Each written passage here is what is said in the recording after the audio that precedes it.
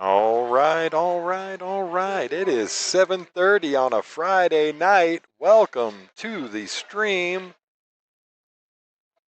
Skinny Bob's Billiards here in Round Rock, Texas. I am Captain Mike in the house, going to bring you all the action tonight for our Friday night 9-ball tournament.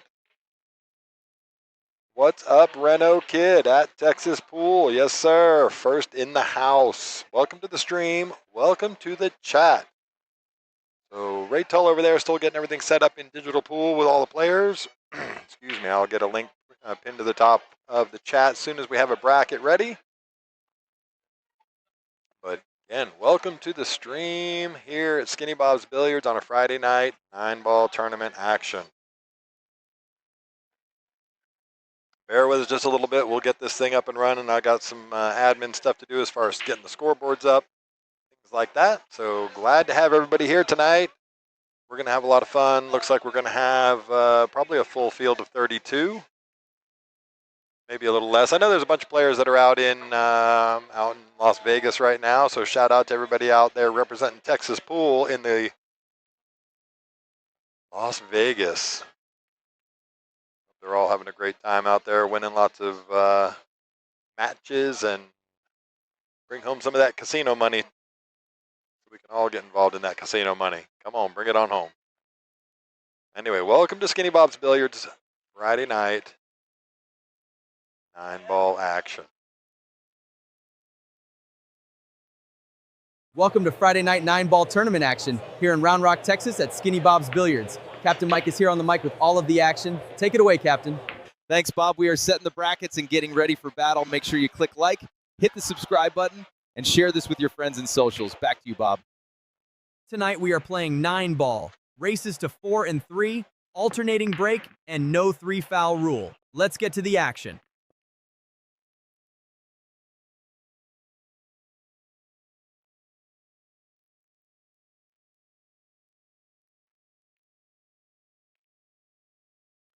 All right, well, yep, let's check it out here.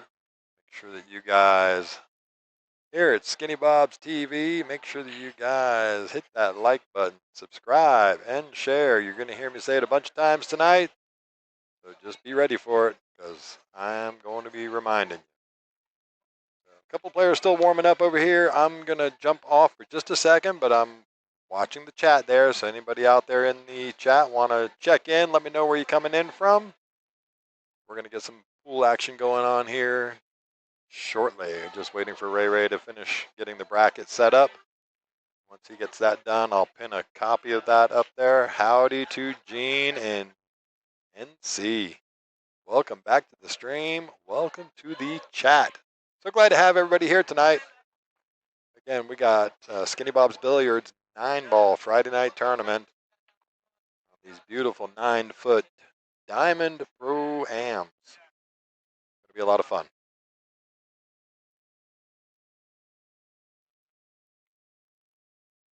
Check those other streams, make sure they're up and running as well. Bingo, the one. So I actually do have 3 streams running tonight. You guys can go and check either one of those out. So if you know the layout here, the main stream is always on table number 1, which is the one that you're currently watching. So we have table number 1 on the main stream channel. That's the one I'll be doing the commentary on. We do have a second stream running with no commentary. That is fixed on table number 2 here in the house, right next to table 1. And then the third stream will have table number 5. You can catch it in the descriptions if you're looking for which table, or you got a friend playing in the tournament. You see they're going to be playing on a table 1, 2, or 5. They're going to be on the stream. Let's get it. Let me jump back over here. I want to make sure that I'm not. Make sure these cameras are all working. That's the main camera. This is the overhead camera.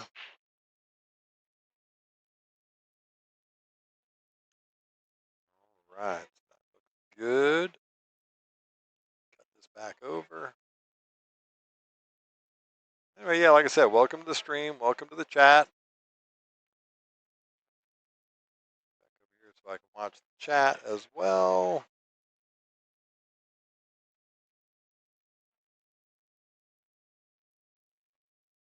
Hope everybody's had a really good week. Happy Friday to you all.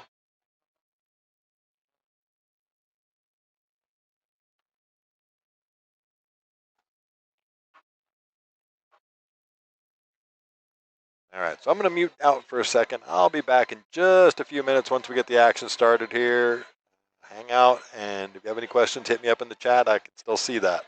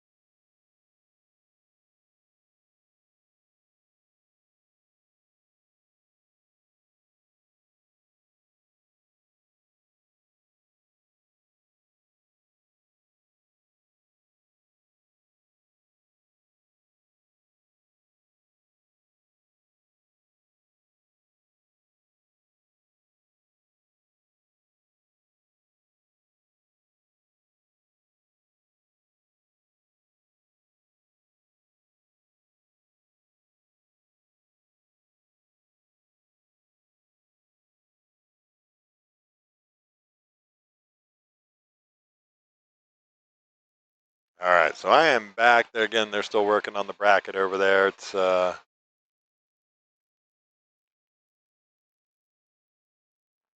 Ray getting it taken care of. Ray Tall, our illustrious tournament director, up in the tournament director's booth, getting it done with Shayla over there, getting it set up. We will be back with some action here shortly. You know how it goes to get these tournaments started, but we're going to be really cool tonight. We're going to have, looks like a full field. Get my tournament board up here. You can catch all the action on digitalpool.com. I will pin the bracket. Once the bracket's set up, I will get it on the chat for you to be able to click on. See how many players they got registered right now. 30 players in the field. We get over 32 players, we're going to change the races where winner's bracket will be 3 instead of 4. That's the only difference to the Friday night 9-ball tournaments here at Skinny Bob's.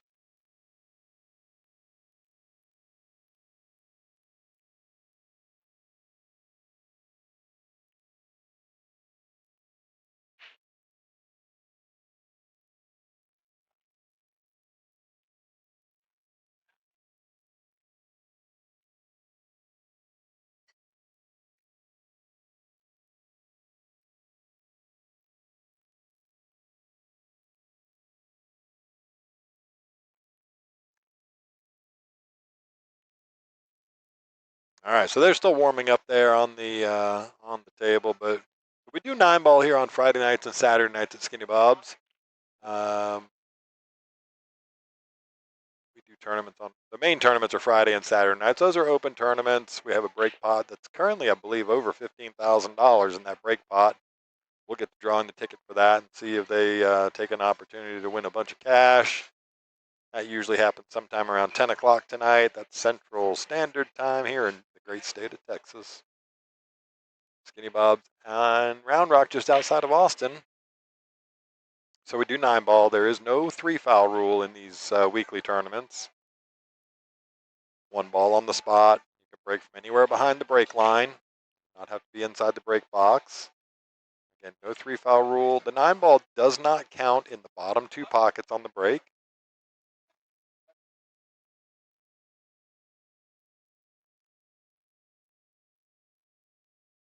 So not in these 2. We will not allow it. We just say, nope, we cannot get it in there on the break. Reason is it's rack your own. It is alternating break format as well.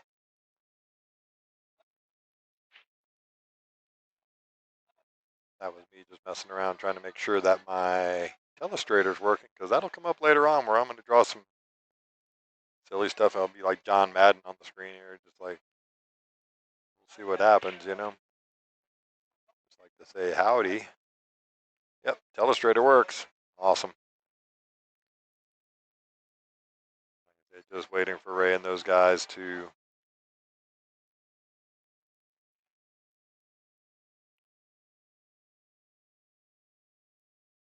I'm going to jump off the talking here for just a couple more minutes, and I will be right back.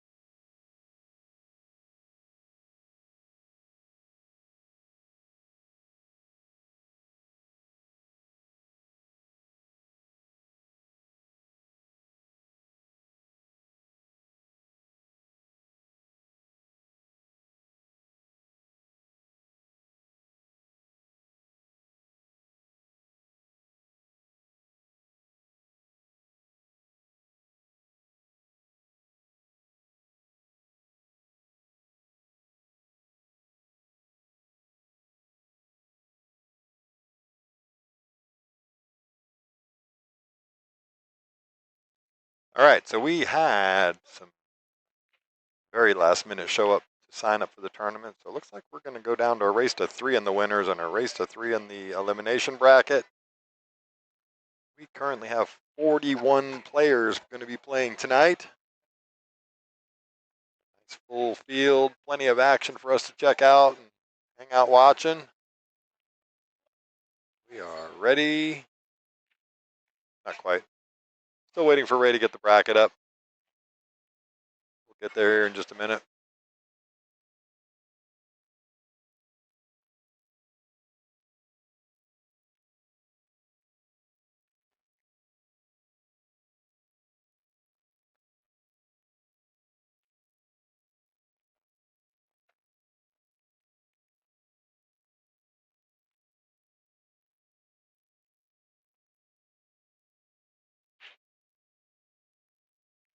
I think this one that I'm putting in the chat right now and pinning it to the top should take you to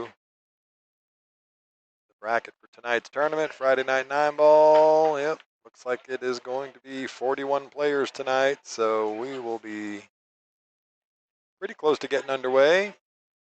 Just got to get the link rectified for the scoring coming directly from Digital Pool, feeding it to the stream. I don't have to worry about keeping score for people.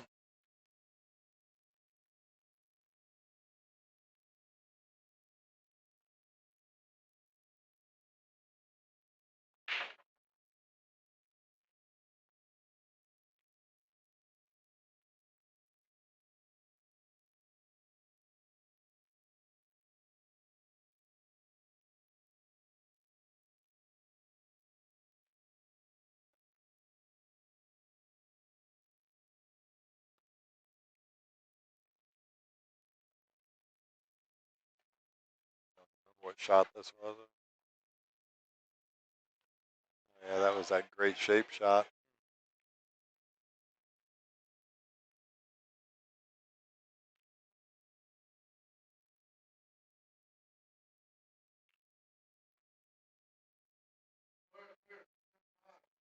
All right, Ray is going to call out the brackets here in just a second. We'll get that great shape shot from Mike Robinson. Hey, buddy, how are you? Evan Keesee in the house. Shout out, Evan. Had a couple of really good shots going. This was from last week. Mike Robinson playing a really good safety here. High quality action right there, folks. What some of these recorded shots were from last week.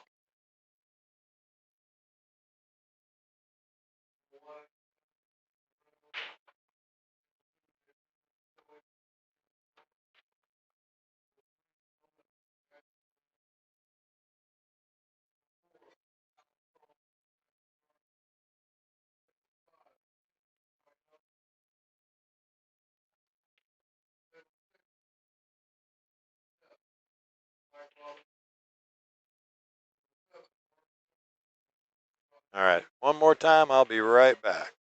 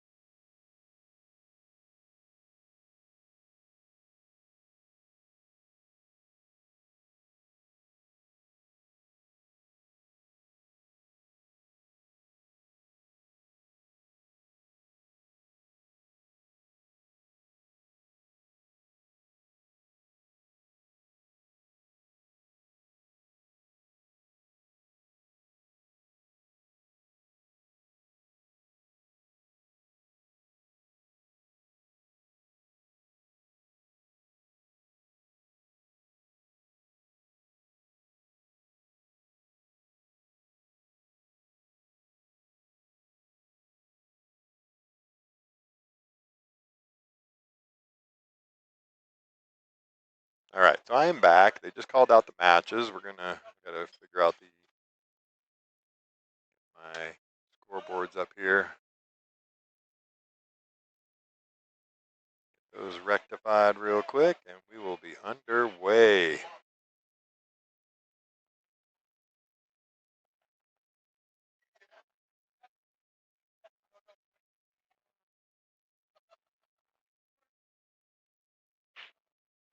See if that updates for us. Hey, there we go. We got a scoreboard up there. Let me jump over and do the other two tables real quick so those can be up to date. Looks like we're going to get Evan Keesee and Steve Libretto up on table number 1 first. Excited about that. Get out of here real quick.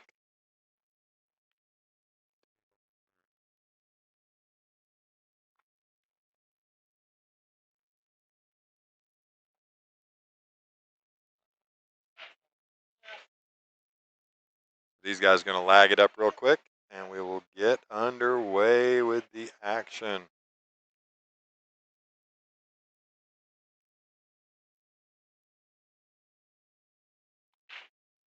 Like Steve Libretto is going to get the first break here, so it is a race to 3 tonight. All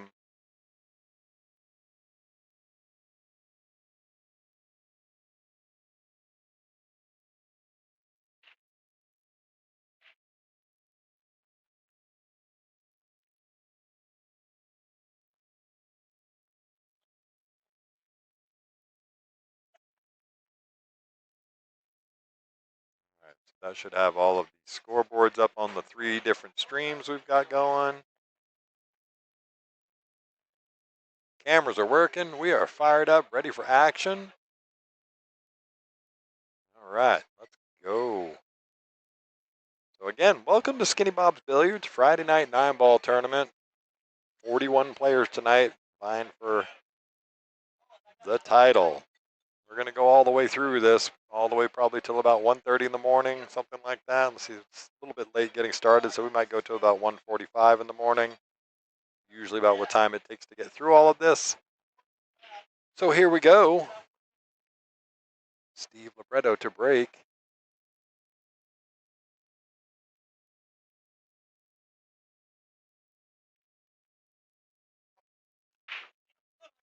Makes 2 on the break instantly.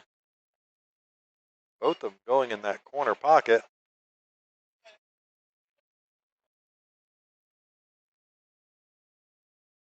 Check out this break from the top view there. Yeah, he makes 2 balls. He makes the wing ball and another ball come around and goes into the same corner pocket there. So Steve Libretto off and running. No shot on the 1 ball here, so he still has control of the table. Going to require a push out. I played a few sets with Steve the other night myself, and he's doing okay. He's took some lessons from Jeremy Jones when Jeremy was in town. Just going to push this up a little bit. Yep.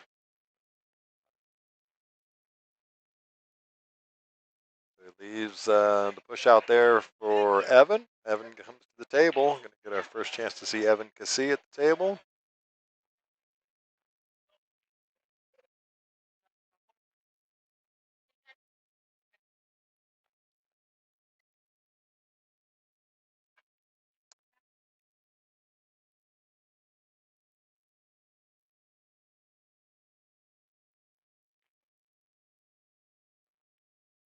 All right, so Evan's just going to try and split the 2. Relatively safe. Not a real opportunity here for the cut shot. So return safety coming from Steve, I would imagine.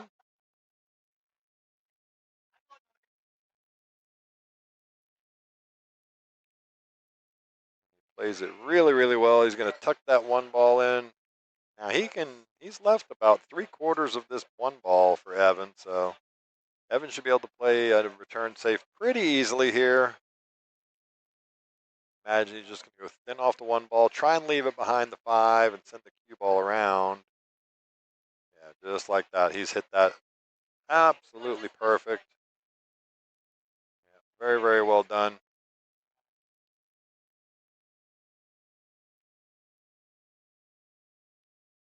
he would have liked to have done more would have been to tie the cue ball up maybe tighter on the 2 ball, but still looking pretty good there. No shot for Steve. He's going to have to play the kick. And ultimately, he'd like to take a kick shot off of this rail right about here somewhere. If he can get that cue ball coming in behind the 1 and kick that 1 out of there, that would be a beautiful thing. Could leave the cue ball right there behind the 5.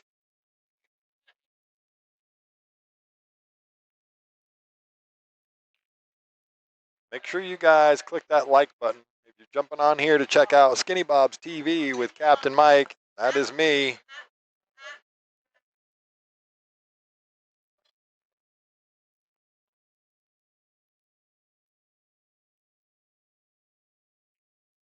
All right, so he's going to give up ball in hand there to Evan Keesee.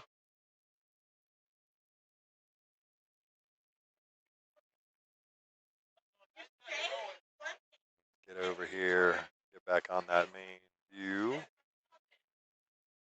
All right, so Evan gets ball in hand on the 1 ball.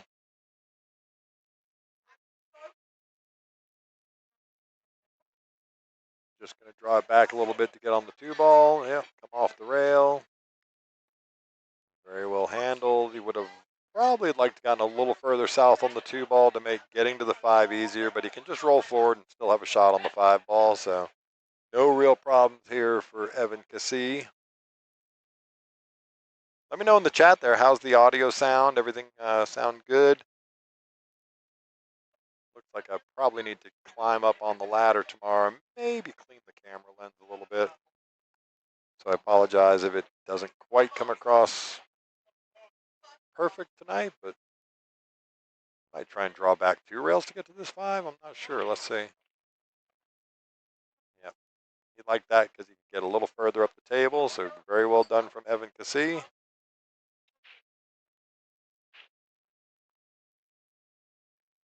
Plenty of action tonight with 41 players in the house. Looking around the room, we got the a lot of players again. A new week where we've got several players that I know the faces, don't know the action, but a bunch of the regulars we got in the house. I'm looking, well, obviously you know Evan. Had him on the stream several times. He was part of the challenge match maybe 2 months ago now. The Banks Scotch doubles Banks action that him and Hunter had going on against Tracy and our very own Ray Tull. That was a lot of fun that night.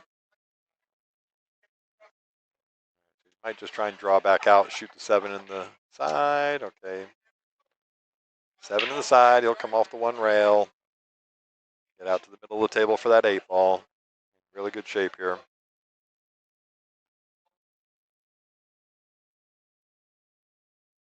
Yep. Roll out perfectly. Now he can just come off this 8 ball, 1 rail back up the table to the middle, shoot the 9 in the opposite corner.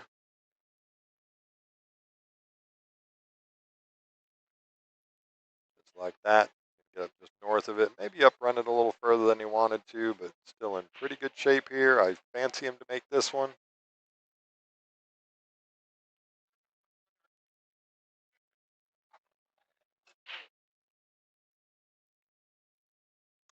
All right, so Evan Keesee is going to get the first rack there. He's going to go up 1-0. Perfect. Thank you, Steve, for updating the score in Digital Pool. We use on Fridays and Saturday nights, we use Digital Pool for our tournament action. It does interface really well with the stream, so I don't have to worry about keeping score for the stream table as long as the players are doing it.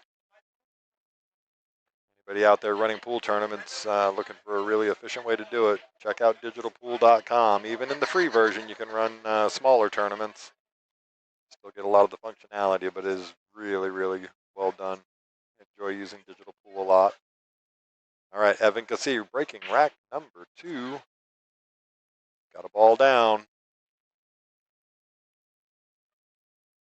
It is ready to go. Let's check out that break real quick. I want to see. Looks like he makes the 3 ball right in the corner. Bink. Yep, goes right on in. If you notice, Evan doesn't break with full force. He uses a little bit more of a controlled speed or a soft break, if you will. Gets him the 1 ball pretty consistently. Either lines up into the side pocket there to the right side of the table, or a lot of the times just dead into one of the top corners. So good shape here, really good opportunity for Evan. He definitely has the firepower to get out. So let's see how he handles this. Yep. Strokes it a little firm, so he's gonna get a little unfortunate roll, putting the 6 right in the way of the 2 ball. Gonna have to play a little off-cut combination on the 2-6, it looks like.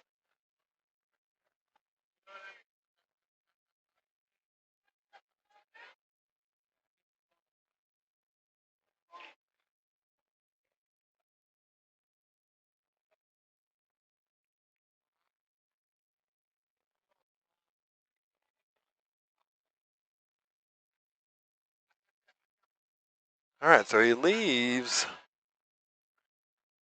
trying to play it safe there, and leaves the open 2 ball for Steve Libretto. Now, the 2 does not go past the 5 into this bottom corner. We can take a look at that from over the top there. It does not go past the 5 ball, of course. So Steve trying to figure out what's the right safety here. Can he get the cue ball over here somehow tucked in behind the 7-9 would be really nice.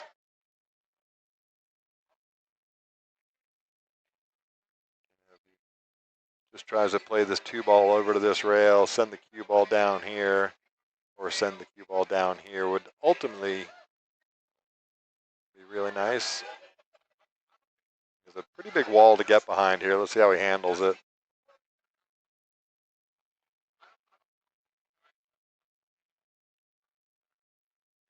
Yes, he's ran into the, ooh. I don't know if he was actually trying to make that 9 ball there. If he was trying to make that, that was a really good effort at it.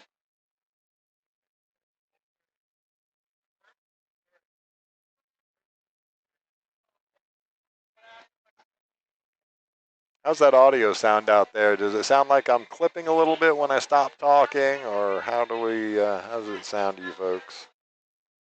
I'm just trying to split the top and bottom there. He's going to leave an open shot on the 2 ball.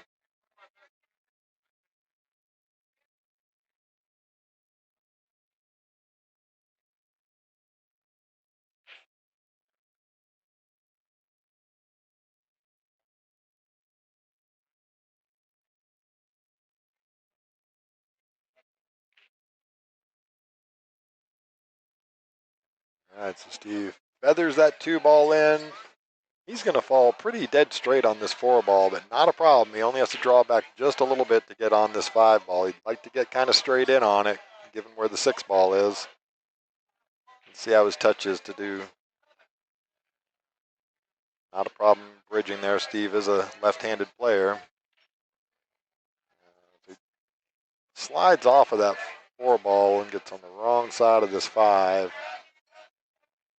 Just got to bear down here and put a good shot on it.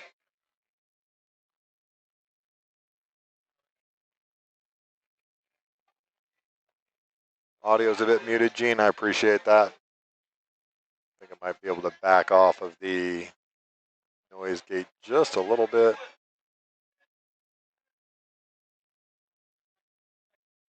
So he doesn't make the 5 ball there. Going to leave Evan an opportunity. I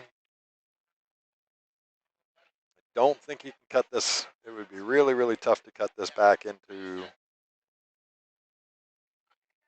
corner there. So he's going to probably just try and get the cue ball behind the 7, I would think. Went the other way, put the 5 ball down there. He's done really well with the speed control here. He's got full coverage on that 5 ball.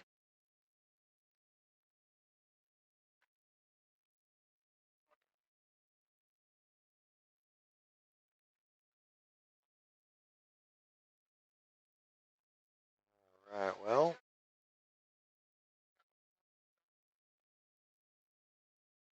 Just change one of the settings on the audio there, so see if it comes up a little bit better for you.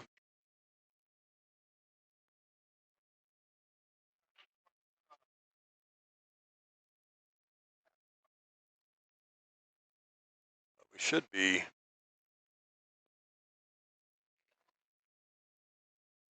Should be okay.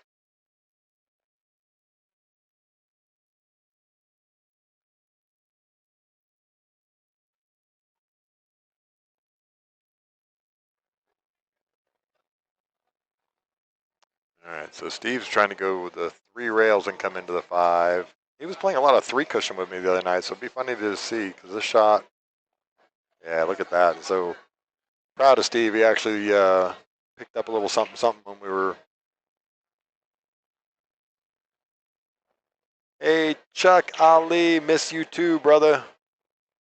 Miss you too, my friend. Hope you're doing well. Look forward to seeing you soon. Chuck Ali in the chat. Welcome to the stream and welcome to the chat here. You are most definitely missed, Mr. Chuck.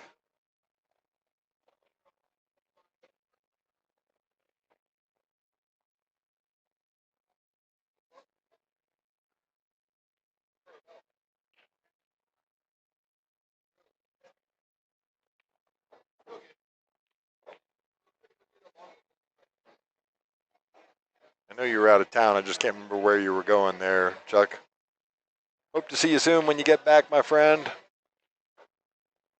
All right, Evan, on to the 7 ball here.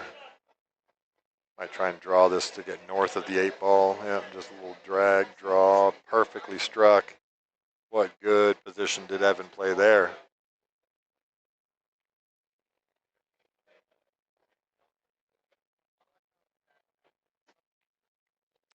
Fires the 8 ball in down the rail. Steve's just going to go ahead and give him that 9 ball hanging over the pocket.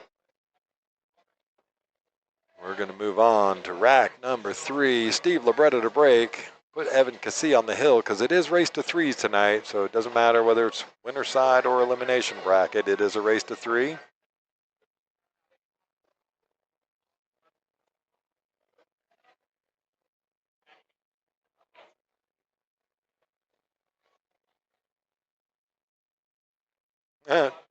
Chuck, I'm just looking at some of those pictures from the last couple of days up there in New Jersey, just covered in snow. So I'm guessing you're not making it out to the pool hall too much up there.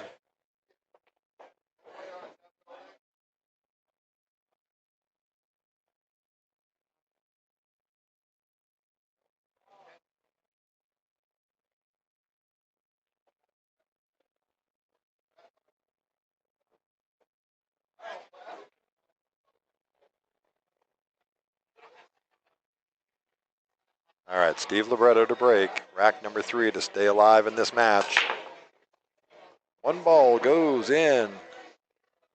Makes the wing ball as well. He's going to get a shot on the 2 ball. So really good opportunity here for Steve to makes the 1 on the side there. Just dresses up on the 2 ball. It's going to be a little awkward for him again. He is a left-hander, so he's on the wrong side of that. He's on the wrong side of the table to try and not use the bridge. So he's going to end up having to use a bridge to get over this 8 ball with the cue ball. A little tough situation here for Steve as far as that goes. Let's see how he handles it.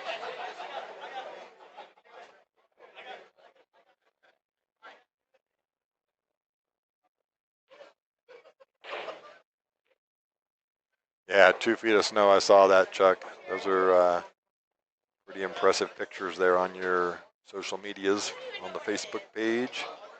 Really well done by Steve there. He just rolls that 2 ball in, gets a nice little nudge on the 3 ball to leave him the 3 in the side. Now, it does take him away from the 4 ball a little bit, but I think he can just draw it straight back to the rail, sort of somewhere right in this area. Still be able to have a shot on the 4 ball.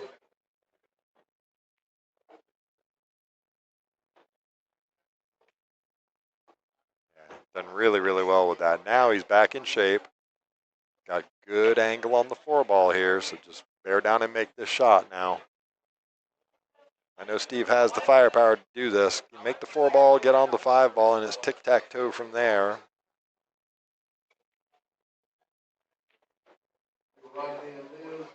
Oh, no, no. Going to hang the 4 ball up in the corner.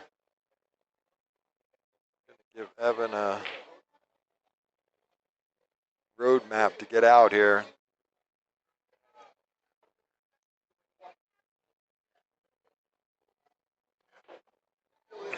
All right, look out.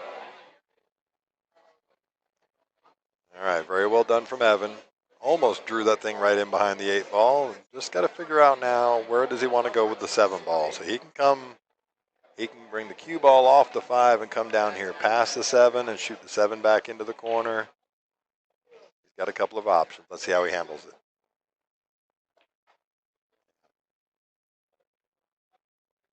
Unfortunately, he misses that 5 ball there. He tried to maybe overdo it a little bit. You see where the cue ball ended up. Definitely was a slight overstroke. Right idea. Right idea to go around the back of that 7 ball, but forgot the most important part of the job is make the ball.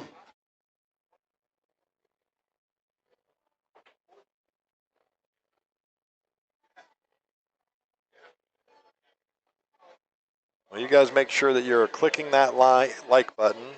Subscribe. Oh, no. Oh, no. Steve's going to miss the 5 ball and make the cue ball, so wrong ball goes in. Ball in hand to Evan Keesee.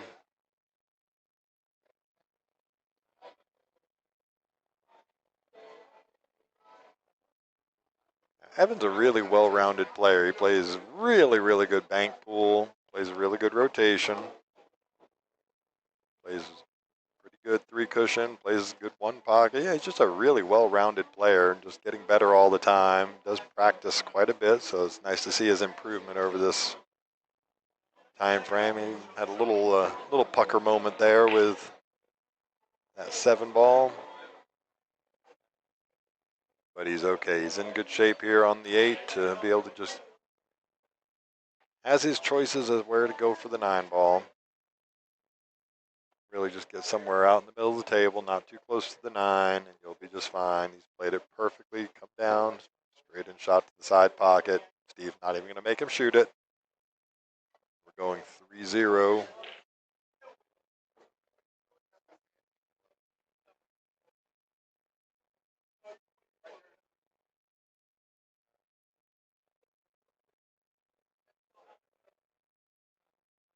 So let's take a look around on the other 2 streams there. Let's see over on this table. We got Rodney Jones and Liz Yorick getting ready to tie it up on table number 2.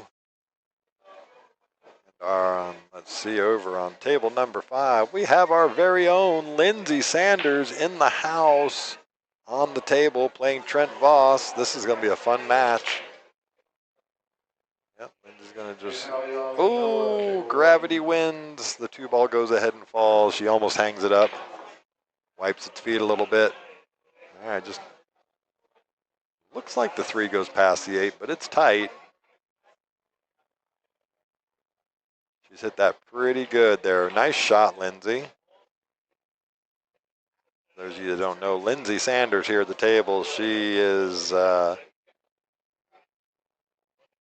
of the owner's daughter, but not only that, she works here at Skinny Bob's, and what a great shot. Nice stroke there from Lindsay. Yeah,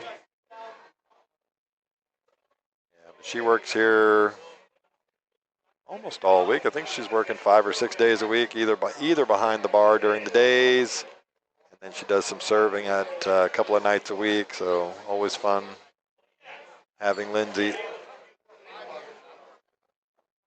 Nice shot on the 5 ball. Perfect shape on this 6 ball. Let's see how she handles this. Does she wrap around the corner to get to the 7?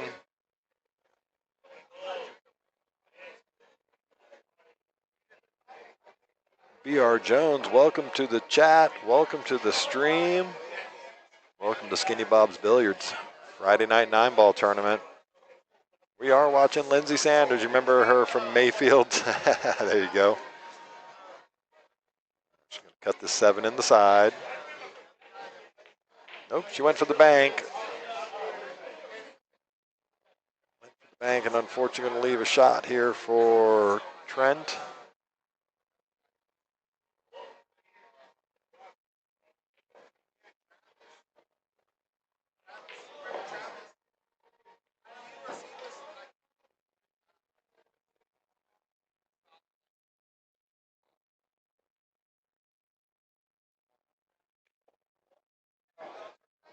Yes, Skinny Bob's is the best place to play in Texas, says B.R. Jones. We tend to agree with you. We're a little partial ourselves. There's a lot of great pool halls out there, but this is certainly some of the best action in town.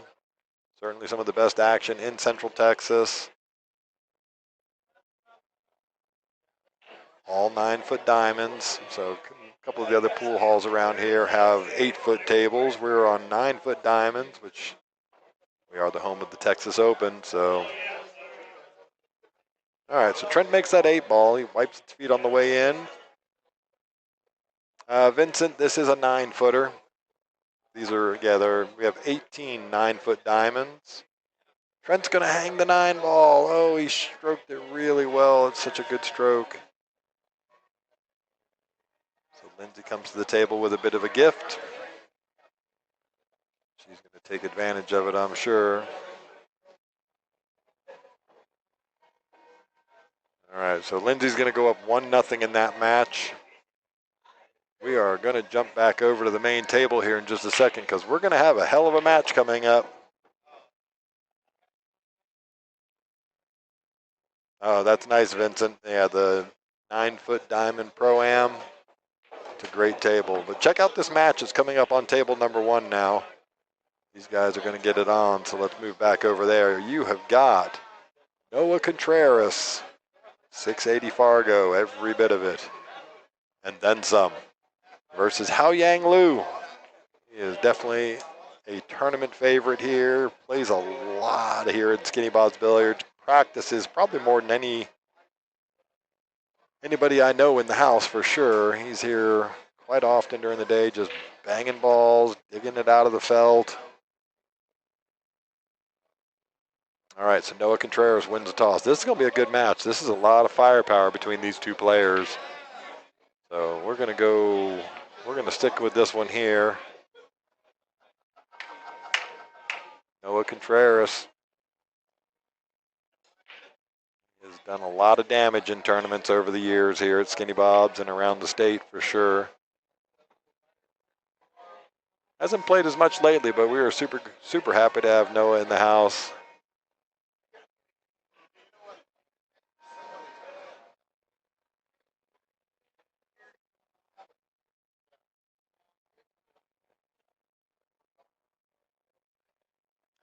Let's see. Noah to break, first rack versus Hao Yang Lu. 680 Fargo versus 640 Fargo, and I think those are both underrated numbers personally. Big cannon of a break that Noah has. Puts all of his might and oomph into it. Gonna get a little unlucky. That 4 ball rolls around and says, no, no, no. Let's check out this. I don't know why I'm missing the first part of that break there, but check that out again real quick. Backed up the.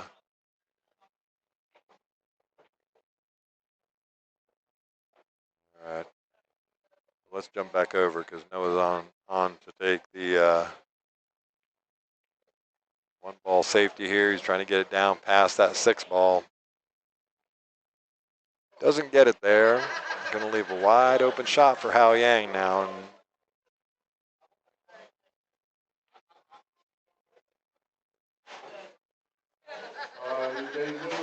so just a little bit for Hao Yang to negotiate here. Making the 1 ball for a guy of his caliber, not caliper. Just wants to figure out how to get this cue ball dug out of there and get up back on this 2 ball.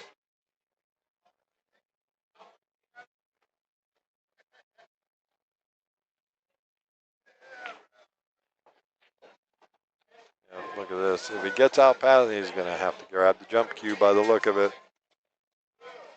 Yep. Immediately goes straight to the bag. Grab his jump cue, or as I call mine, the weapon of mass destruction. A very, very disciplined player in Hao Yang for sure.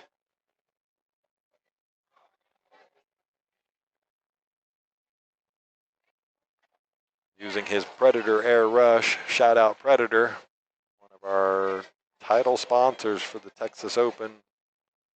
10 ball and 9 ball. Hao Yang with the jump shot makes that jump look easy. And just fires that jump shot in like it's nothing. And watch the control on this cue ball. It just gets down perfectly. I mean, it was kind of natural. I get it, but he still stroked it really, really well to get onto that 3 ball.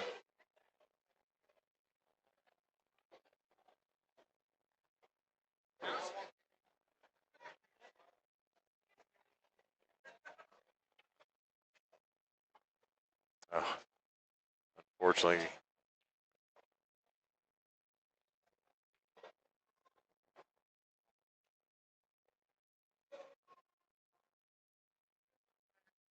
Noah Contraras, the ball in hand here, so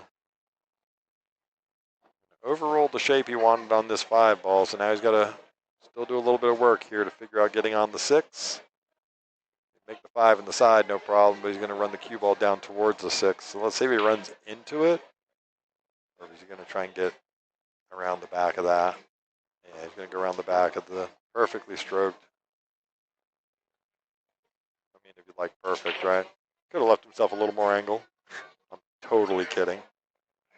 Good shot from Noah, just a little stun shot here. Went all the way up the table to get. Yeah, I think I would have just played me. Kind of hard to see the angle, but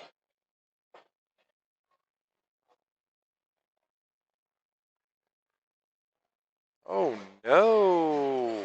Catches that top point of the side pocket there. Certainly was not expecting that.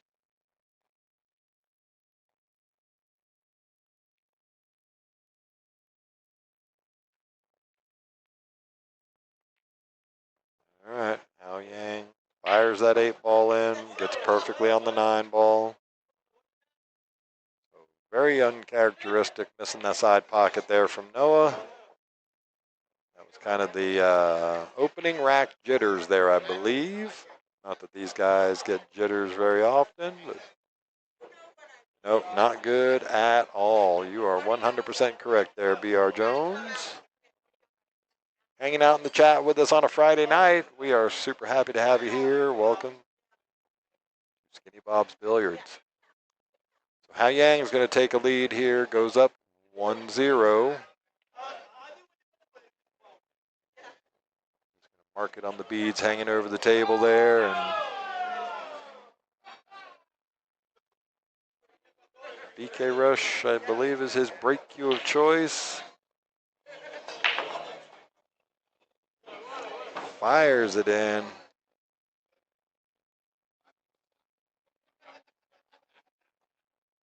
Take a look at that break real quick while he's figuring out what he wants to do on this 1 ball. Watch that 7 ball. Bingo, right in the middle of the pocket. 2 ball gets a nice kick into the side. And he's got shape on this 1 ball. Just has to negotiate not getting into the side pocket off of this 1 ball. But again, I play Hao Yang quite a bit and watch him up here practicing quite a bit. He might just try and stun straight across to take the side pocket out of the equation here. Yep. Just did it with speed control, so that's very nice.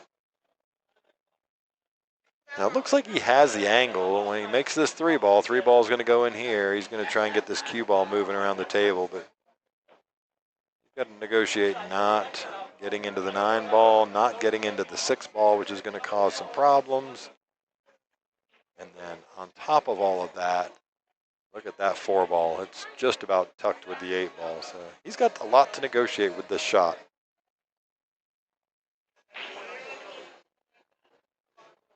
Yeah, again, just use speed control. Keep it simple, silly.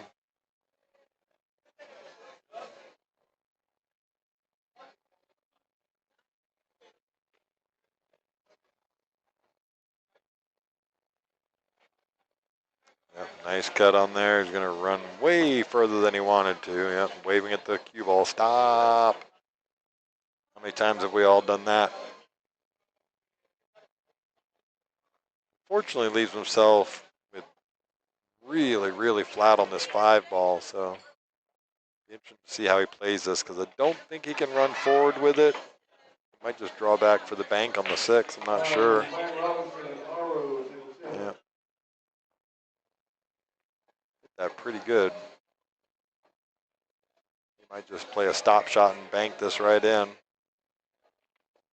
Oh, double kisses. Double kisses and gets an absolutely favorable roll.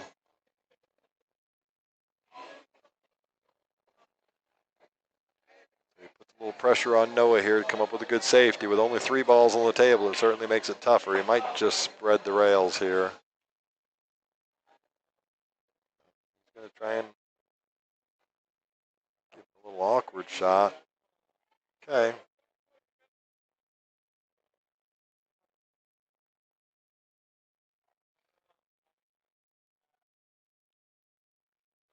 BR says he got used to bar boxes. Cloth like shag carpet. Oh yeah, we've all been there. Then you get on these tables and they're lightning fast compared to some of those bar boxes. Really nice shot from Hao Yang there. Confident stroke. Okay running out here for the thin cut on the 8 ball. Quite fancies that shot himself, I'm sure. Oh, he overcuts the 8 ball and it stays up. Man, look how deep that thing is. Wow, look how deep that sits in there. Noah's got his work cut out for him. Not a whole lot of that 8 ball sticking out past the. What a good shot from Noah. Very confident. Well done, Noah.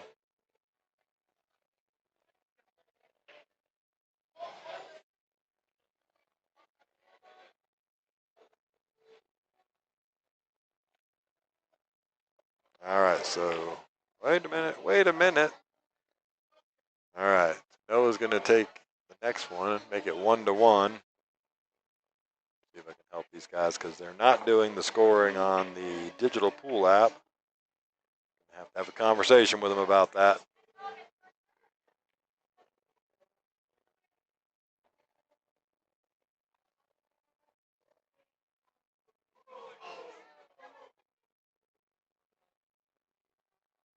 Get to where I can update the score for you.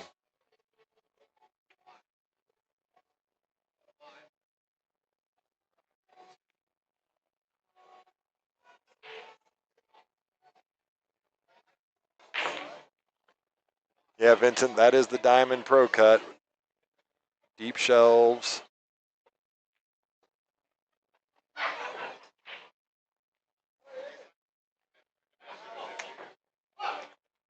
Check out Noah's break here. Again, he gets a bunch into this. It is 1-1 right now. I got to figure out the scoring thing going on here, but jump back over to the action. I'm just going to play the really good. Look at the control of that cue ball. He has put it in a vice for Hao Yang there. There is one path and one path only. Hey, brother, what's going on, Jake? How you doing, brother? Nice to see you, too. Jake DeRuiter in the house.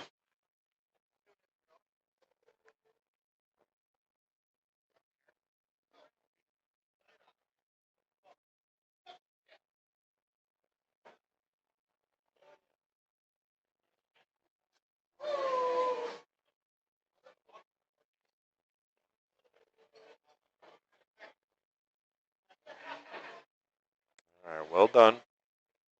Leaves an open shot on this 1 ball. There's a small window for Noah to play like a stop shot on the 1 ball, be able to get on the 2, and then he just got to negotiate getting from the 2 to the 3, which doesn't look like it'd be too difficult there. Just maybe run forward and come 2 rails around.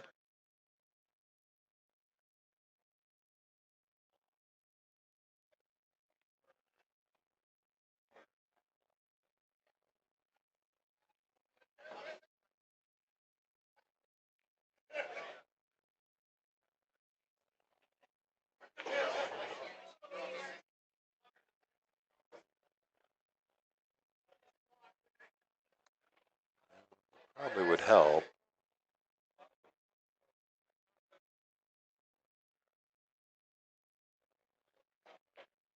If I get on the right day for my scoring app, it could help update the scores here. All right, so Noah's left with this 5-9, difficult 5-9 combo.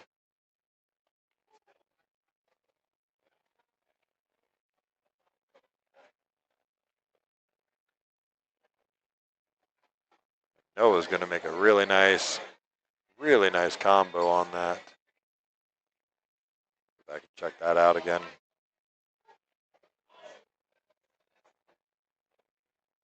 Yeah, really well done there, Noah. Controlled the cue ball nicely as well. So we're going to jump back over. It is now 2-1 in favor of Noah Contraras. Yeah, score should update for you here in just a second on the screen. Sorry about that. Again, some players still not comfortable using the gotta go rest, Gene. Well, get your rest in there, brother. We are here all night, so if you decide to come back later on, I will be here for probably the next, I don't know, 4 or 5 hours.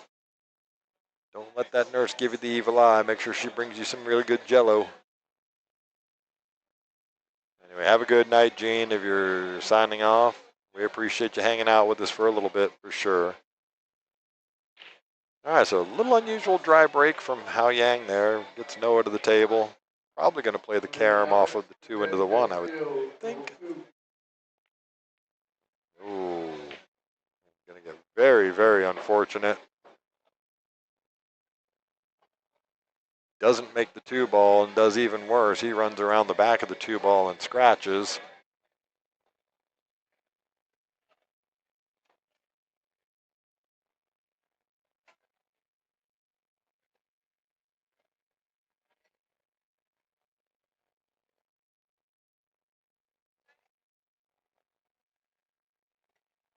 Hao Yang's going to go to work here, and real efficient getting around the table. When he's in stroke, he is dangerous. Even when he's slightly off a stroke, he's still dangerous.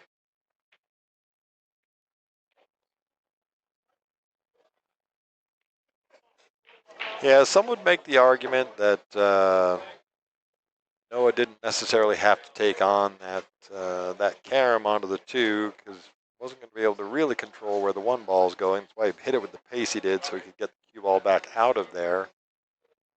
Just unfortunately went a little awry for him. So really good spot for Hao Yang now. He's just negotiate this 4 to the 5. He's got some work to do still. 4 to the 5 shouldn't be too difficult. 6 ball does go past the 7 into the side pocket if he chooses to go that route, or obviously can get north of it and come back down. See what kind of angle he left himself on this 5 ball.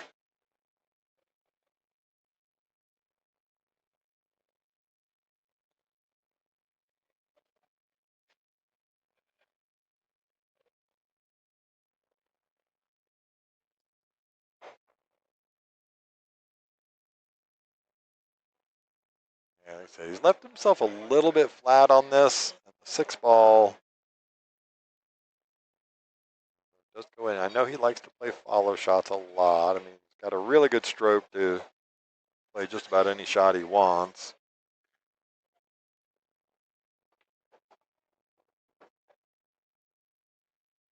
Oh, well, that's a really good small nudge because they could have nudged it into trouble there, but now he's got a straight shot on the 6 ball there. He's going to follow. Like I said, he likes to play the follow stroke. It's definitely draw for show, follow for dough.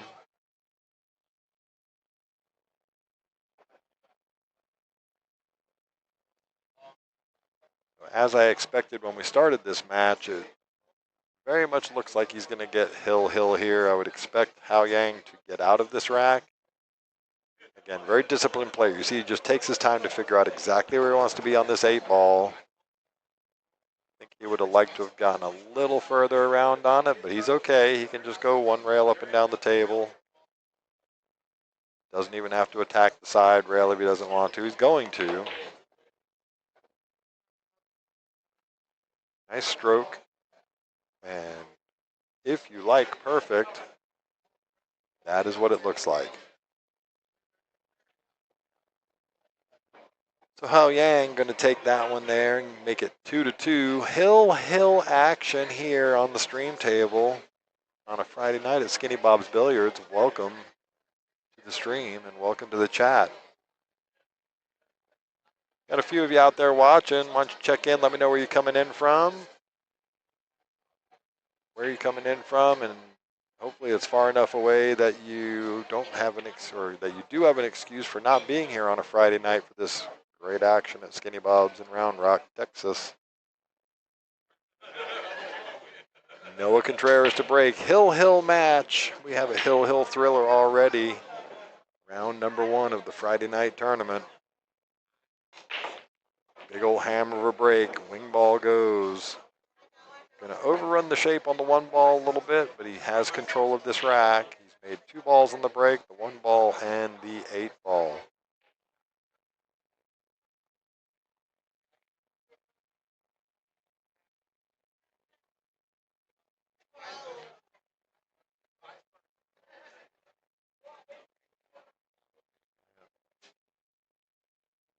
All right, get back to this action there. He's going to play the safety as he overhit it a little bit. Yep, going to pop out. I think he might have left a window for Hao Yang here. No, when he drops right down on this shot. Looks like he can actually make this.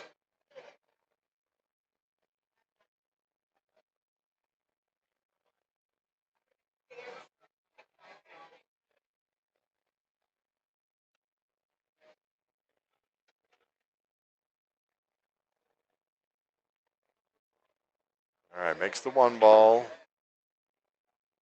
Leaves himself a little bit on the deep side of this 2 ball here, but that's okay. He can certainly make this. He's going to be stretching just a little bit. Same shot from that he played just now from the 8 to the 9, except for he overcuts this. He's trying to hold for that 3 ball and doesn't do either one of them. B.R. Jones out in Burnett. Local, why are you not here playing, Jones? Should come down tomorrow night for our Saturday night 9 ball. Same kind of tournament, same kind of action. Gigantic break pot, lots of fun. Bully Films coming in from Southwest Florida. Thank you for hanging out with us tonight on a Friday night. Bully in Southwest Florida. Welcome to the stream and welcome to the chat.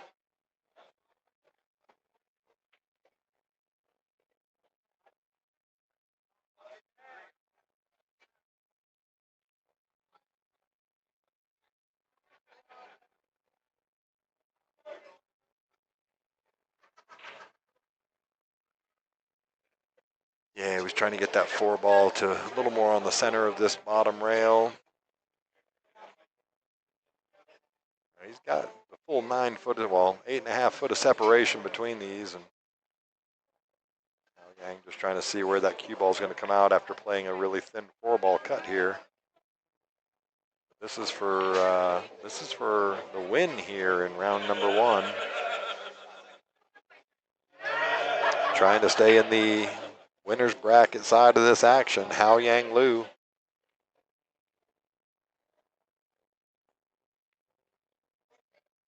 And the diamond table strikes again. Really good opportunity for Noah Contraras here.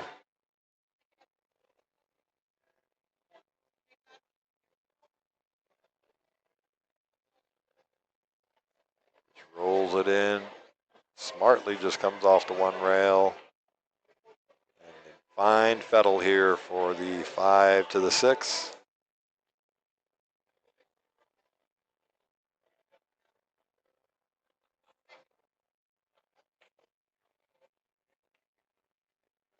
Didn't want to run into that 6 ball there, but he's going to be okay, and he just has to Back and forth across the table with the cue ball. Don't risk these side pockets at all. Yeah, well done. Back and forth across the table. Going to leave himself pretty straight in on this 9 ball perfectly. Again, if you like perfect. Boom. 9 ball down. Game over. Noah Contraras wins this match 3-2.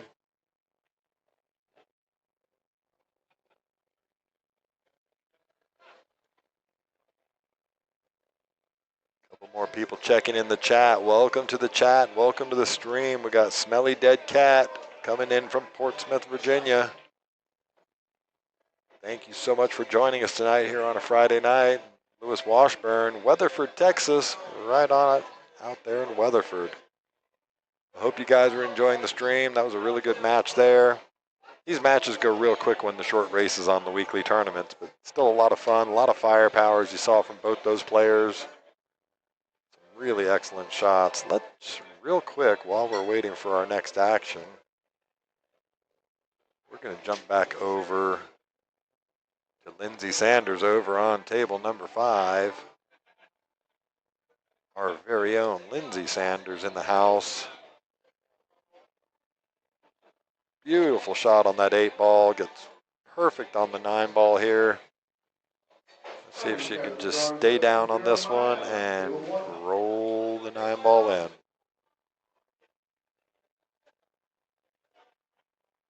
Yep, very well done, Lindsay.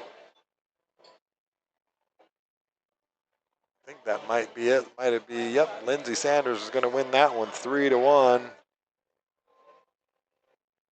Eula out in Pleasanton, Texas. How y'all doing? We're doing fantastic.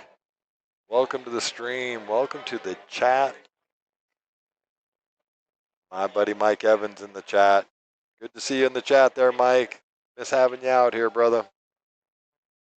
Mike used to play fairly regular here. Yes, way to go, Lindsay, says B.R. Jones.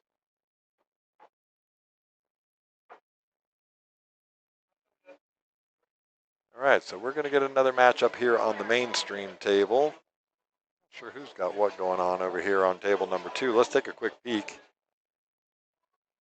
Alex Shapshevich and Danny Castillo. We'll hang out here for just a minute while we're waiting for... Oh, Alex going to overrun his shape from the 4 to the 5. A little rambunctious. Queuing off of the bridge there.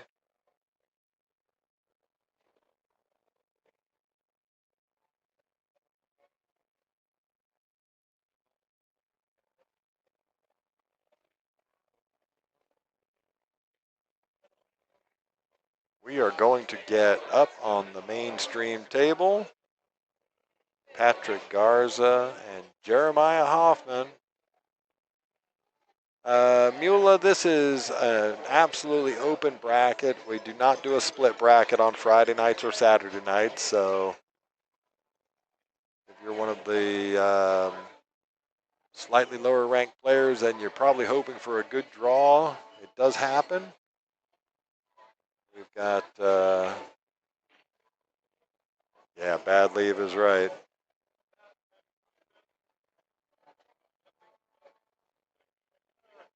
All right, so I'm going to jump back over to the main table here because we got these two guys getting ready to load up and lag it up. Let's see who's Patrick Garza and Jeremiah Hoffman.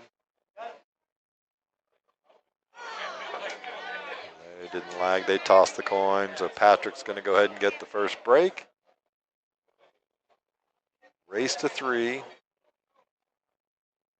Patrick Garza gets the lag.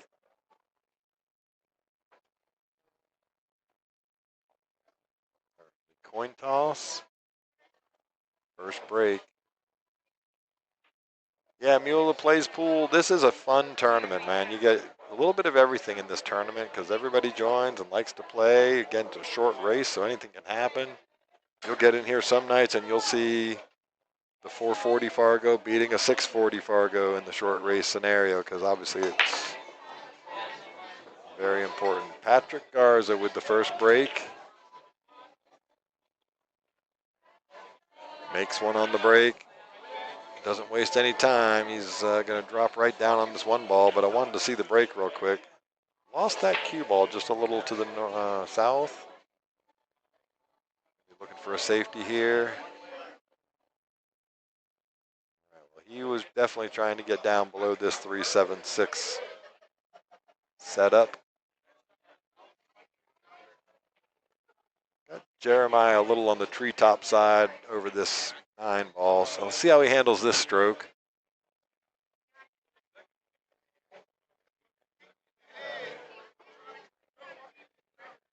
All right, so Jeremiah, again, tough cueing position. The 1 definitely goes past that 6 ball. And again, these guys don't waste any time, so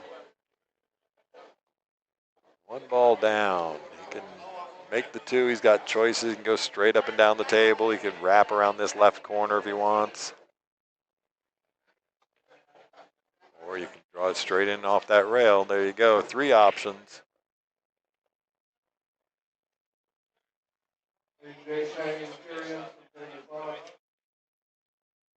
A 30-year break. Well, you have me beat. I took 14 years out of the game before I came back 5 years ago, 6 years ago. So glad to have you back shooting pool.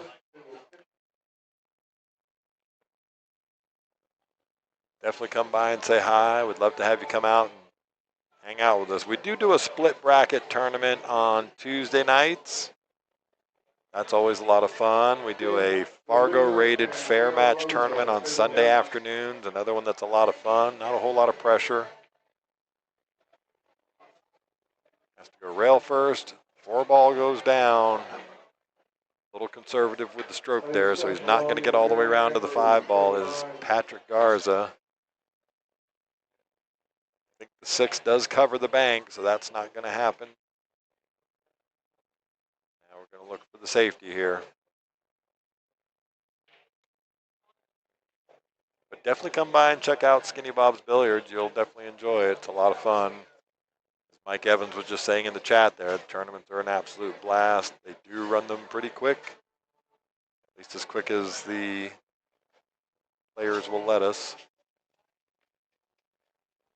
Mike knows he's won a bunch of them.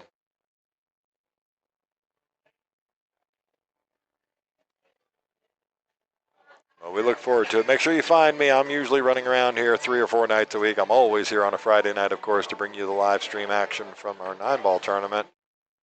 Saturday nights, I don't do the live stream. We will run the live stream, but no commentary. That's the opportunity that I actually get to play and focus on trying to play this game that I love so much. If I'm not playing in the tournament, you can usually find me on the 3-cushion table. So, look forward to meeting you there, Mula Plays Pool.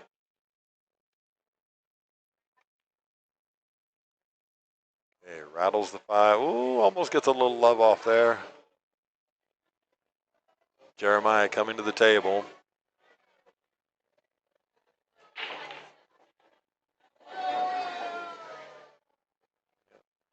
Six just plays the stop shot here. Might even draw back. There you go. Perfectly done, Jeremiah. Another stop shot on the 7 ball. This is just tic-tac-toe. Connect the dots. Whatever other simple game you want to call it. But that was pretty much simple, simple, simple, and Jeremiah executed it perfectly. So well done. Takes a 1-0 lead.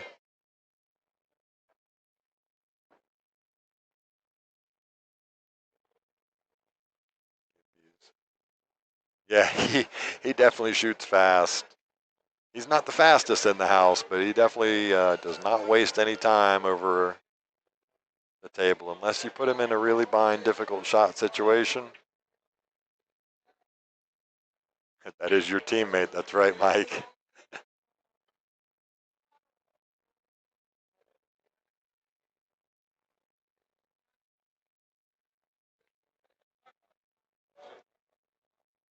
So you can check out the players list. You can check out the bracket there. I've got it pinned to the top of the chat. Or you can go to digitalpool.com. There is also a link on the Skinny Bob's webpage. Lots of different ways to get to the bracket and digital pool.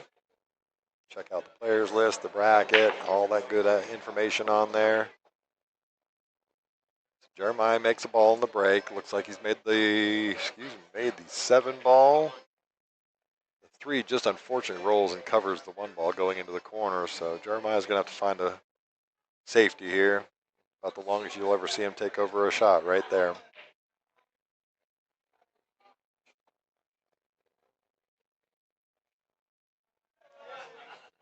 Not the best effort there from Jeremiah. See what Patrick can do with this.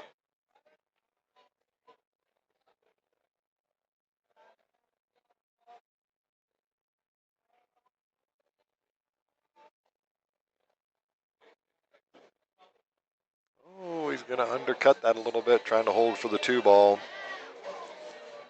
Gets it safe-ish, though.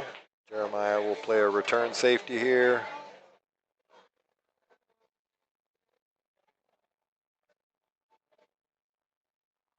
He's going to leave. That's an unusual one for Jeremiah. He's left that one out in the open as well.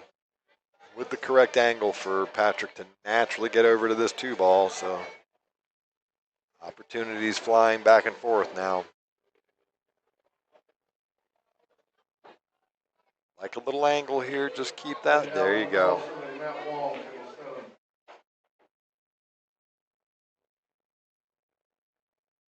All right, down on the 2 ball.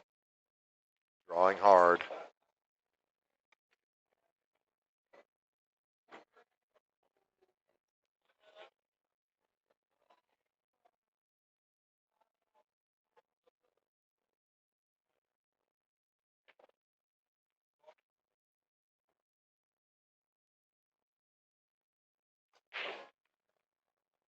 All right, undercuts that 3 ball, so a little bit of an adjustment needed from Patrick there. Now, I know Patrick, and I know he played a couple of tournaments of mine when I was running him over there at Betsy's Billiards in South Austin, but that's a really, really nice stroke from Jeremiah there. It's so tough to hit that ball that slow of a pace, that distance, straight in.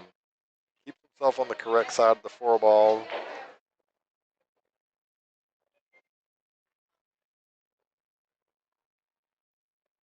Jeremiah getting to work. Would have loved to have gotten a little further up the table. Eula plays pool, same name in caps. Okay.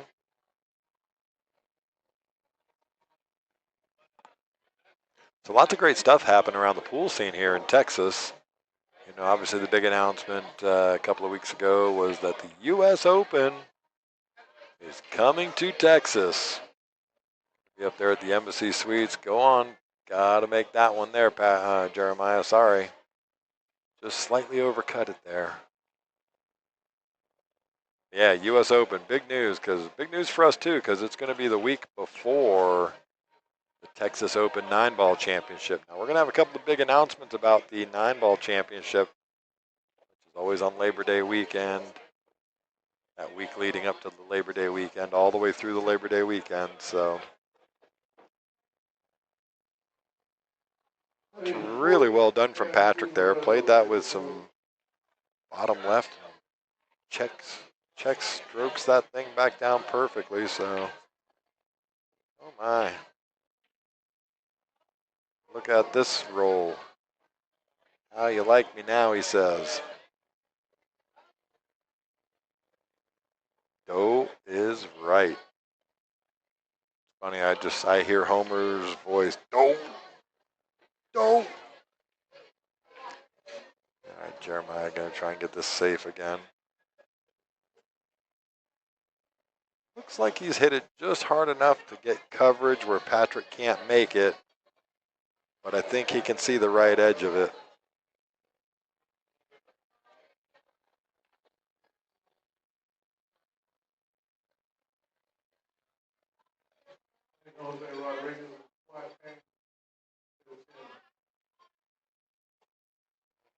All right, folks, if you're out there watching, let me know where you're watching from if you haven't already, and make sure that you click that like button. Share it out with all your friends and family. social medias. We have got action at Skinny Bob's Billiards. Jeremiah is going to go for the return safe here. He is not going to get safe. Still going to require a really good shot from Patrick here, so let's see how he handles it.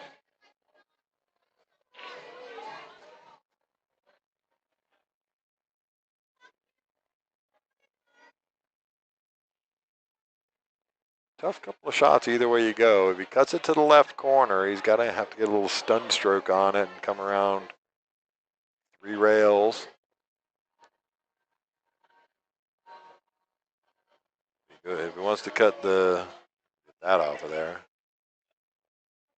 Okay, really well done with that 8 ball. And he's not going to scratch. He's going to leave himself really good on the 9 ball now. Needed that shot to go down just for a little bit of confidence there. Makes the 9 ball, ties this thing up at 1 rack apiece. Real important in these short races to 3.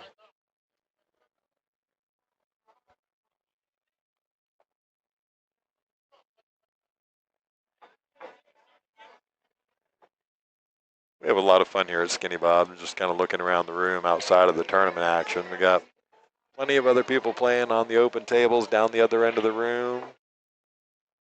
Lots of action going on down there. We got a whole table full of Uno playing card members.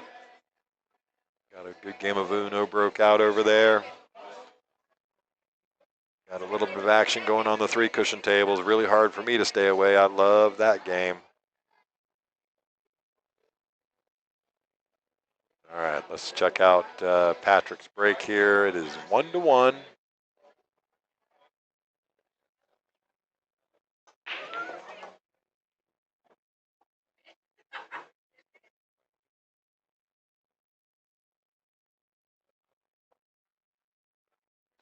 He dropped right down again. Not waiting around much.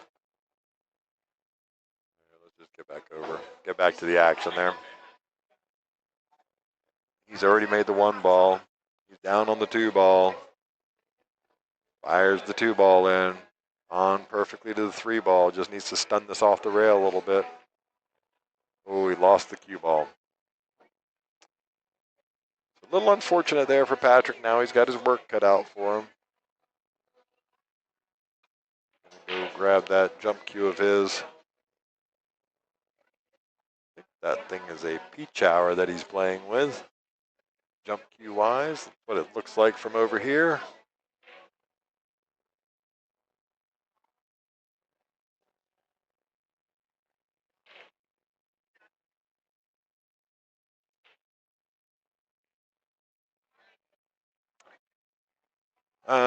Asking about the ones that aren't Fargo rated players. So they will actually get a nice shot. Patrick fires in the jump.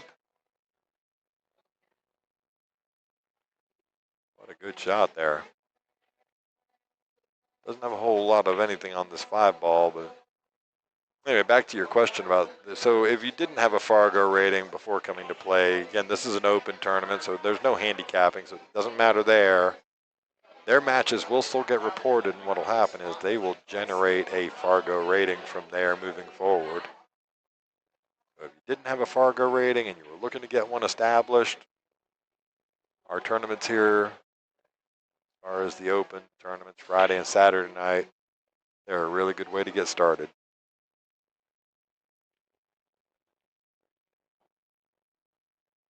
Yep, doing the right thing there, and he's hit it at a pretty good speed.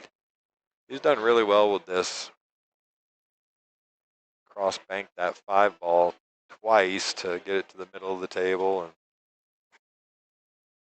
maybe would have liked to have gotten the cue ball further down this way, but that's okay. This would be razor thin, but Jeremiah's not going to take that on. Doesn't want to leave it over the side pocket. Okay, he's done all right.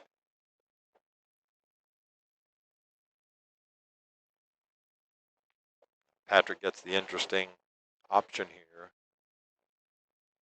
He can bank this thing to the top right corner, which is what he's looking at now, and still try and get the cue ball safe down below the 6 ball. See how he handles the speed control here. First things first, make the bank.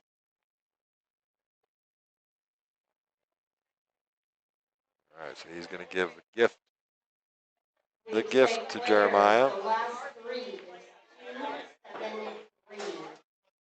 273 for the $50 donation. Come up front.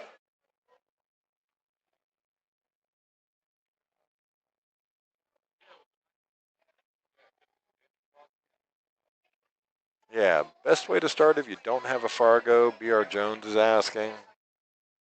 One of our Friday night, Saturday night tournaments is a really good way to start. Again, it's not a handicap tournament, so your Fargo rating doesn't matter as far as coming into the tournament, but what happens is your name will get entered into the system attached to your phone number because we're using digital pool. They will create, okay, so there you go. Jeremiah's going to take a 2-1 lead. Back to the Fargo thing, though, you've got, it'll generate a profile for you in the Fargo rate system. And moving forward, every Fargo rated event you play in, it will just continue. And as you generate more and more games in the system, you'll generate an accurate score. Let's go back and look at this jump shot real quick. It was such a good shot into this, and then comes around perfectly to get down to this 5-ball. And Patrick played a really good safe on the 5-ball as well. Ends up losing the rack, but Jeremiah up 2-1 with the break. So Jeremiah breaking for the match win. Gets that 5-ball dancing up and down the table there, so be okay. He can't make this 1-ball, though, I don't believe. If he can see enough of it, then oh, he could see enough of it. I didn't think he could see enough of it to make it, so well done, Jeremiah. Yeah, Fridays and Saturdays are the best way to do it. The entries for the Friday and Saturday night tournaments is $20. $20 make you hollas.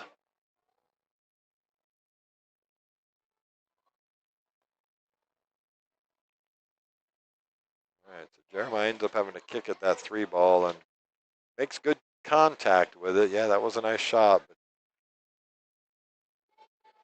Patrick with a great opportunity here. Just take your time, plan your work, and work your plan. Figure out how to get out of this rack.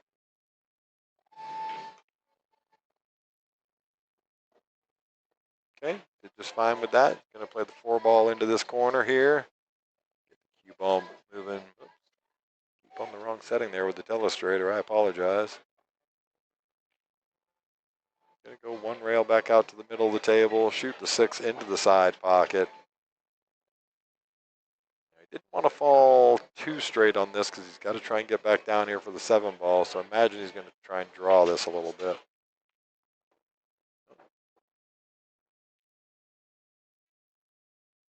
I was basing that based on his draw stroke that last time. But yeah, no, really well done. Got a good shot on the 7 here. He's hit it to perfection. Did really well to hold that short of the side pocket. That was a risky moment.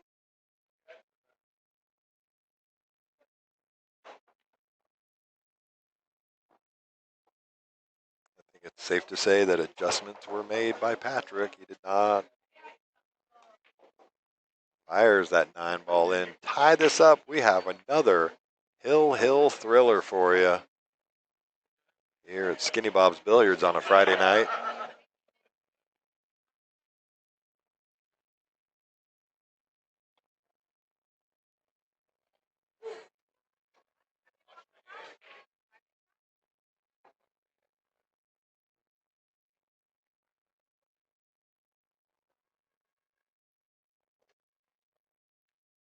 Now, given that Patrick won the toss on the first break, real important in these races to 3. You get Hill, and you have the break. So let's see how he does with this break here. Patrick Garza.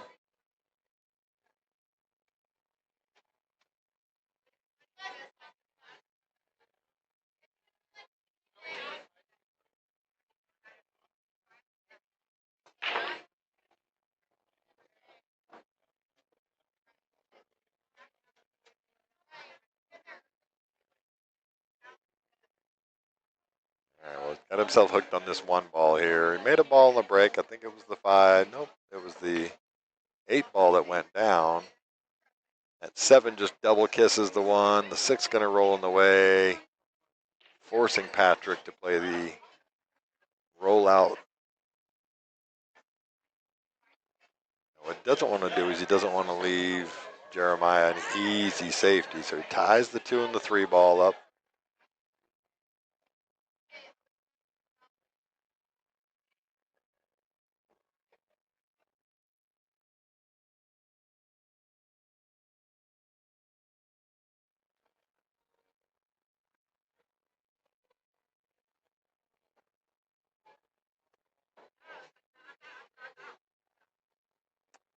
That is razor thin cut on that 1 ball and runs into the 6. Did good just to leave the 1 right on the rail there. Nope, no foul there.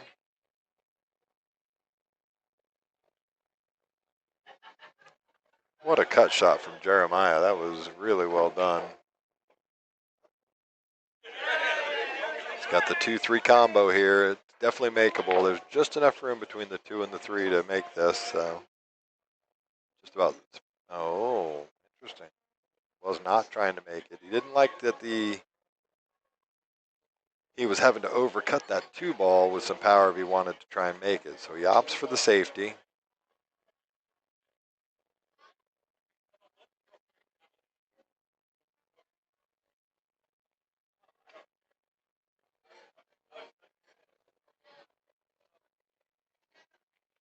So real interesting. You've got not the easiest of safeties here. I mean, the speed control to get behind the 7 up the table with the Q.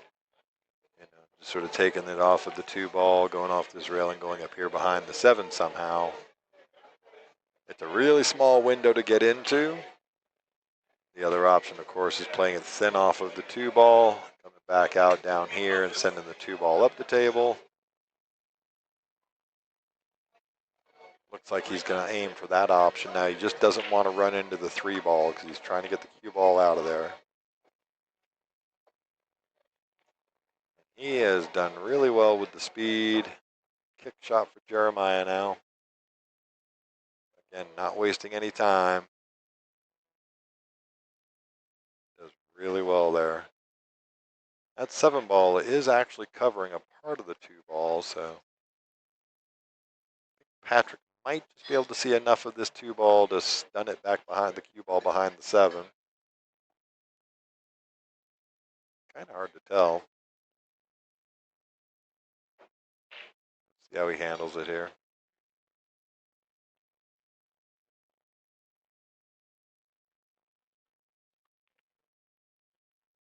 Look at that speed control.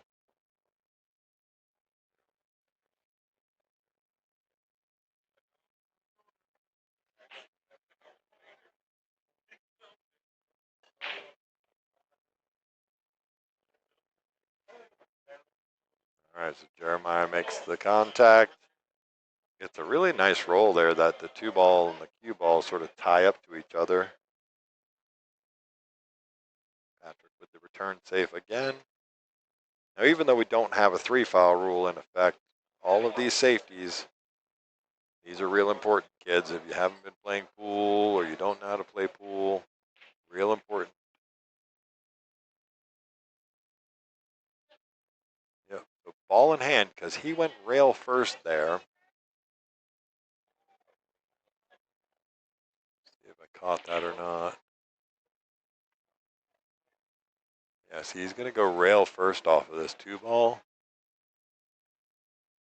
Yep. The 2 ball doesn't get to the other rail, so ball in hand for Patrick Garza. He's down and ready.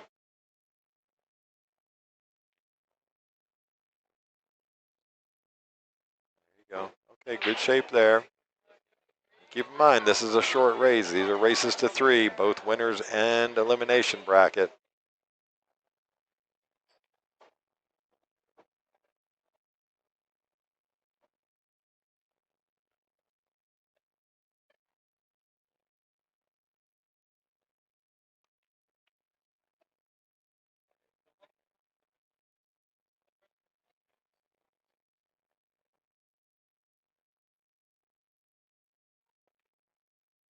Gonna draw it off one rail, shoot the 6 into the same pocket, I would think.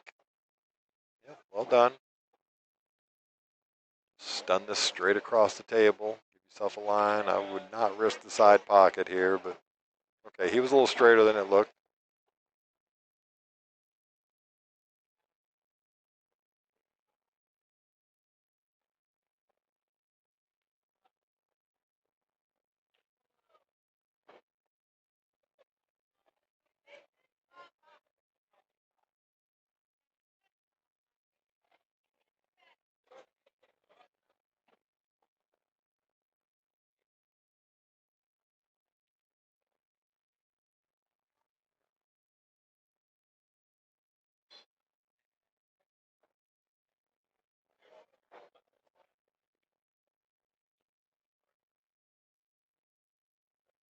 All right. Jeremiah takes that one down, moves on in the winner's bracket side of things. What do we got going on over on table number 2? We got Danny Castillo up 2-1 over Alex Shapshevich.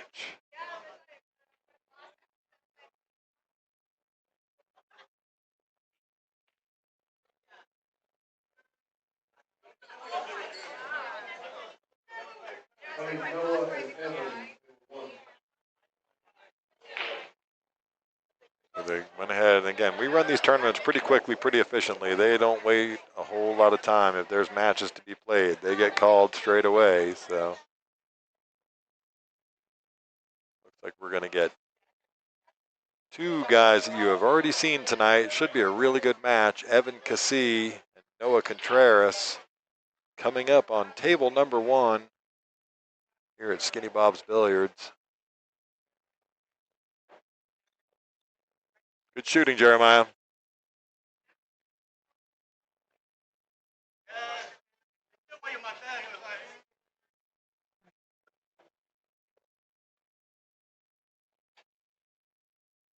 All right, so what has Alex got here? He's on the 5 ball.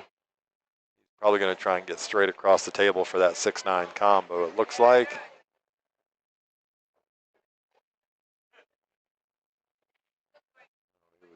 He was trying to disturb it, shooting it with that kind of stroke. Let's see what Danny can come up with here. He can obviously make the 5 ball, but that 6 ball is in a tough, tough spot. I think I almost opt to play the safe here because I just don't know how you get onto that 6 ball.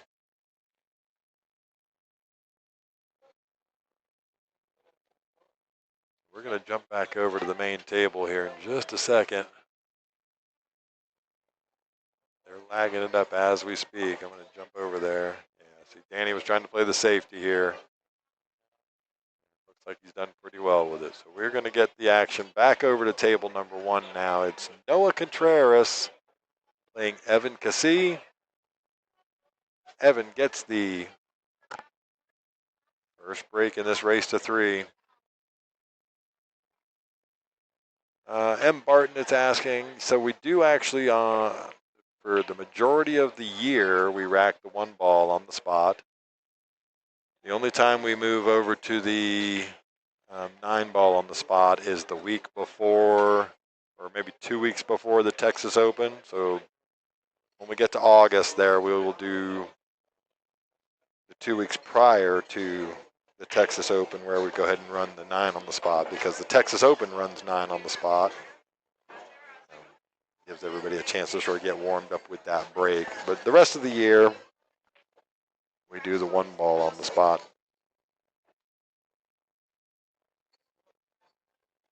Evans made a couple of balls on the break here, but really doesn't have much on the 1 ball now. Sorry about that. I missed the break. I didn't record it for the replay, but again, he's not in any shape here, so he's just going to be looking to play the safety or maybe just a push out. Okay, so opts for the roll out there, pushes the 6 in front of the pocket, so stops Noah from banking the 1 ball. or at least stops him from banking it into this corner.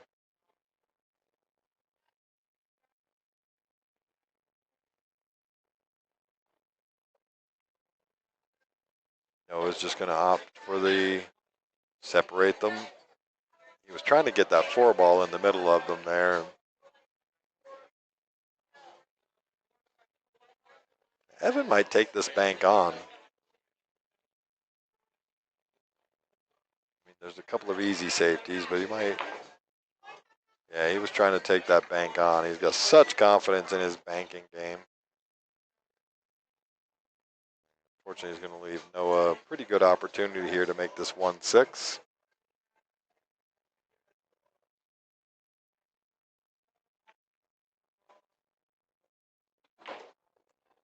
Oh, he was looking to get that 1 ball out of there. Caught the 6 a little thick.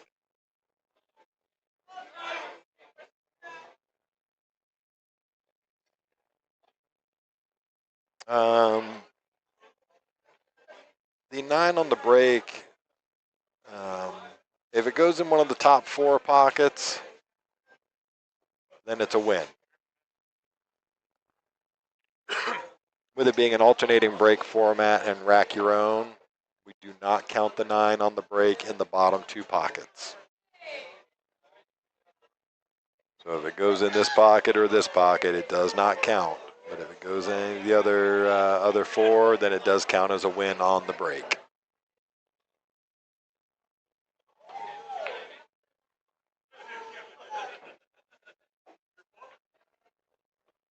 Evan playing the safety there. He was trying to get that 1 ball, go 3 rails around the table and use the 4 for coverage. Fortunately, the 1 catches the point on that side pocket.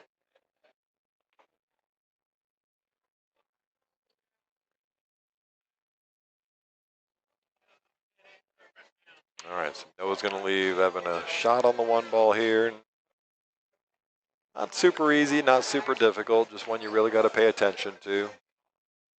Commit to the stroke.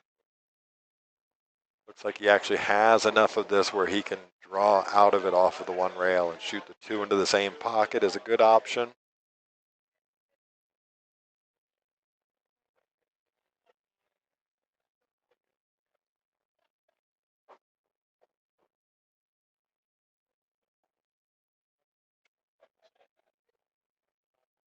Just got to put a good stroke on this 1 ball now.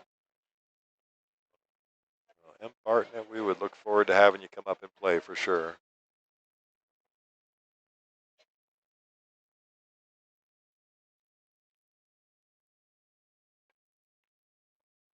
Oh, it's going to hang. Is he going to get it? Looks like he might have left enough of it for Noah. A little unfortunate to hang that 1 ball there in the corner, but it was just enough of a tester as far as that shot goes.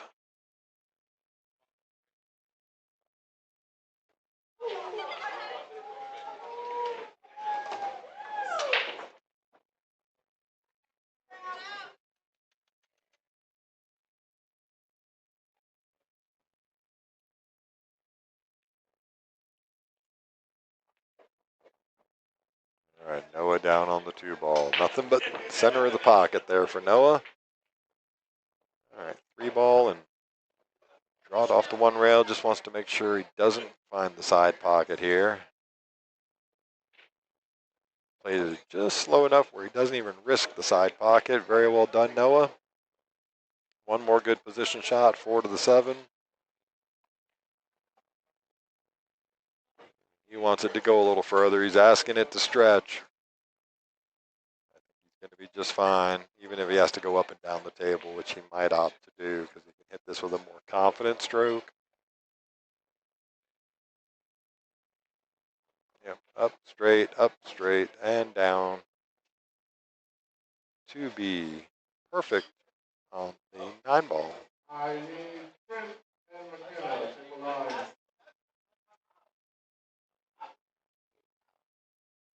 Oh, so Evan goes ahead and gives that one up to Noah. Noah takes a 1-0 lead.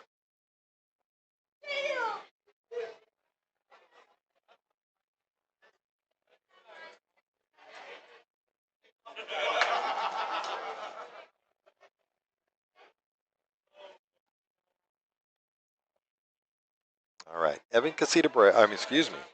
My apologies. Noah Contraras to break. Rack number 2.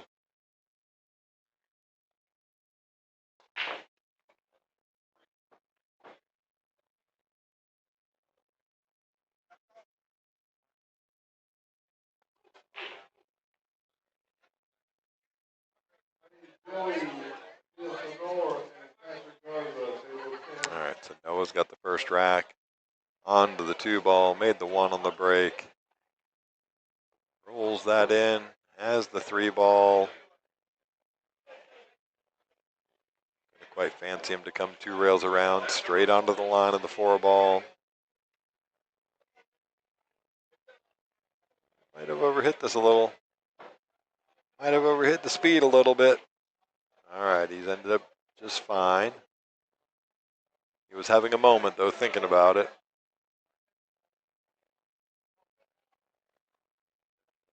Draw out a little bit.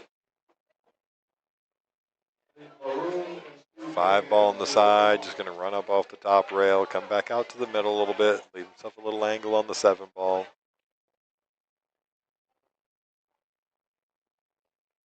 Doesn't want to get too straight on this 7 ball now.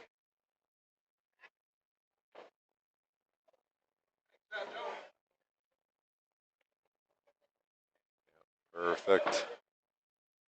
Just enough angle on this 8 ball to get the cue ball almost off the rail. Might have wanted a little more. See how he handles this.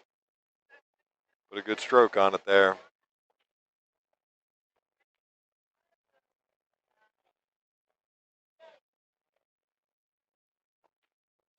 All right, Noah Contraras goes up 2-0. Real quick while Evan's getting the rack there, make sure you click that like button. Want to see you subscribe and share. Get it out to everybody. YouTube.com/@SkinnyBobs. You can come check out any one of the 3 streaming tables we've got going on tonight. Table 1, Table 2, and Table number 5. Evan Keesee to break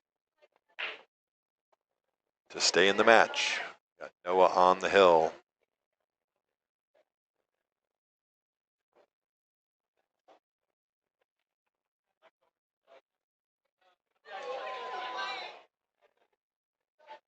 All right, so Evans made the 3 ball on the break.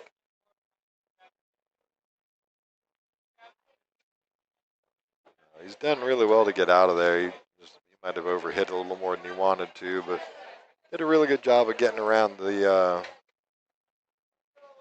cluster of balls down there on this end of the table.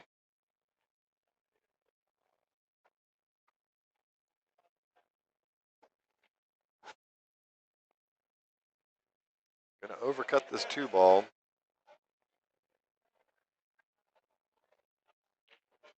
Hasn't really left a whole lot here. The cut shot on the 2 ball going down into this bottom left corner is really tough, and really tough not to get the scratch. See how he handles this. He did really well to hold it down this, south of that center line on the table there, and take all the risk of scratching out. Except the longer shot on the 4 ball. When you have the firepower of these guys, you can do that.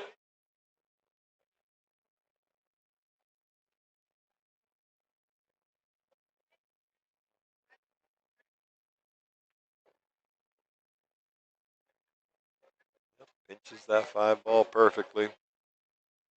Now he's back in really good shape line here.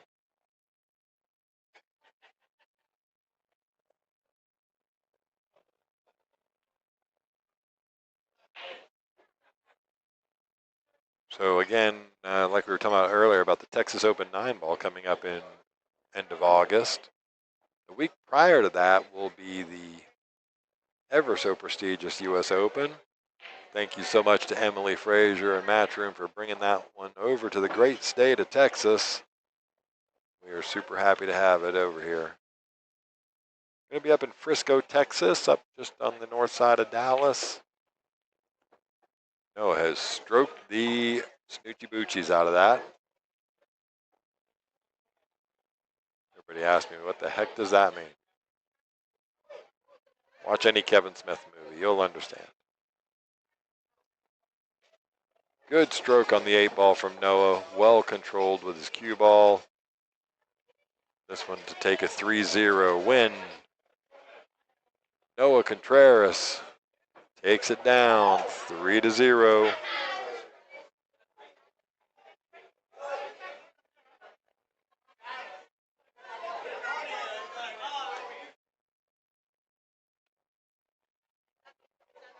We are under way. Let's see what's going on. Over on table number 5, it looks like Jay Tang and Kerry Impson playing.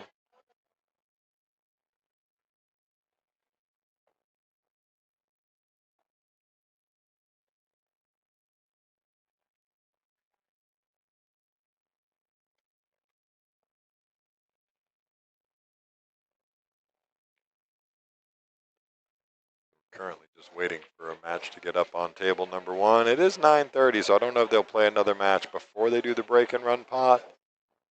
So for right now, we're going to stick around here. Jay Tang and Kerry. This is a really good opportunity for Kerry to get this match all tied up at 2. I almost just like drawing this and trying to shoot the 7 in the side pocket where her hand is.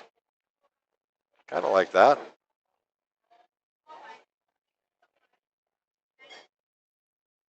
Now, I can't tell how flat she is.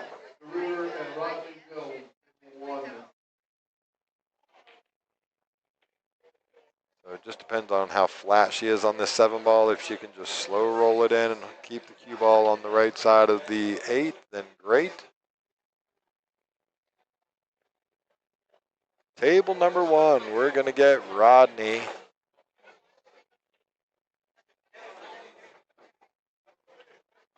And Jake DeRuiter.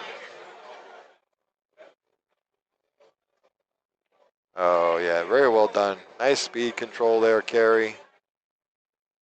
One good draw stroke shot.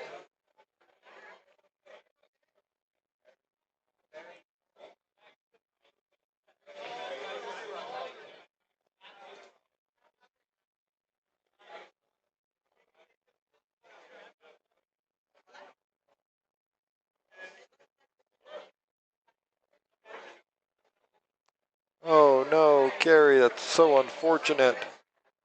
Had such a good run going on. She's gotten fortunate with the leave, but just got a little unfortunate on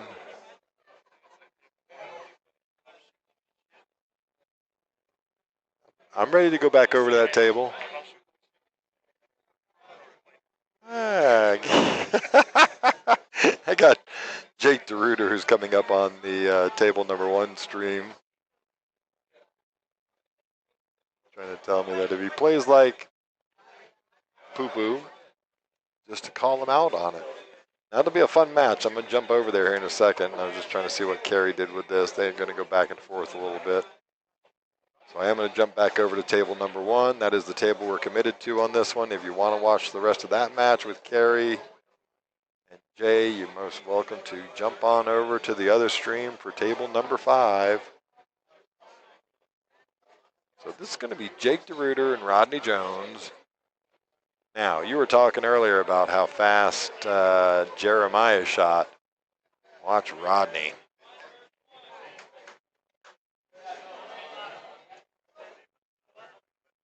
Rodney gets the coin flip, takes the first break in this race to 3. All right, Rodney's got a ball down, but he's not going to get anything on the 1 ball. No love.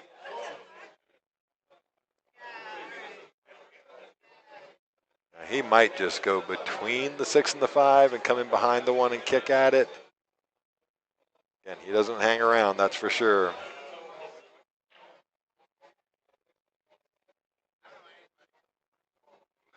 Unfortunately, he opts for the softer option there and leaves a shot into the side pocket. Back onto table 1 now. Here at Skinny Bob's Billiards in Round Rock, Texas.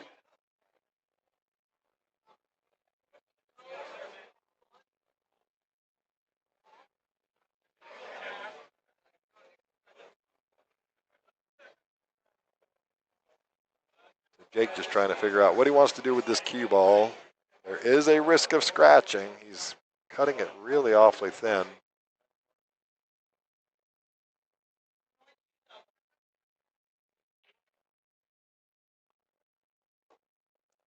Oh, it's such an unlucky kick.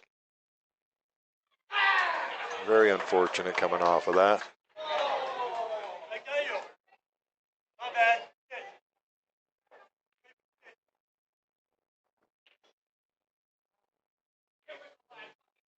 Uh-oh, Rodney misses that 3 ball.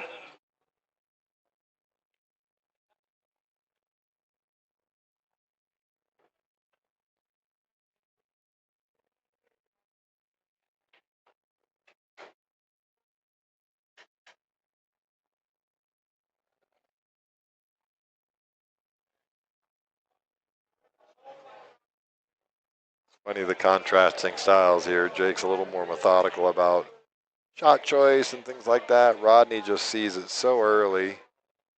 Such a good eye for it. Just fires away. I think he only, most of the time, does like 1 practice stroke. Maybe 2. Misses the thin edge of the 3 ball. Just shorted himself on the kick shot.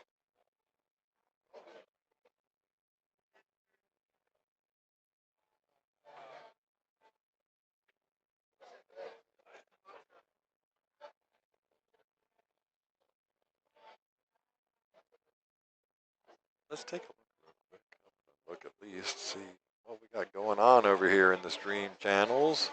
All right, anybody want to buy tickets for the Break and Run contest? Break and Run contest is currently at around $14,600. All right, let's make sure that you guys are out there clicking on that like button. Do me a favor, click on it on all 3 streams. I have 3 separate streams going. This one on the main table, an unattended stream on table number 2, and table number 5. So click on the like button on all 3 for me. Makes such a big difference to the algorithm.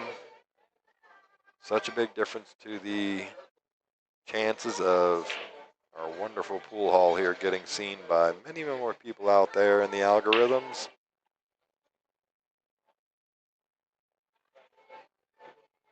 I don't know if Jake's going to take this ever thin back cut on the 5 ball or not. He might try just to find safe. See what he decides to do. Yeah, he was trying to get separation, and unfortunately, not very well done there. Left Rodney a shot, although he is moving the cue ball away from the 6 when he makes this 5. Unless you take it to the side pocket like that. I didn't think he was going to.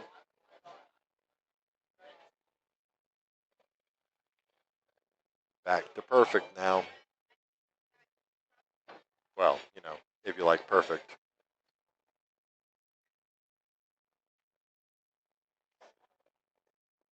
Really, really nice stroke from Rodney there. And just straight on this 9 ball. Rodney Jones, ladies and gentlemen, taking lead 1-0.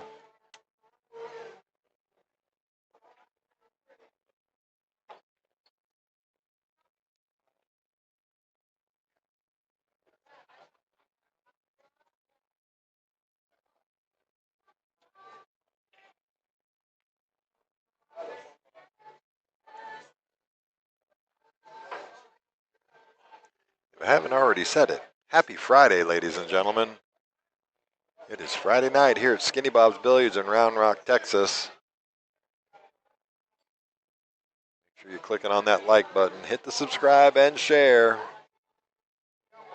We're going to jump back over here to Jake DeRuiter now breaking. Rodney leads 1-0 in our race to 3 format. Watch that 6 ball there on the wing. Bingo. Oh, it gets kicked out of the way, but the 2 ball gets kicked in its place, and the cue ball finds the drink. Well, if that's not an unlucky series of collisions, it was like the very last collision that could possibly happen to that.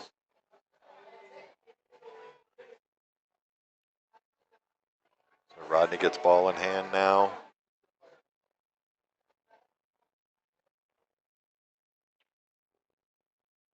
He would have liked a little more on this one, I think, but he's fine. He can just run it off the one rail, back out to mid table. Perfect, just like this.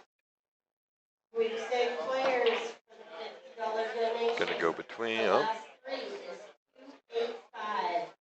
Yeah, all right. 285 come up Well, a front. little unfortunate there that he misses the 4 ball, but he gets relatively safe. So not only does Jake get a very unlucky roll at the onset with the break, kicks that cue ball in. Rodney misses the 4 ball and gets a really good roll with that and leaves it pretty darn safe.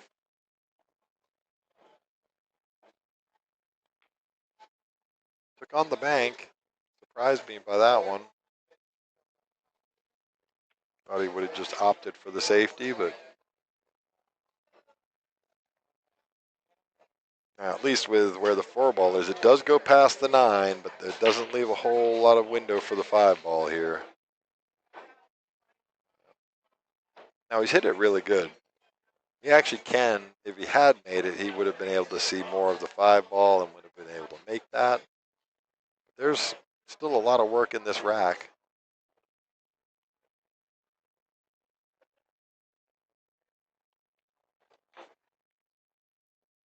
All right, so he takes a fire at the combo over the side pocket.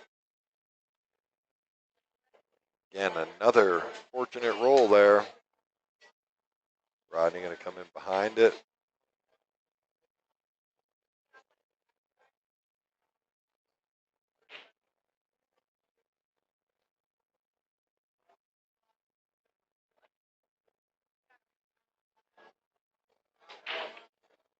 Oh, Jake.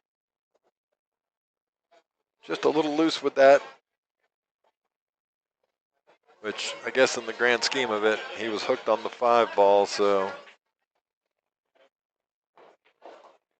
Rodney fires that shot in.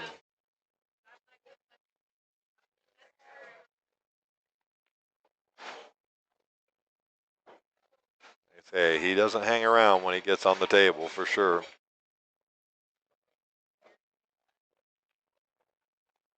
Yeah, he's hit that ball good. Straight in on the 7 ball now. He's just going to want to draw back a little bit towards the 8 ball. Now he can go same shot. Just draw this thing back.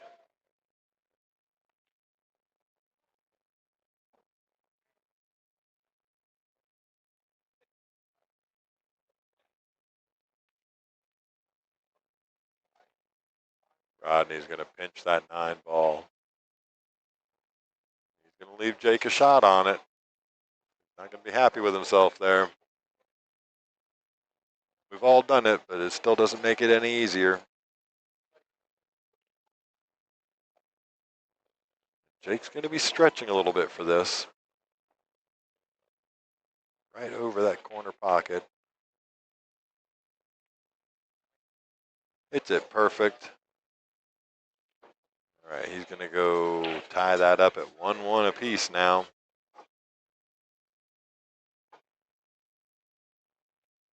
I will be right back. I'm going to let you guys watch the break. I need to exit for just a couple minutes. Be right back.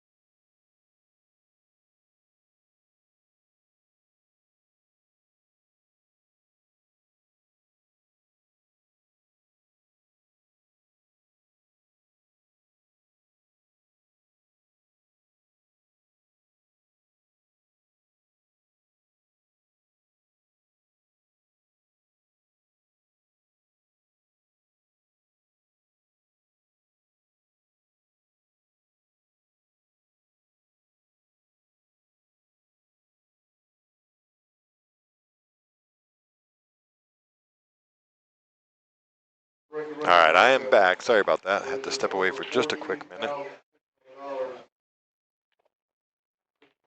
Oh, he was taking on the combo bank, and look at the roll he gets there. Oh my goodness, Rodney is going to hate this.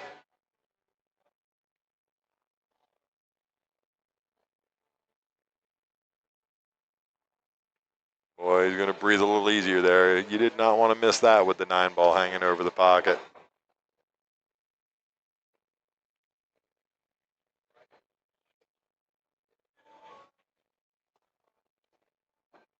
Really, really well done. Does he get up? Look, oh my gosh, that little nudge on the 4-ball.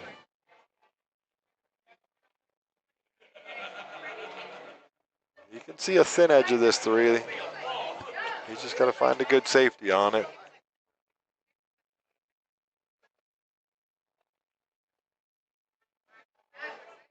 Gonna get the double kiss on it there.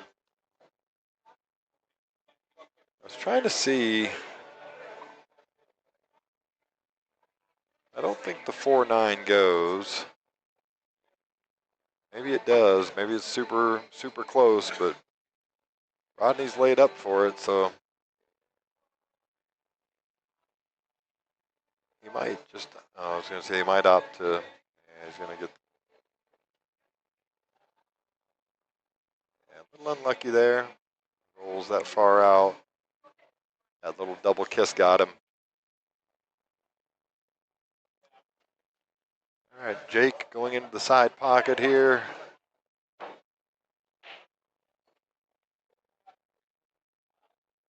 Just got to figure out this don't scratch routine, and but ultimately I'd like to get on. It's pretty almost where he's at right now if he could. Make this 6-9 combo a little more palatable.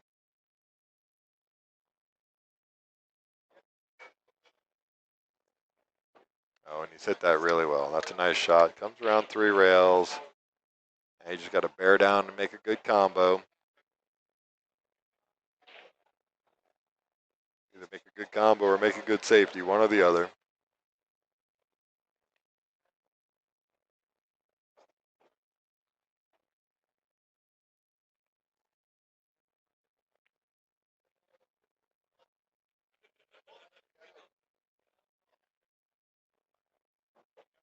All right, Jake DeRuiter doesn't quite get there.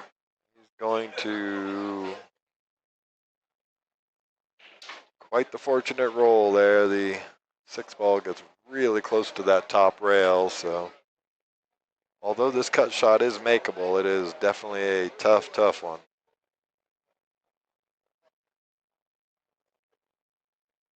Yep, smart shot from Rodney, containing safeties. Your opponent is going to make the ball, make it a tough one for him to make it from.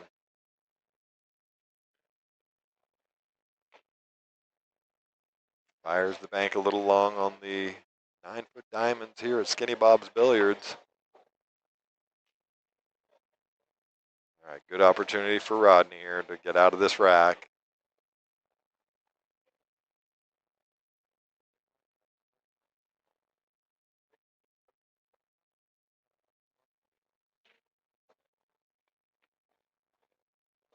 All right, take what the table gives you.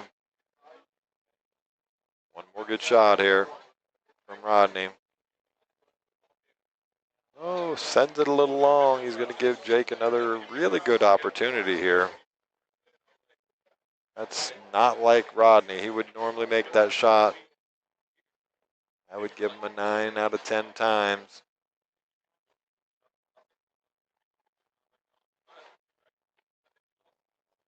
Jake DeRuiter makes a great stroke on the 8-ball. Comes around 2 rails, get around the 9-ball, and shoot the 9 straight into this corner.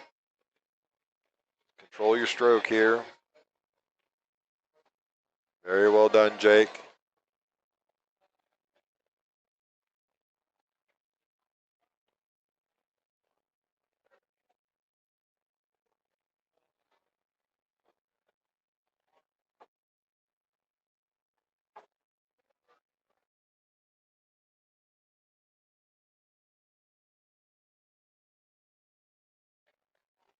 All right, scores are updated there. Jake DeRuiter up 2-1 on the hill. Rodney Jones hoping to get back to the table.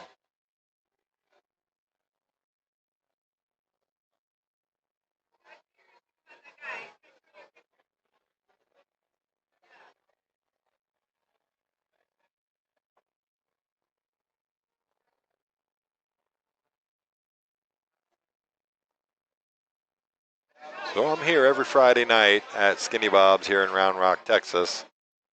Started doing the Friday night streams about 6 weeks ago, and we're going to continue with Friday night streaming with commentary. We just got done with Texas Open 10-ball championship. That was a whole lot of fun.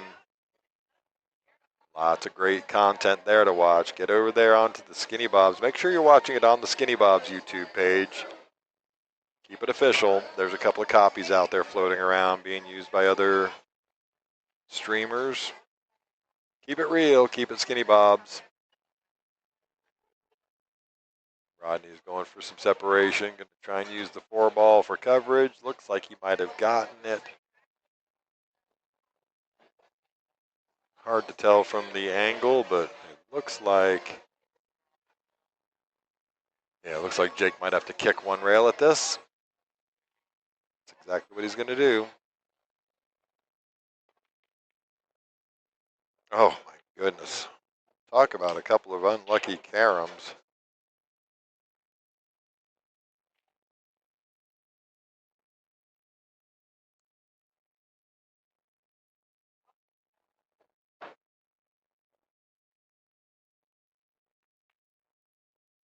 Oh, Rodney hangs up the 2-ball.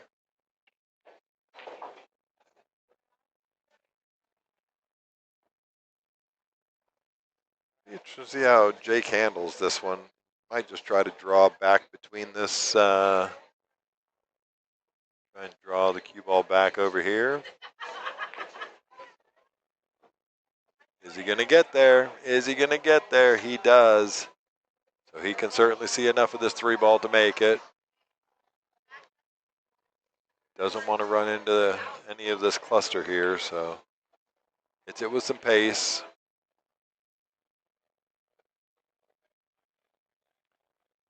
Now he's got the 4-ball. He's in pretty good shape. The 6 is covering a portion of the hole there, so he might have to take this to the side.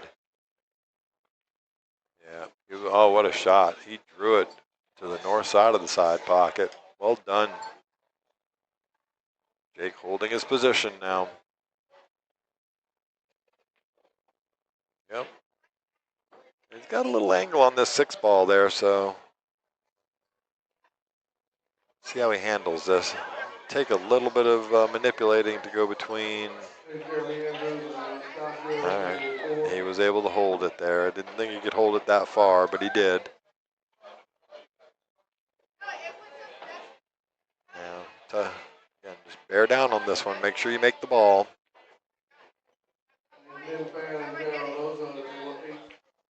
Got Ray calling out matches. Fast and furious over there. They're going through them. Glad to hear that with a 41-player field. It's going to be a late night.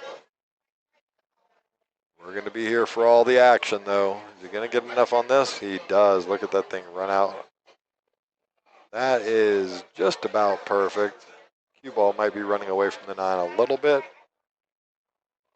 but I am a fan. I like this shot.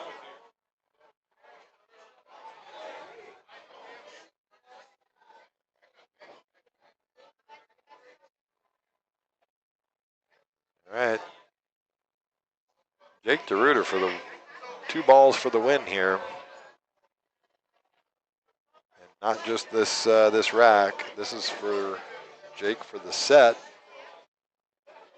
Make this 8-ball. Just make sure you make it. Whatever you got to do, manipulate your cue ball. Oh, he went for the bank, and look at this thing. How unlucky is that? Makes the 8-ball with a great bank shot and just loses the cue ball completely. And that thing rolls up the table.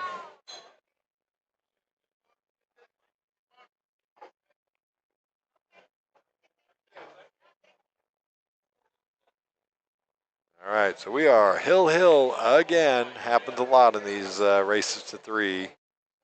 But we are going hill with Rodney Jones breaking.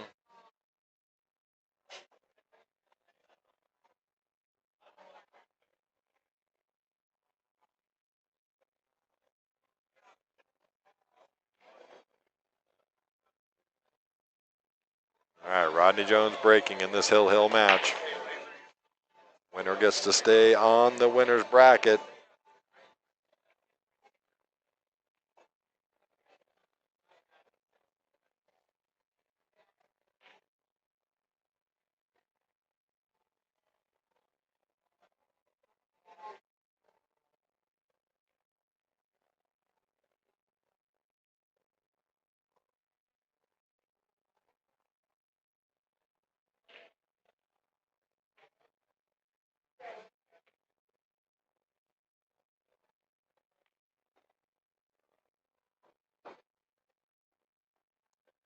It's really had a couple of really unfortunate rolls with this diamond 9-foot table. He'd be looking at 2 rails around the corner here to make contact. I believe he's got enough room to get.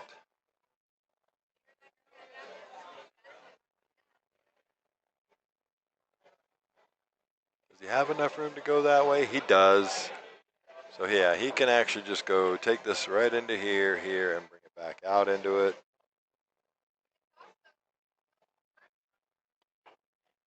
Oh, wow, did he compress that rail? I think he was trying to compress it with some inside draw just to go the 1 rail instead of just taking the wrap around that corner.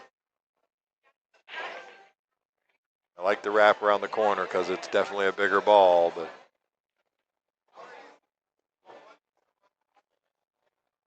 all right, Rodney in a really good spot here.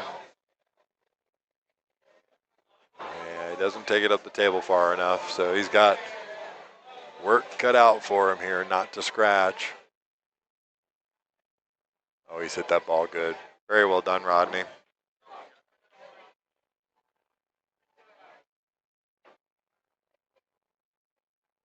Comes around just about perfect on the 7 ball. I mean, on the 6 ball here. Should be able to come straight out. Overcooks it.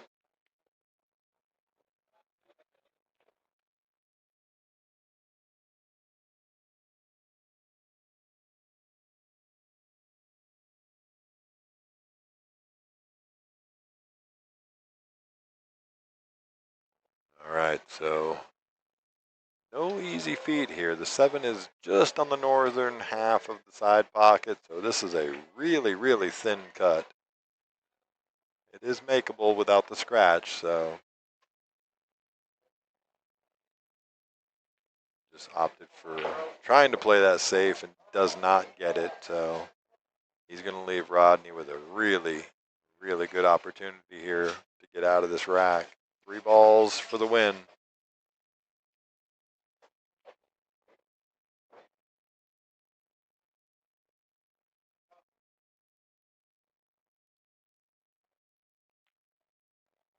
Oh, hangs the 8 ball. But again, another one deep on the shelf.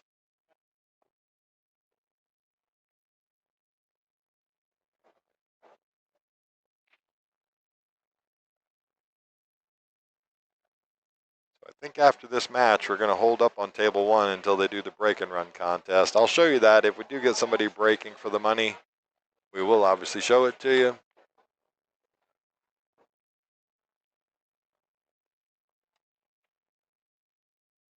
He would have liked to have gotten a little further around, but he's okay. He's got a shot on the 9 ball here. This is for the win. Hill.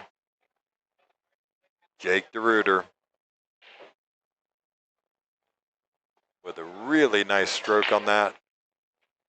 He was fighting the roll the entire match. He's going to go ahead and win that one 3-2. So while they are waiting for either the break and run contest or the next match on table 1, I'm going to move you over there to table number 5. Hao Yang, who you've seen on the table tonight, and Steve Libretto, you've seen on the stream tonight on table 1. Playing each other over there, just starting there, so it's 0-0. I'm going to break away for just a minute, and I'll be right back.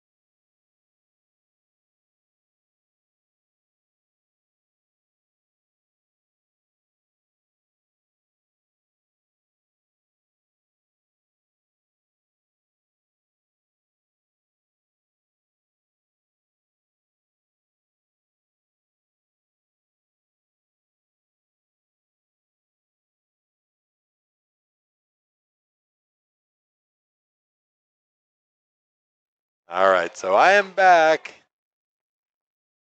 And joining me in the booth, my friend, your friend, David Newman. It's everybody's friend. How you doing, brother? I'm good, man. Hoping to get drawn for this break contest. That's right. They're getting ready to draw for the break contest there. So we're going to jump over while they get ready for that. We were watching Steve Libretto and Hao Yang over here on getting a really big hiss there. Let's see. Well, it's about now, but things about to feel better. Come on, Steve Libretto. All right, we got to get, let me jump over to table 1 here on the stream. They just drew for the break and run. Steve Libretto Lucky guy. gets drawn for the break and run. Now it's a 15-run break and run. And he's going to break. Nice. That's what I would have done. Heck yeah, man. He could have taken $200 not to break. I didn't hear how much was in the pot tonight there. Was it? Over 13. He's going to break. Do me a favor. Pull the mic a little closer to your...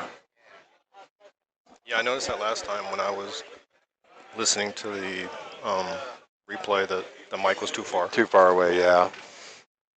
Like, you could hear like every other word or something Everything, like that. yeah. I was like, oh, no. Hey, might have been a Justin good thing. Espinoza in the chat. Welcome to the chat and the stream, Justin. We miss you tonight, sir. Not that much. Sajal is not here tonight. He was asking who's the favorite to win tonight. I think probably one of the favorites to win all the ducats tonight is sitting right here in the booth with me. Probably. Daniel, Perez, me. I'm thinking you are probably the odds-on favorite, but again, short races to 3. Anything can happen with the firepower that's in the room. Ray's talking smack over here. Oh, that's what Ray does. Looking me dead in the eye. I don't like it. Don't eyeball me. I do hope he makes some money, though. Yeah, I would love to see it. Be really good for Steve. So 15 ball break and run. It is in rotation, so he has to make a ball on the break. How would you break this? Do you just try to hit him as hard as you can, or do you have a method? I actually have a little method to it. I break with not dead center on. It's 1.5 balls off center. I break it really hard, but it's all about contact on the cue ball and just driving through it. Center of the cue ball. Yeah, center. If I'm going anything off center at all, it's not going to be good. Where do you try? Like, what balls do you try to make specifically, or just trying to make the ball directly behind the 1 ball? Yeah, either one of those. Kind of like the 10 ball break. Yeah. Hope that the wing balls swing around. Don't make it weird.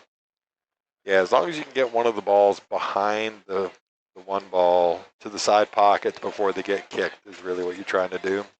It's hard to see with these lights. They just don't. Josh Roberts I asked him about it. He was like, yeah, the light's kind of coming in opposed to those over there where they're going out. The light's so it's going hard out. to see the gaps. But, Yeah. Still, let's see what happens. All right, Steve Libretto trying to make some money here.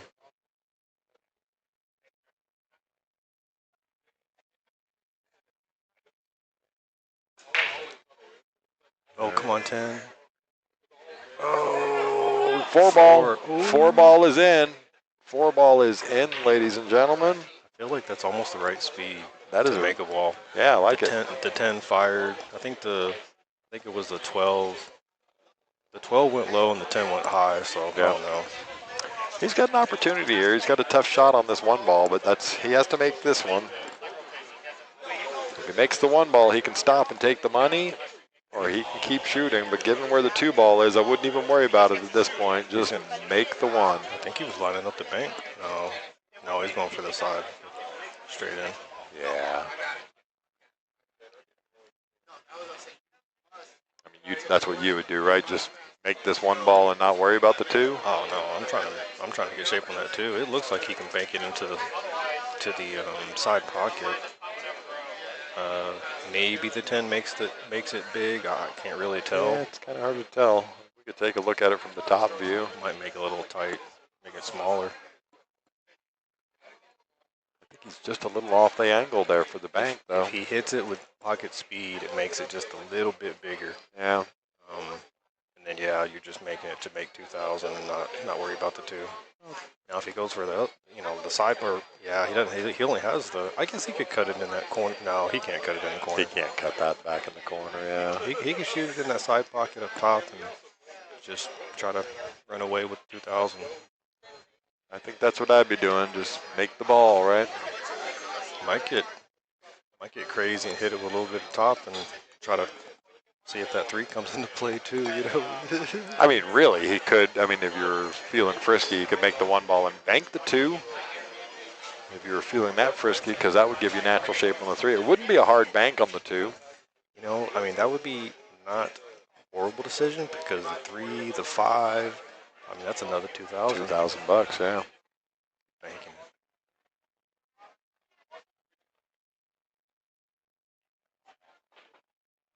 Oh, man, what a good try. I think that was the right decision. Cause look at the shape on the 2. Yeah, that was a good call.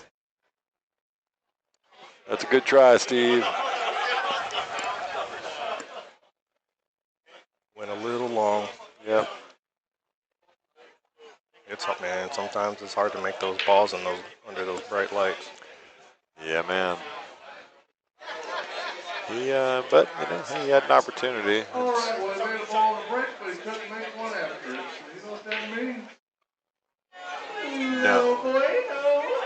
I'd snatch that mic out of that man's All right, so that's $14,880. No bueno indeed.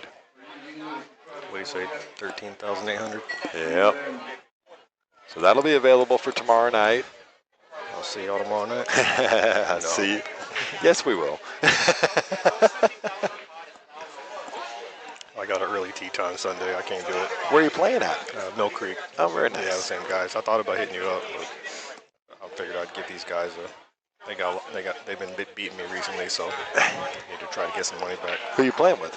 It's Mark Chavez, Chewy, Okay. Phil, and those guys.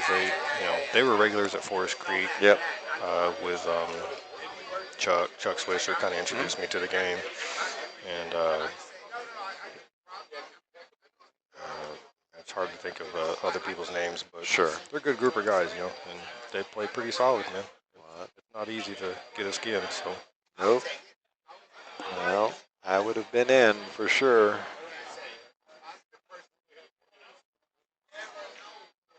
All right, so we're going to jump back over while we're waiting for the match here. We'll jump over to table 5. We got Hao Yang playing Steve, who just had a shot at the break and run pot. So Steve's got no chance.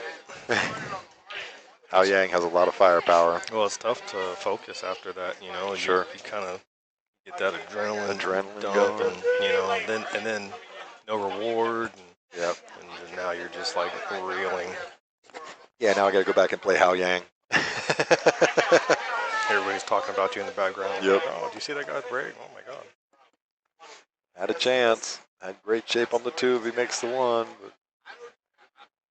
And Hao Yang keeping it simple. One of the things he does very well.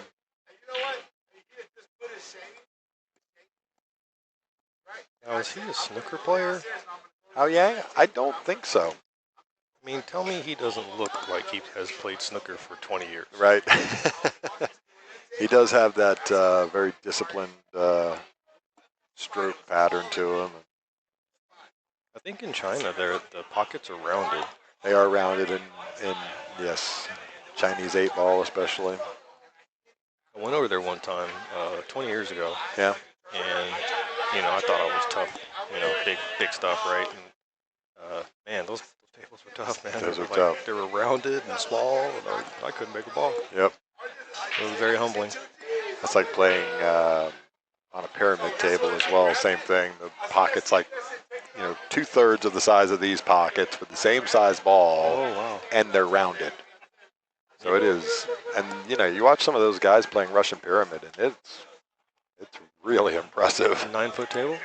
10-foot table. Oh, that's wild. Yeah.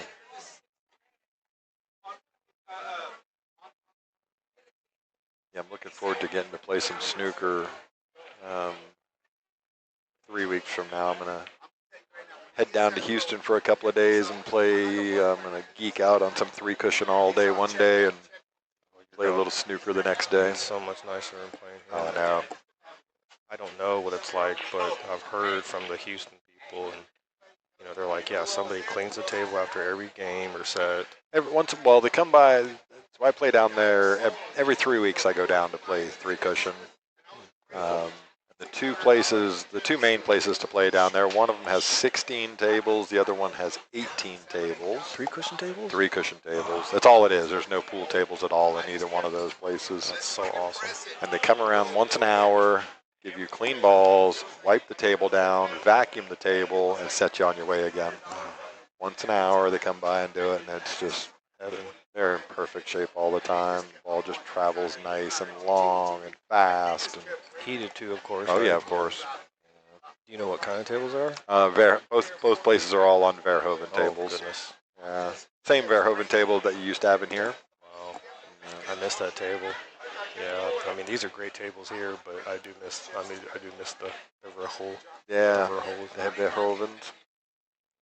Yeah, it's a lot of fun. I go down pretty much about every 3 weeks. I go down for a day and play 3 cushion. But I just found out where there's a snooker table, so me and a friend down there are gonna geek out one day and play snooker all day because I love that game too. I don't think I've ever played it properly. It would be an interesting day if Yeah. I did. Well, the 12-foot table, I mean, you get, you know, even going from a 9-footer, you get on the 12-foot table and it just looks like a football field in front of you. And, you know, smaller balls, smaller pockets, rounded pockets. Do you have a special cue that you play with? I do. Yeah, I have a Nice. specific snooker cue. Tell him Vegas. What happened in Vegas?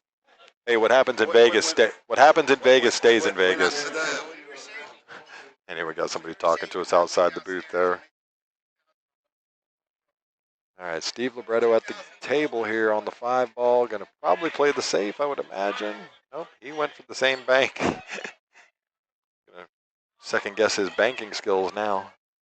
That one went long too. Yep. Just Hey, I commend him for going for the shot. going for it, yeah. Much respect. I remember I started playing one pocket, and I was horrible. And this guy was kind of, I was playing him 5 a game, and he was kind of telling me do's and don'ts. And he's like, man, you know, one thing you gotta, you know, keep track of is, or one thing you gotta do is you have to try to make the ball. Yeah. You know, I mean, if you're going for it, make the ball. Nothing Yep. else matters. You know, if you're playing for a safe, be deliberate. And you know, he was deliberate on both those banks. Didn't quite get there, but good for him. You know, eventually he'll start making them and winning more games. Absolutely. All right, well, I'm going to jump the stream back over to table 1 because that's our dedicated table. We have Battle of the Ladies tonight. Holly Maloney and Carrie Impson.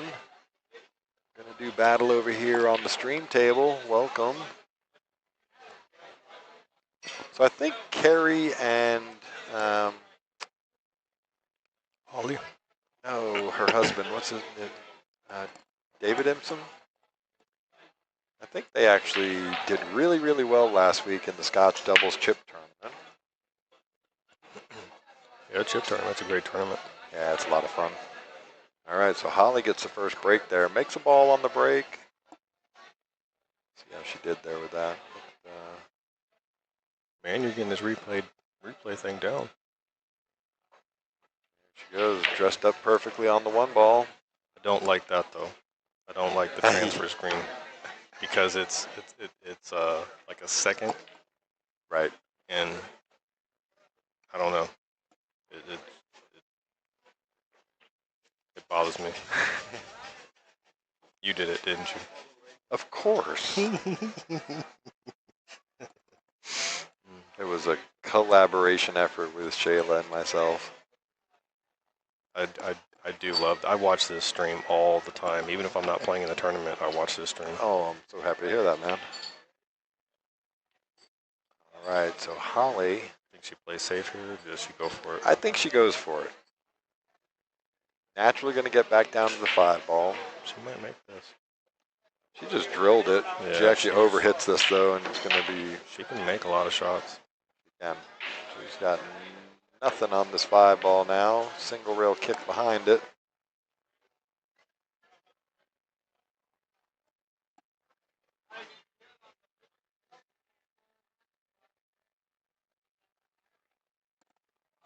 Gonna try and kick and stick. She actually hit that really good. Okay. Nothing wrong with that. That's a weird. That one got weird. That got weird, didn't it? Yeah. See how Carrie handles. I mean, she can't.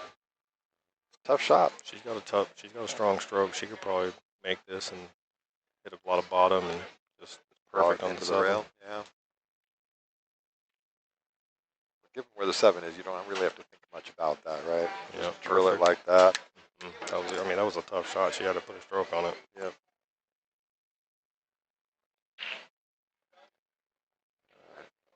Like, I don't think Holly would have been able to. I don't know. Holly's got a stroke. Yeah, she does. Yeah, very smartly played there. Anastasio and Kevin, table 7.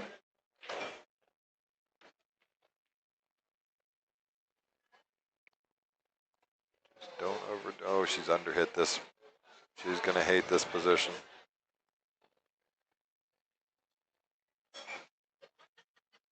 Yeah, she's going to hate that position. That is as 50-yard line as it gets. Pretty deliberate, you know, taking her time. I like that. I think she might make this.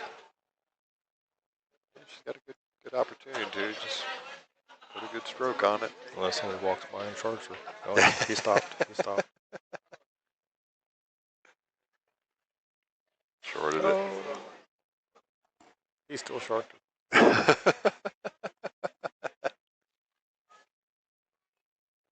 All right, so Holly gets a shot at this 9 ball. Again, not an easy shot. Oh, shit, look. Seeing about the scratch line. See, she's actually lining up with a little bit of inside English on this, and I didn't think she needed to.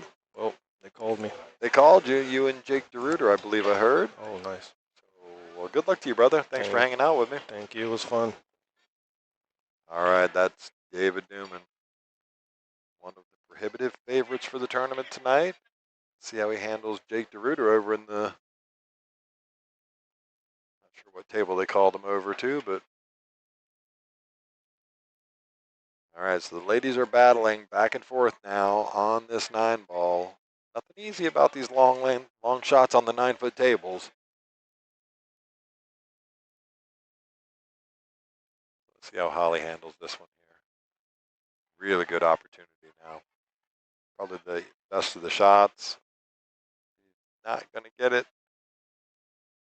Leave Carrie a shot straight down the rail.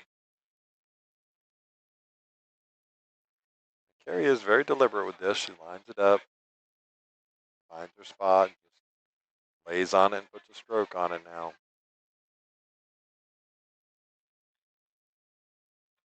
She's hit that perfect. Nice shot from Carrie. She's going to take a 1-0 lead.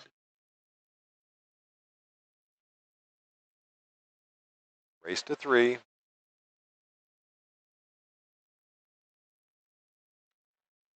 Going against the break there, so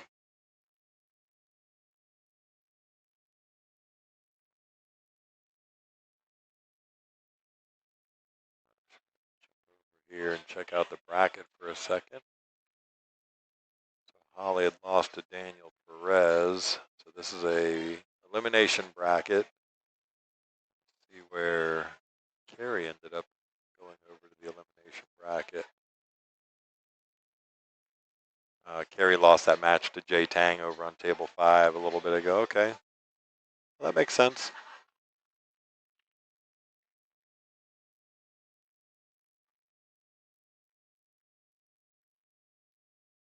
And I'm sorry, I called her husband Dave earlier. It's Markin. I'm sorry about that. All right, she makes the wing ball. Makes the 8 ball. Has an open shot on the 1. Not real makeable, but it is an open shot, so she's controlling the table. She gets to play the safe as she wants.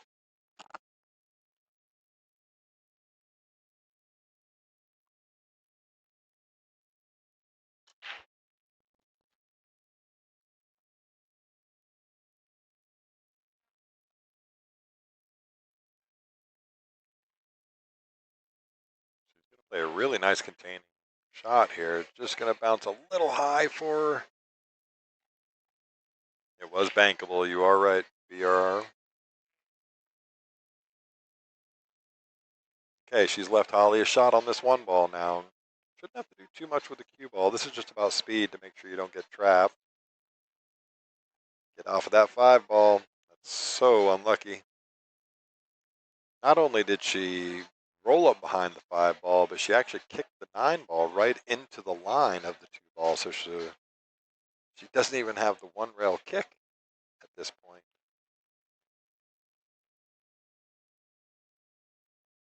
Yeah, she's in a bind here as Holly right now.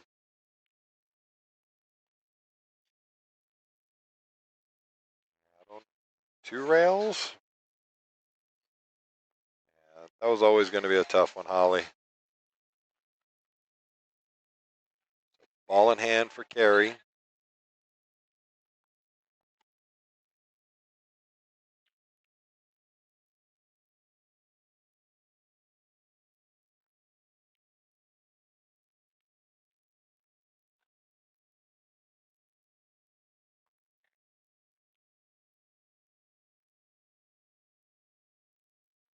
Just trying to figure out where the line is. That 3 ball's not in a good spot, so she really does not want to play into the 3-6 combo. Try and go maybe 2 rails around behind the 5 to shoot the 3 in the side. I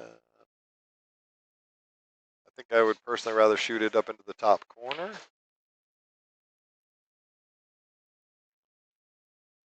Like she's taking her time. She's just trying to figure it out.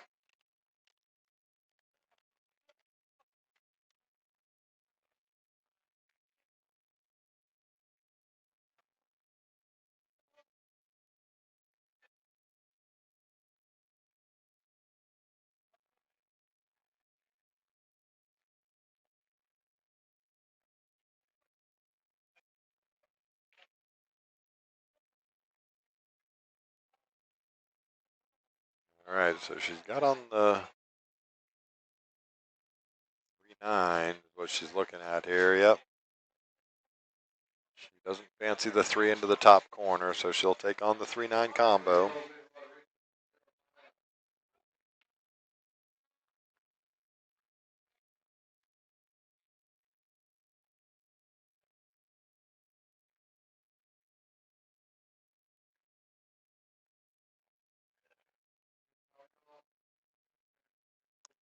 All right, good shot from Carey there. Get on the hill very quickly.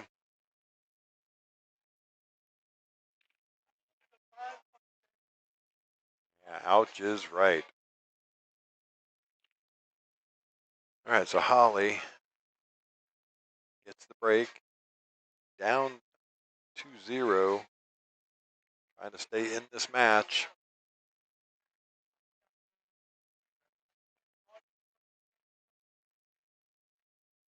How y'all doing out there in the chat land? Let's check it out, see what's going on out there tonight.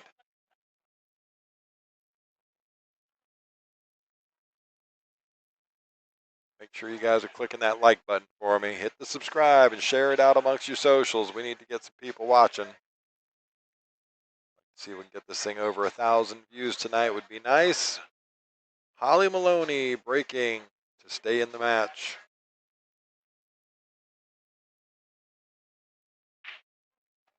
Makes the wing ball. Getting a lot of motion. Got an open look on this. Open look on the 1 ball. Looks like it's a little tough to get inside there, but let's see. Watch the 1 ball where it's tracking.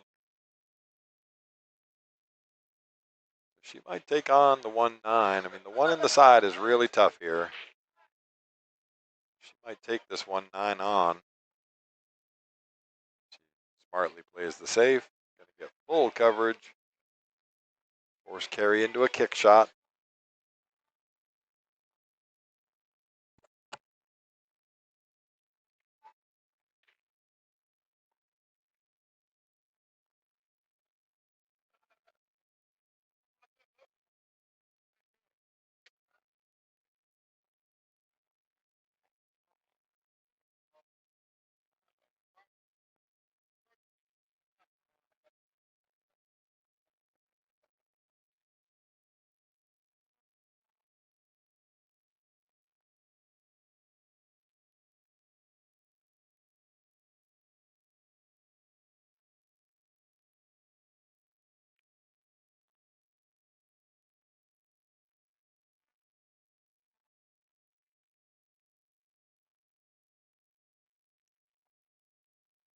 Yeah, not bad at all. Holly's got a really good spot if she just wants to play the stick around. She mishits that. She was definitely trying to get it around.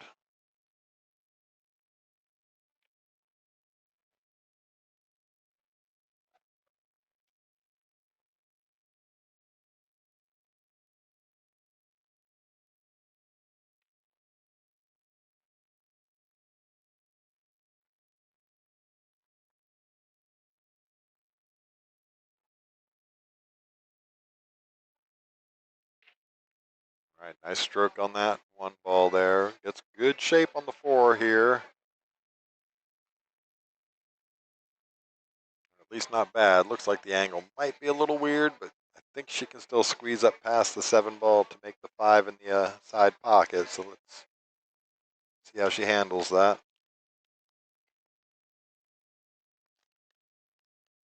All right, so she overcuts that 4 ball. Creates another cluster down here, so we'll see how Holly handles this. There's a couple of obvious safeties for Holly here. Let's see how she does.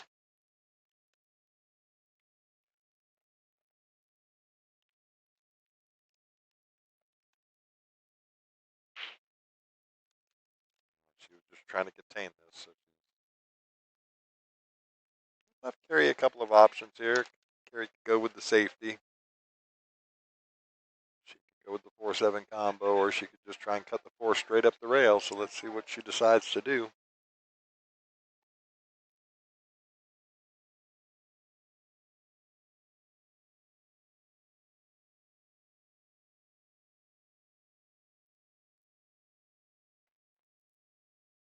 Yeah, the 4-7 combo's on. Tough shot, though. Let's see how she does. Yep, she was definitely playing the combo. I don't blame her for it.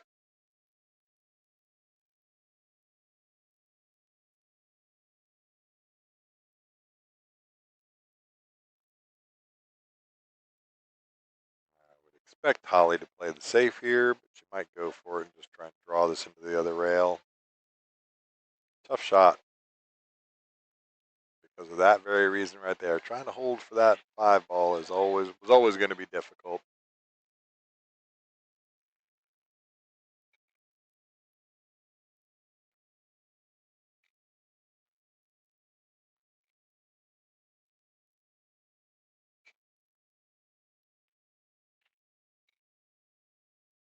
She's lining up for the kick shot. She's hit it good. She's made good contact. It was super, super thin. Yeah, very well done. Kind of hard to tell if that wired the 5-8. I don't think it did.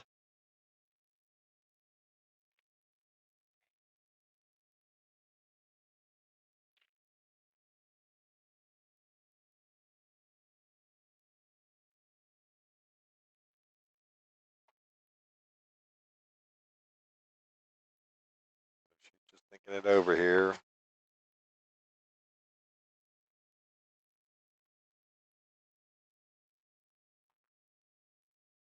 Try and play the 5 off the 8 carom. She did. It was almost wired. She made a really good effort at it. Definitely mad respect for going for that. It was a really good looking shot. She just about hit it perfectly. Holly with a shot on the 5 now. Just hangs up.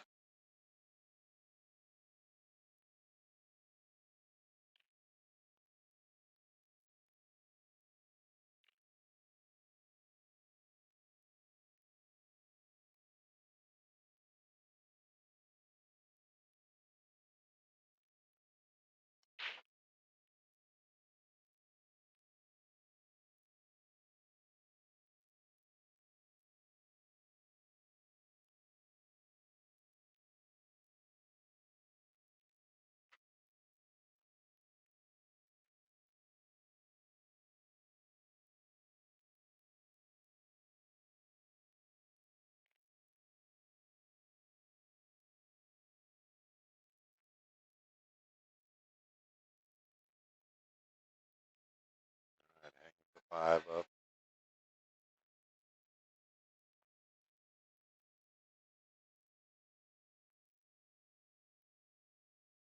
All right. She might have gotten herself hooked.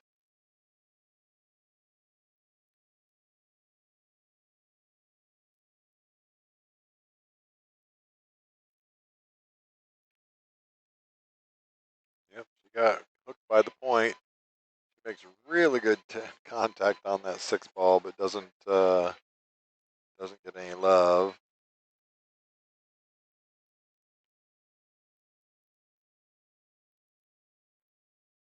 Yeah, I know, BR. I'm saying the same thing. Oof. Getting from the 6 to the 7 is no easy shot now. This has got to go 2 rails, miss a side pocket, get up table fast. You could just hit it about perfect, which is what Carey just did there.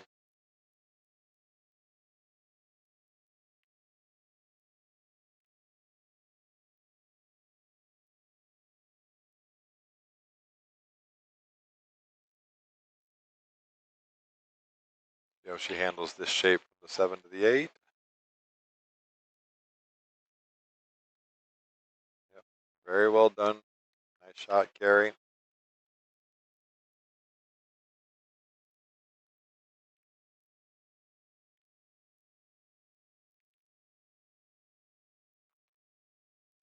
Stop shot on the 8 ball and she'll be good. Perfect. You know, if you like perfect.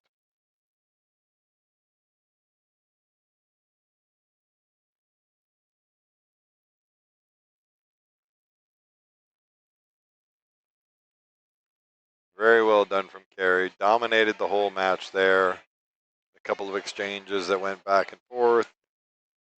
Really well done. Moving on. That'll knock Holly out of the tournament.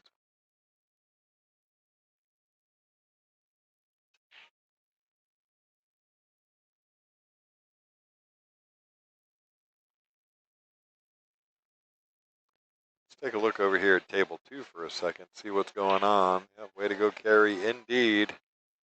Over on table 2, we got Isaac Pichardo and Jesse Martinez. Looks like Isaac is up 1-0. You can watch the rest of that match on the other stream channel. If you care to switch over there, make sure you are clicking that like button.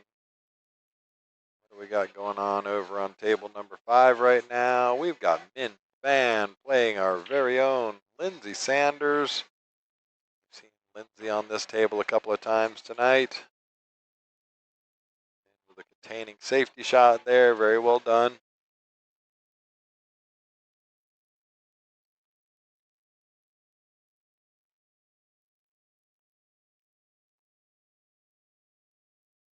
We're currently waiting for another match over on table 1. I'm sure Ray will get one to us here in a second. Lindsay in true Sanders fashion will take on the bank. Love it. All right. We're going to get another epic battle up on table number 1. We've got Daniel Perez, Noah Contraras coming up for you. Min Fan makes the bank on the 8 ball there. If he wants to get out here, he's probably going to have to do the same thing. The cut into the side pocket is very difficult. Although he might not have. It's kind of hard to tell from this camera, but I don't know if he has enough angle to play the bank. He tried, he double kisses it, and it goes in anyway.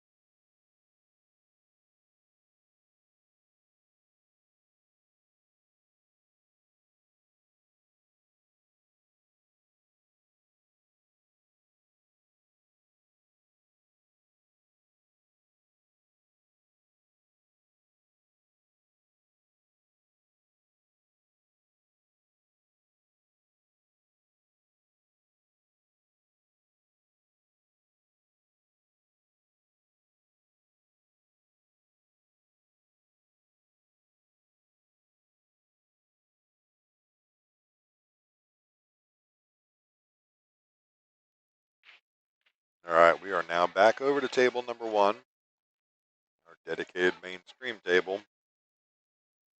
Daniel Perez and Noah Contraras.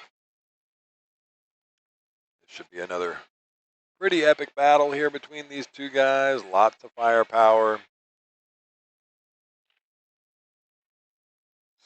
guys lay out in the bracket right now. I'm assuming. Guess I shouldn't assume anything, but yep, this is round number 4 on the winner's side. Noah Contraras had beaten Evan Keesee there. That you saw that on the stream earlier. Evan had beat Steve Libretto earlier.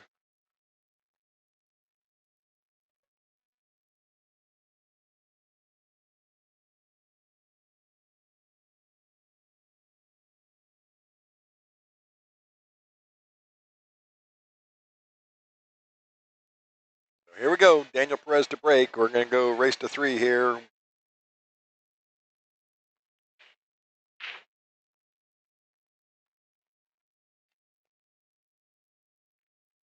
All right, so we have a ball down. Check out this break. That 2-ball. 2-ball right in the hole. 1 and the cue ball coming together. The 1 is going to dress up for him just fine and dandy. Makes the 2 balls, so the 1 ball in the corner, 3 ball in the same corner. 3 down to the 4 ball. A little bit of work to do going back and forth across this table while there's still a bunch out there. Both these players are so strong. I mean, either one of them get out at any point in time.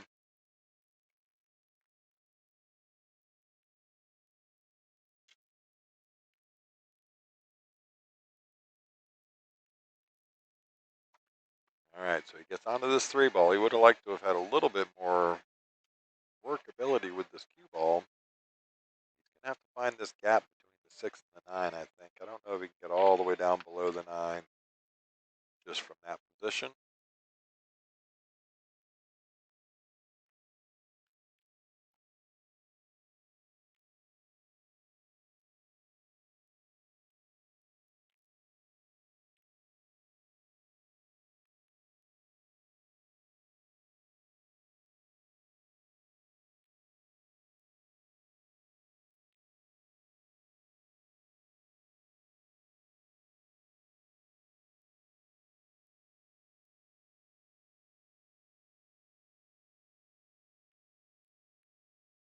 Oh, he opted to stay above the 8 ball. Very cleverly played from Daniel Perez. I think the majority of people, including myself, would have thought about trying to draw down the table, get that shot between the 6 and the 9. As it turns out, I was wrong because Daniel showed me the correct way to do it. See how he gets from the 4 to the 5 here.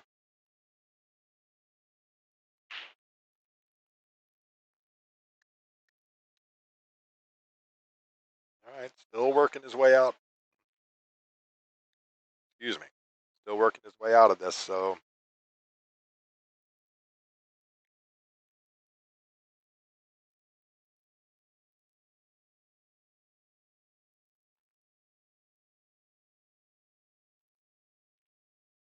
little predicament here because he's got to back cut this 5 ball. 7 and the 8 are right there in front of him.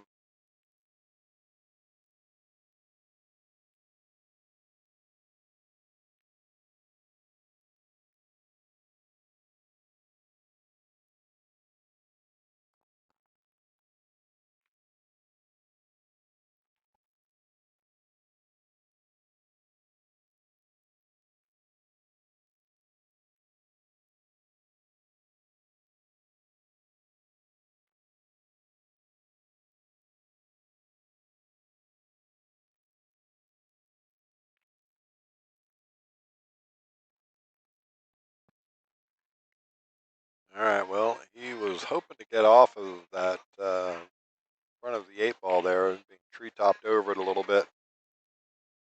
Just has to put a very disciplined stroke on this, which I believe Daniel is most capable of. Very tough bridging over that 8 ball like that. Fires it in the hole. It's going to end up really good on this 7 ball here.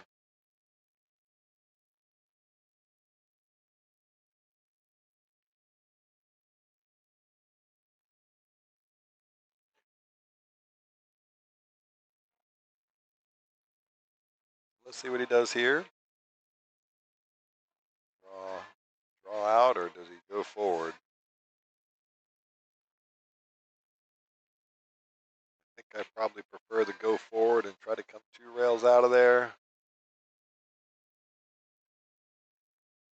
You just got to make sure you get enough top on it. You can try and draw across the base of the 8 ball here.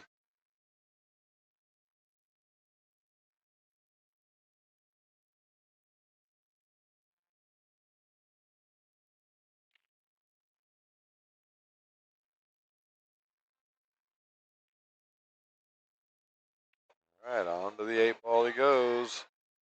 Pretty natural shot shape here to get up and down the table. Almost just like straight top on this thing. Make the 8 ball, you're naturally going to be running down the table.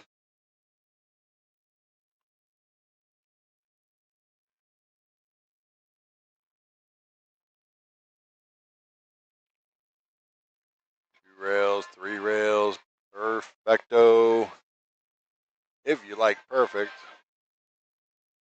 Daniel just showed it to us right there with that brilliant shot. Nice touch, nice speed.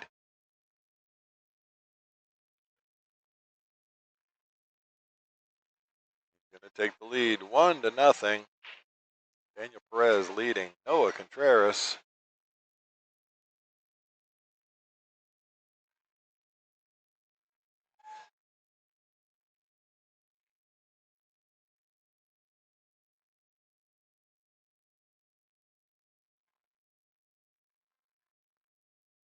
Noah's racking there.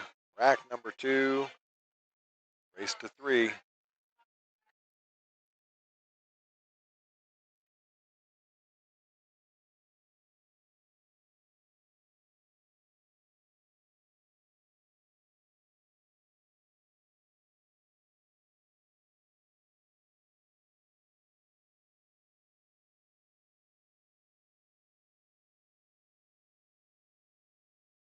So Noah gets really unlucky here. Cue ball just gets the bite and goes forward. Is going to freeze right up on the point. No shot on the 1 ball.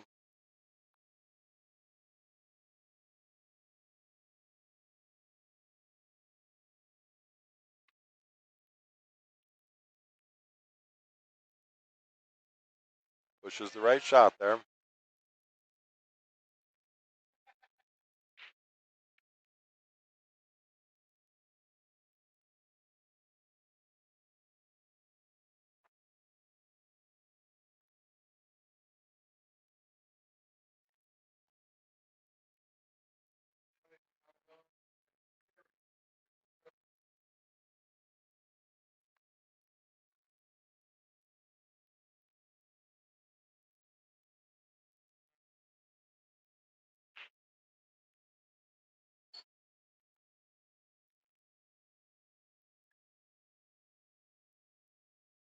How good you hit that.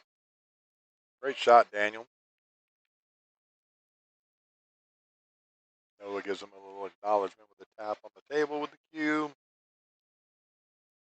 2 rail kick out of this.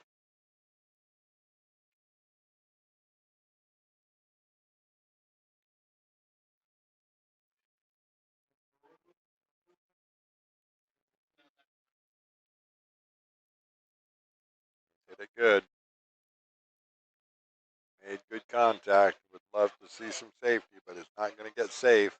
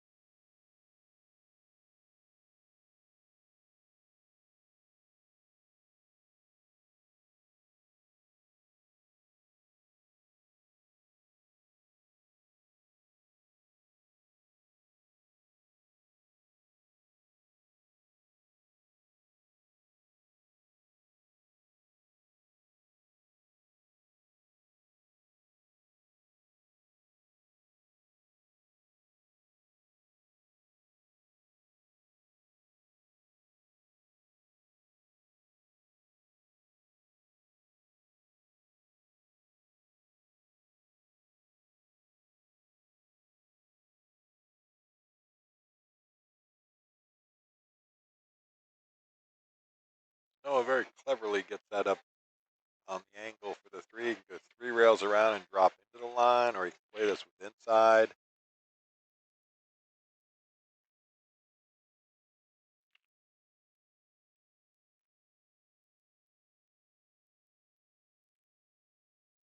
Oh, he's got a shot on the full 4 ball here or not. Let's see.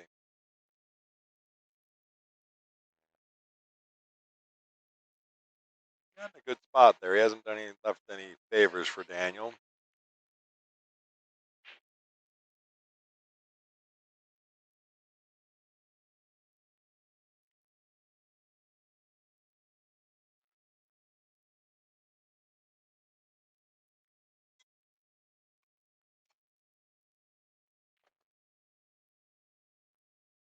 If you're Chris Melling, you can cut this back.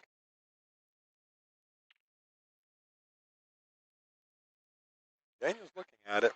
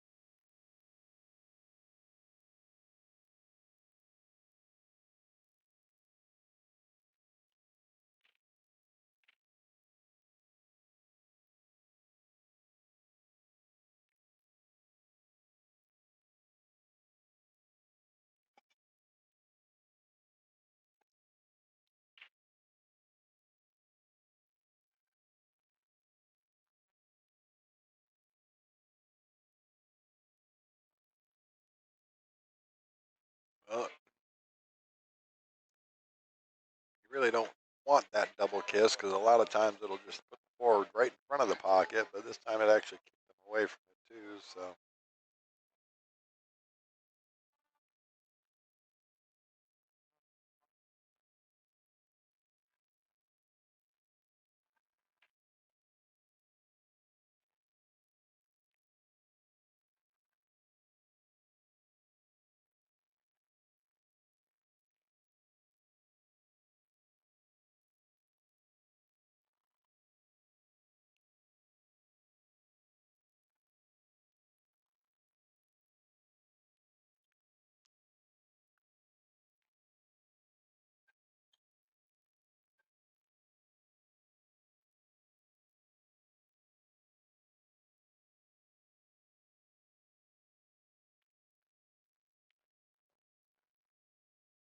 nice shot there from Daniel. Good speed control, get onto that 5 ball.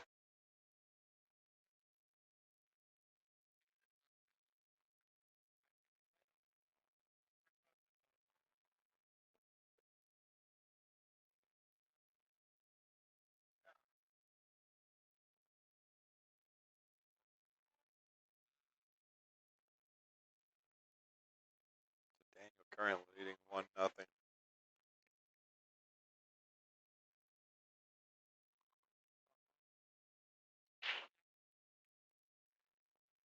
Oh, he's going to hang that up. It just catches the point on the way in. Oh, so tough.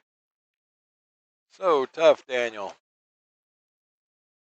Oh my gosh, it's so much more important when you're in these short race situations like this. Those final balls of the rack, I mean, they're always critical anyway, but even more so in the short race format, playing a beast like Noah.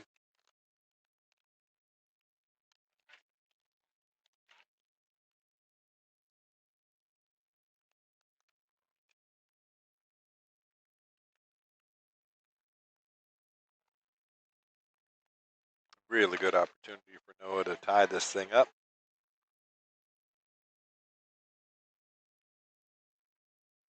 Knocks it down.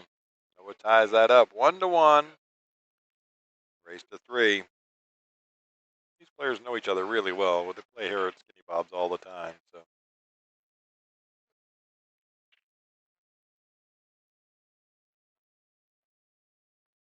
two of the nicest guys that you want to know, and they will both step on your neck on a pool table. So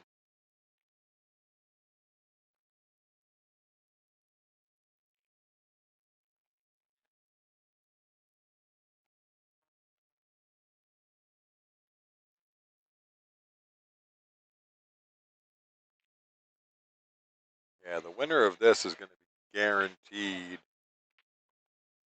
fifth, sixth, I think, seventh, eighth, fifth, sixth. Here we go. Daniel Perez to break.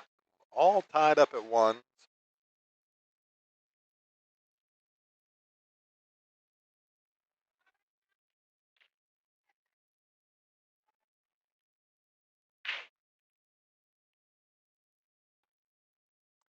Oh, and very unfortunate scratch there. He gets a little bit of a draw stroke on that.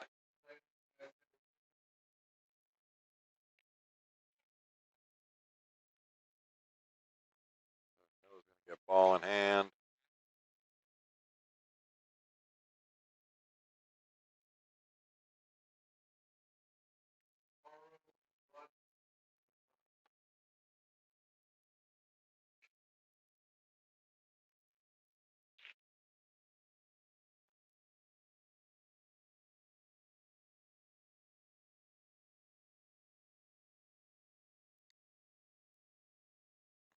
Excuse me. Gets around there fine onto the four ball. Would have liked to have been off the rail a little bit here, but he's okay.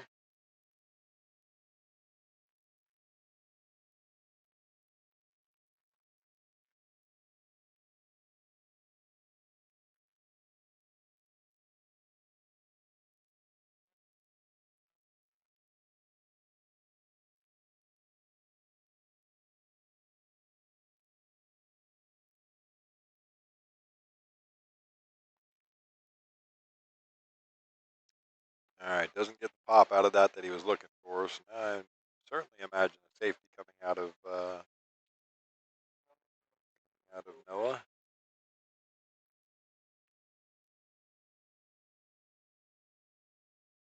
He's done very well with this.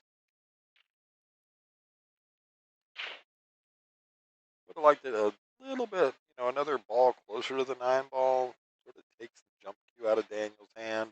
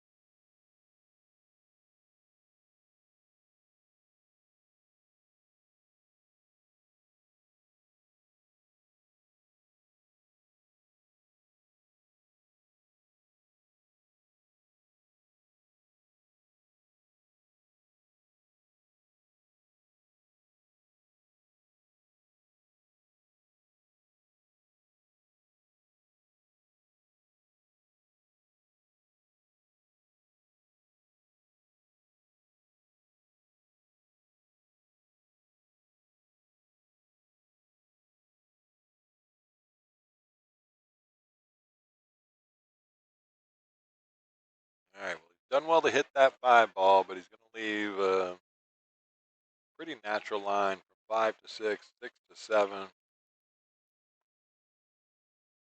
8, 9. Here we go, Noah. Makes the five ball. Stay off that rail so he can have queuing options.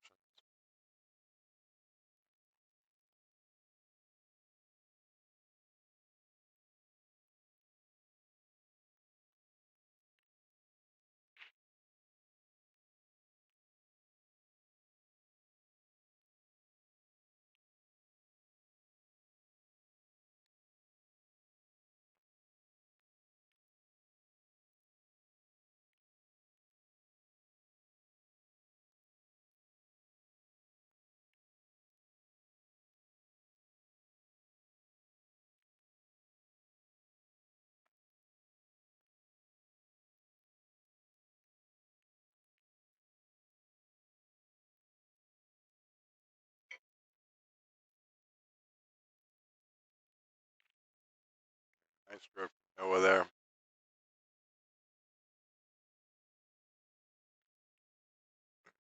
Like a little more of the better angle on this, but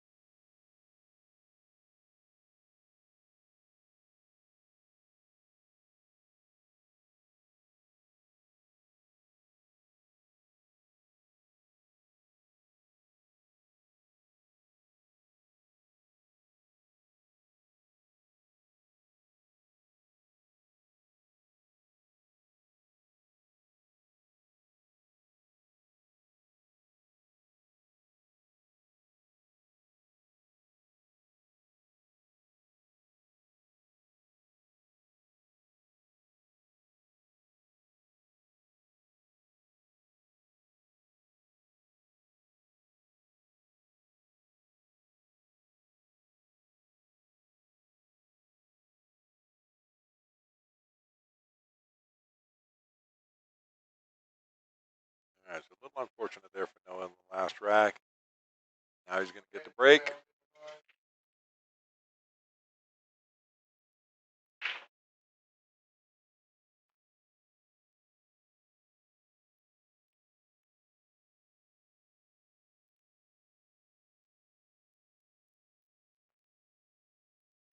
The 8 ball. It was the 8 ball. Fired it in the hole.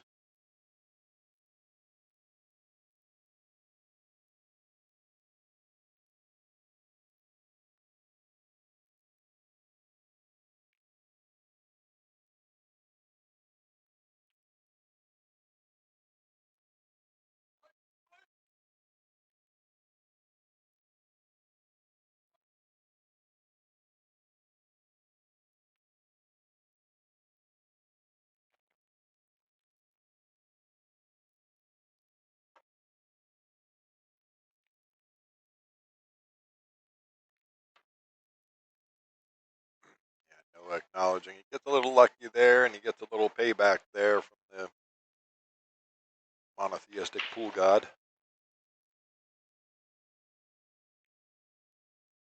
Spamming the belief out of chat. Yes, you are. You're the only one hanging out with me in the chat, and I really appreciate it. All right, Noah down on this 1 ball. He can just thin it. Don't think he can make it. He's going to be quite all right with that. Going to probably end up in a little bit of a bang-up safety. Go ahead and grab your jump cue out of your bag there, Noah. I expect this to be tied up.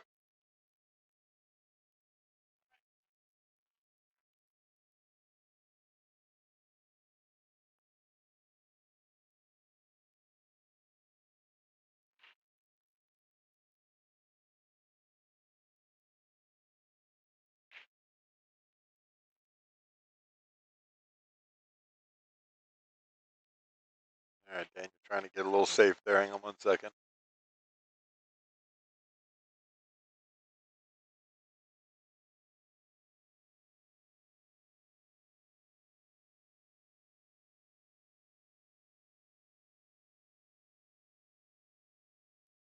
All right, so Dan, you get safe. Noah takes a rip at that. All right, gonna leave wide open on the 1 ball here for Daniel. He's gonna have to figure out where he wants to go with this.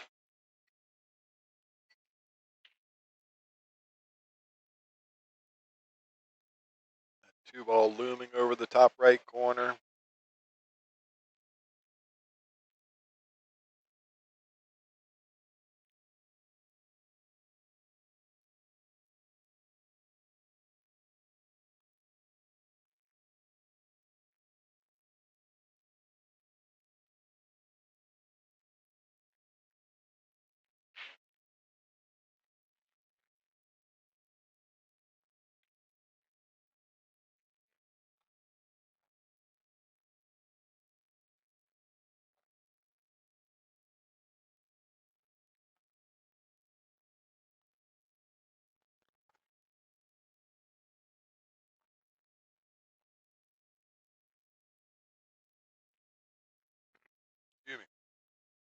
2-rail kick shot for Noah here.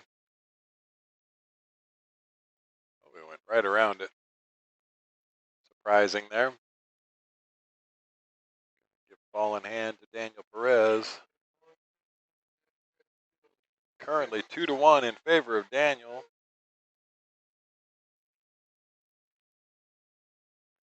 You keep spamming away there, B.R. Jones. I'll just keep discussing the world of billiards and pool and all other things as I can in the chat.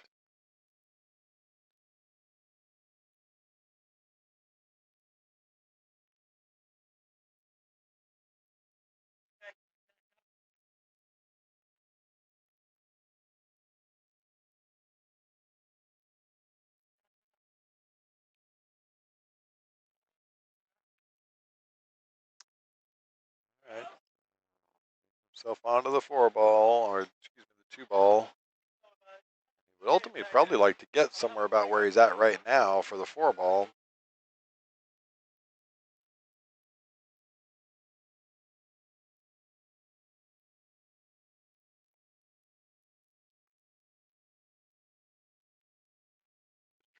Where he wants to get with this cue ball.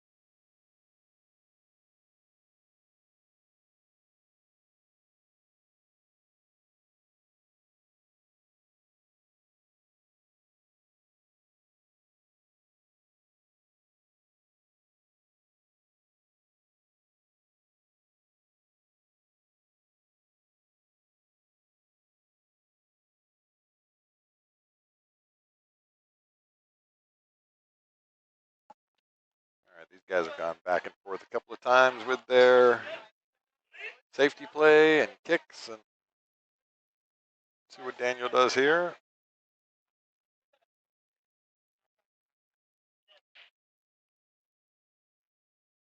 Yeah, thought it was wired in there, not quite.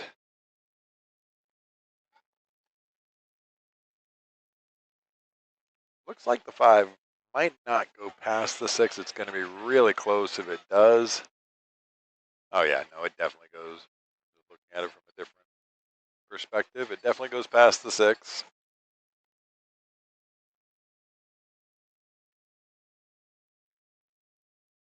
Very cleverly held for the 6-ball.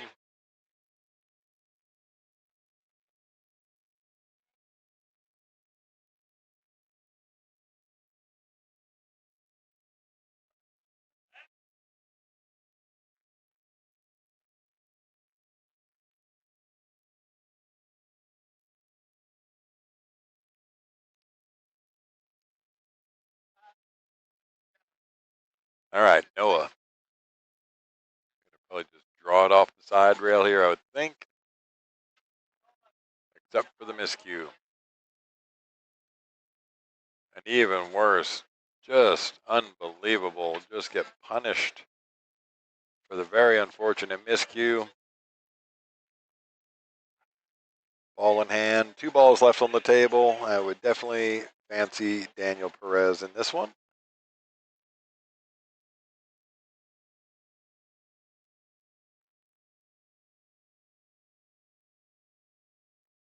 Just get to the 4-ball.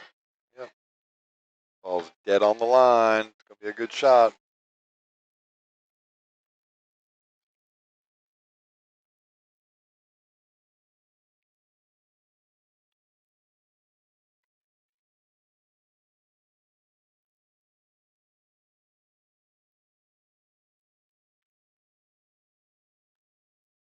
All right, Daniel Perez going to take that one. Excuse me, take that one down 3-1 over Noah Contraras. That'll send Noah over to the elimination bracket. Noah made a couple of key mistakes in that match, and Daniel took full advantage of it. So, much credit to him. And Noah, very unfortunate. But let's see what's going on over there on table 5. Aro Majumder and Rodney Jones tied up at 1 game apiece.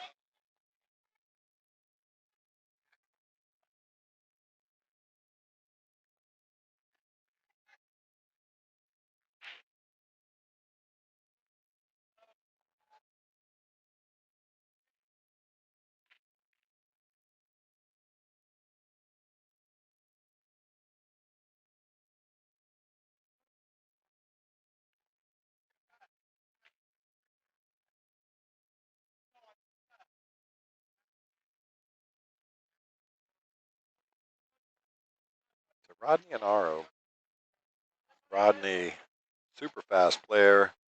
Thoroughly enjoy it when he's in stroke. He's fun to watch. He knows his way around the table for sure. Look at the stroke he just puts on that 1 ball into the side pocket. He just fires it in. Same with the 2 ball. Doesn't quite get the shape he wanted on this 3 ball, but let's see how he handles it.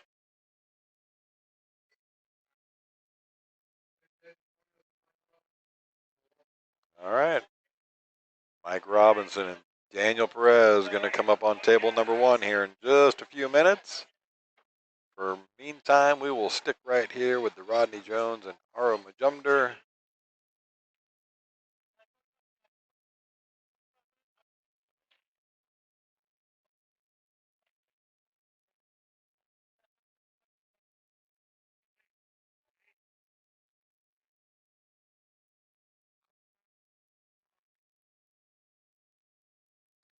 All right, so players are starting to show up here at table 1. I'll flip back over there once they, one of them is still here. Daniel Perez never left the table, so they're going to toss a coin up here in a second. If you want to continue watching this match with Aro Majumder and Rodney Jones, you can jump over onto the the 3rd stream. In the description, it'll show you table 5 and table 2. This is table 5 if you want to watch that.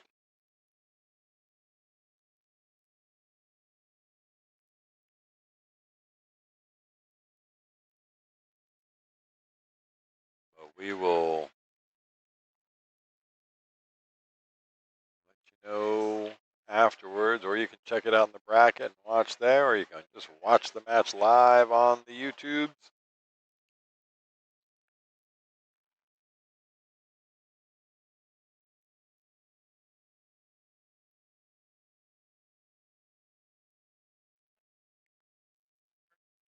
All right, so we're going to jump over here, back over to table number 1. Michael Robinson, my fellow British compatriot. Daniel Perez. Gonna lock horns up here on table number 1.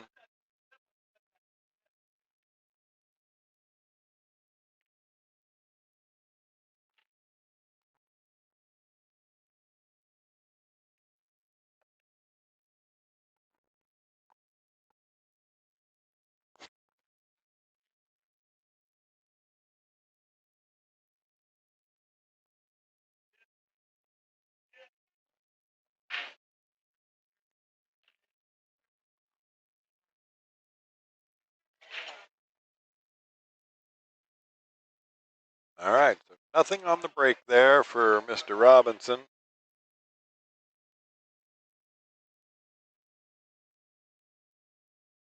Daniel has the 1 ball and the cue ball fairly close together, but certainly in a position that he could, if he wanted to make the 1, he could. But look where the 2 ball is.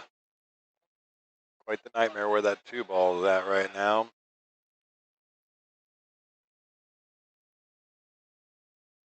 Not looking happy about trying to get in here on this one. He can make the one ball, of course.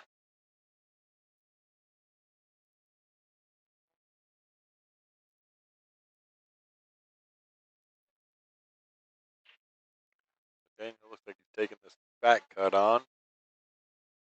Might try and run down the table and come back up in below the 2 ball, but hey, buddy.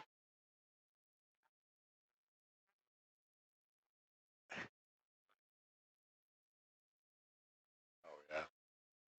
You know who it was.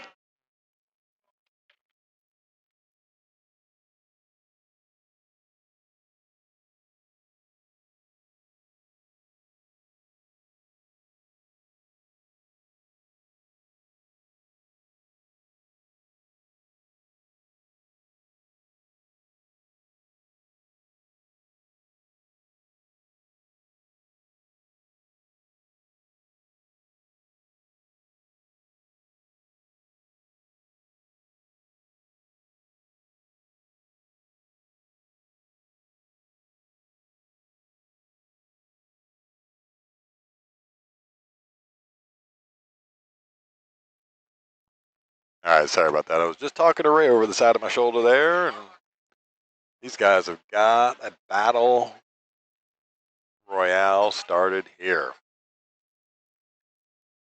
Look at this cluster going on, and it doesn't look like it's going to get any better anytime soon.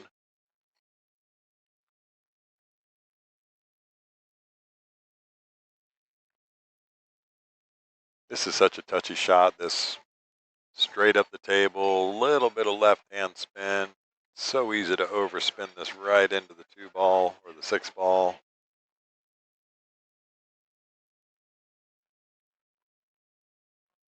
Oh, just catches the 2 ball first. It is ball in hand, Mike.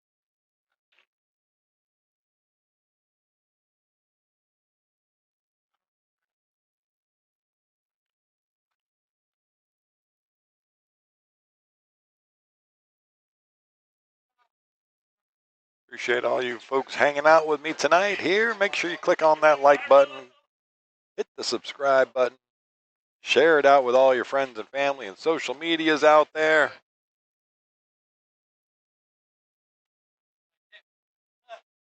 Let's go. Good to have you here in the chat. Good to have you here in the stream. Haven't seen anybody else in the chat in a while. There, BR Jones still hanging out, spamming the bleep out of the chat, which I'm okay with. Anybody else out there? Hit me up in the chat. Let me know what you think. When's the next time you're going to be at Skinny Bob's Billiards here in Austin, Texas, or Round Rock, just on the outskirts of Austin? Need to get yourself over here. We got some great action. So ball in hand for Mike Robinson here. Probably going to play this with a bunch of follow. Down off the bottom rail, up between the 7 and the 9 to be able to shoot the 2 in the side is what I think he's looking at. Let's watch and see.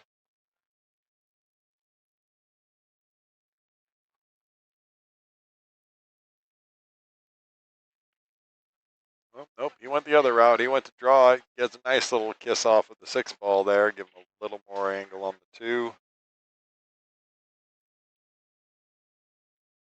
And I got to figure on it because coming off this 2 ball, you ultimately would like to miss the 8. There you go. Well done there. Just flicks off the 8 and is actually puts him in a pretty good shape. He's got a little angle on this. Kansas City. All right. Welcome to the stream. Welcome to the chat from Kansas City, Missouri. Let go my Lego. Watching some good pool for sure. We've had some good battles on the stream table tonight. Several Hill thrillers early in this tournament. Mike just looking to see what kind of angle he needs on this 5 ball. Yeah, so he was looking at whether he can get into that small window to shoot the 6.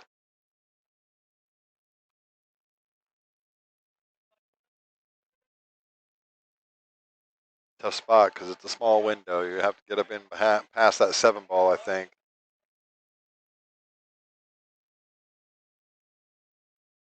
that's what he played for. He played to get to that line. He's going to try and run up there by the 7 ball and just, there you go, right where he's pointing. He needs to try and get close to the rail with the cue ball when he's done with this so he can have an angle on the 6.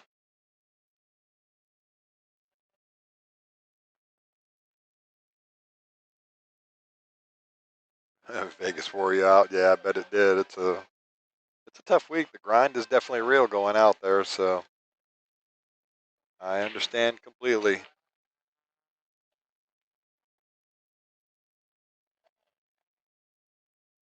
All right, Mike Robinson in shape on the 6 ball here.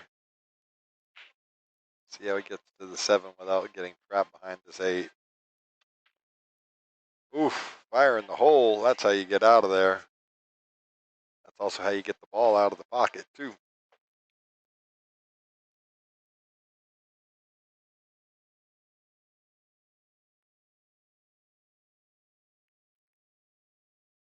XX Original. The wife's an amazing pool player, and I am learning. Well, I'm glad that you're learning because it's a beautiful game.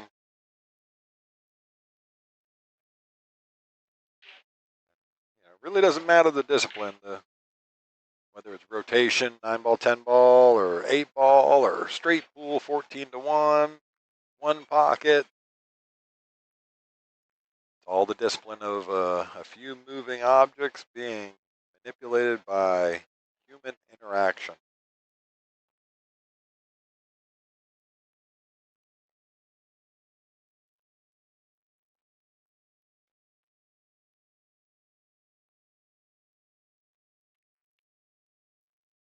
Oh, hangs up the 6 with the bank shot.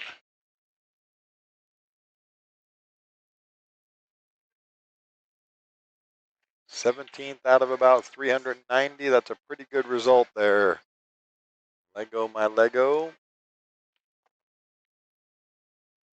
Pretty good result for your out in Vegas. Obviously, we'd like to get a little deeper into that tournament, but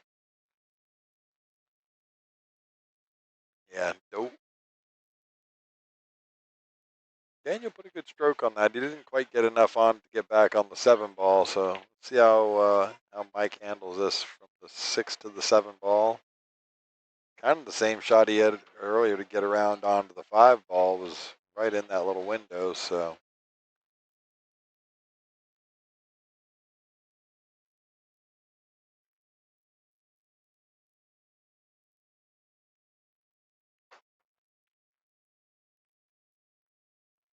Nice stroke there from Mike.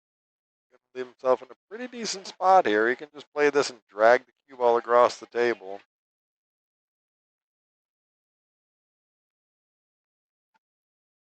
Yeah, big shout out to Lego My Lego. 17th out of 390 players is pretty strong, sir.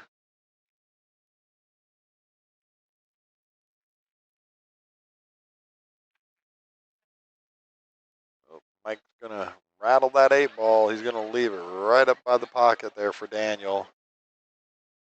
So great opportunity.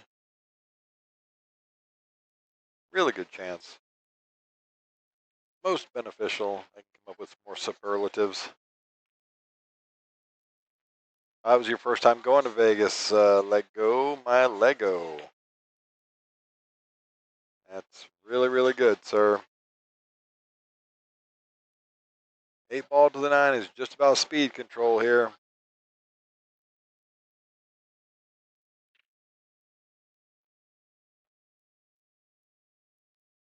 He's hit this pretty good. He's going to overrun it with speed just a little bit. 50-yard line.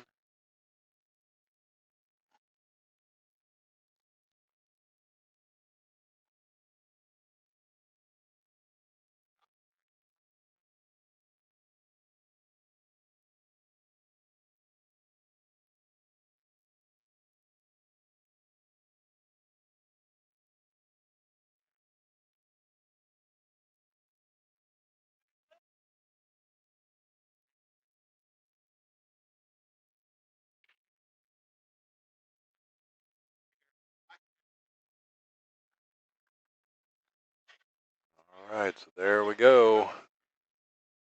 First rack gone.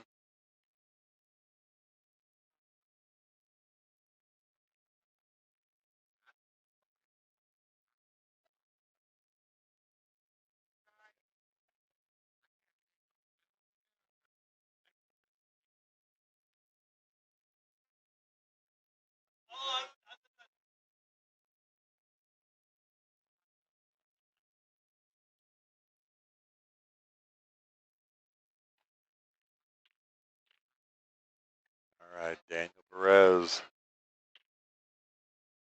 gets the first one. Has the break in the second one. These are short races, race to 3 format, as we've discussed.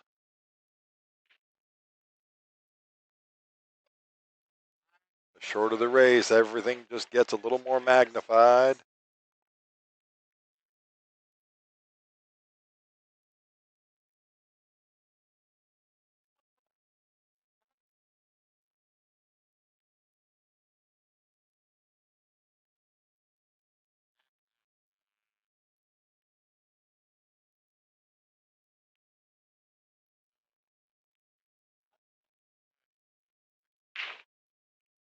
With the power brake,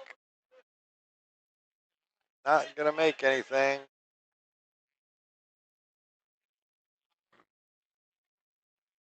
He can see the 1 ball. He can't make it anywhere. It does not go past the 3 for sure. The 1-8 combo is not on. The 8's too far up the rail, so Mike Robinson's going to try and find a little place to be safe. That's what he's looking for.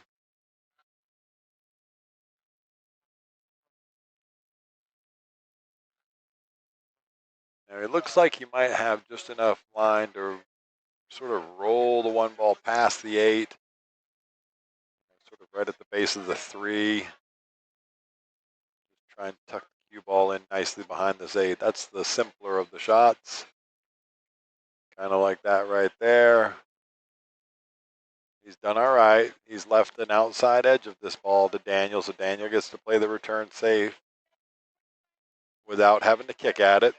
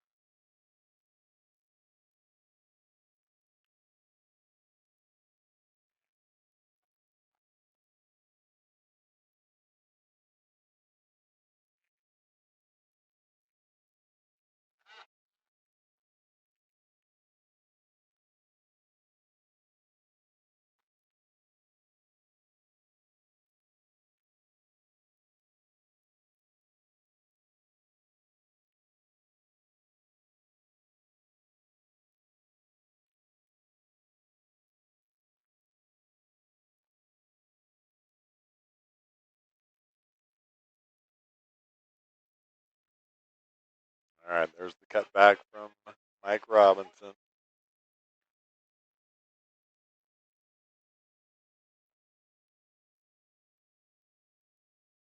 So, Scott, you're already home then and getting some rest now, I hope.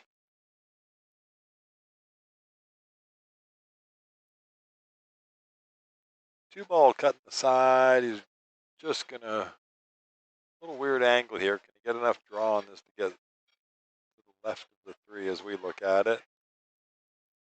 Yeah, got to make sure you make the ball. Always rule number 1, make the ball.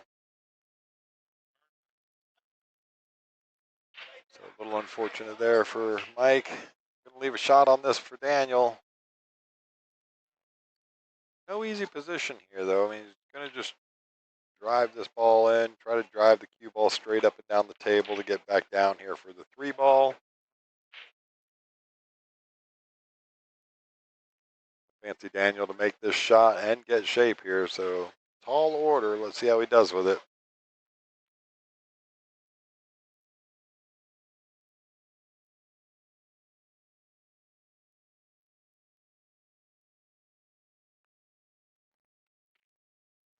What a stroke.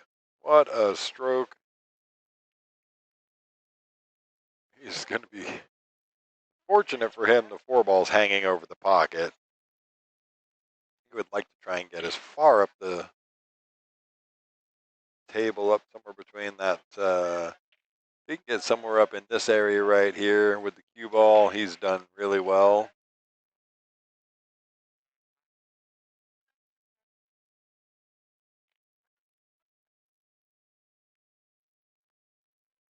He's gotten to just about perfect on it. Just play this and draw the cue ball back out to the middle of the table. You get natural angle on the 5. 6 balls in a pretty easy location. The shot of this rack is going to be getting from the 7 to the 8, where the 9 is in the way.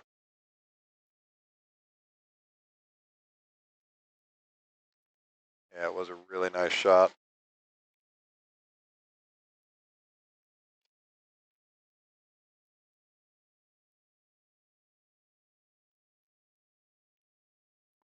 And Daniel can opt to play this out across the table, or you can just try and hold the cue ball, one or the other. Dealer's choice here. Just like that, holds for perfect speed.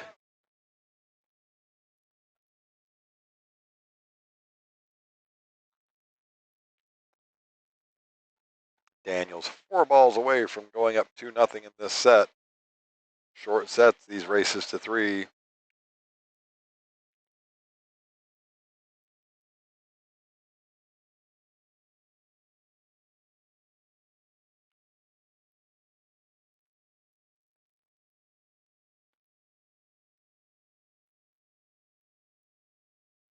All right.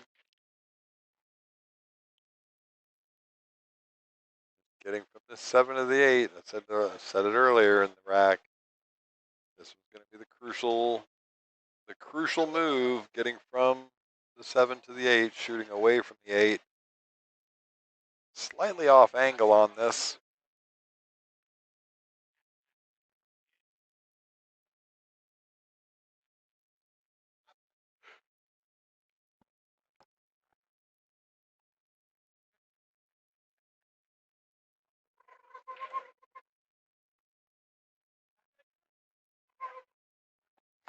Yeah, he was definitely putting a stroke on that, trying to get up north of the 8 ball there so he could shoot it down the rail. Now he's left himself in just about no man's land. He could opt for the back bank into the side pocket, which is probably the easier of the banks.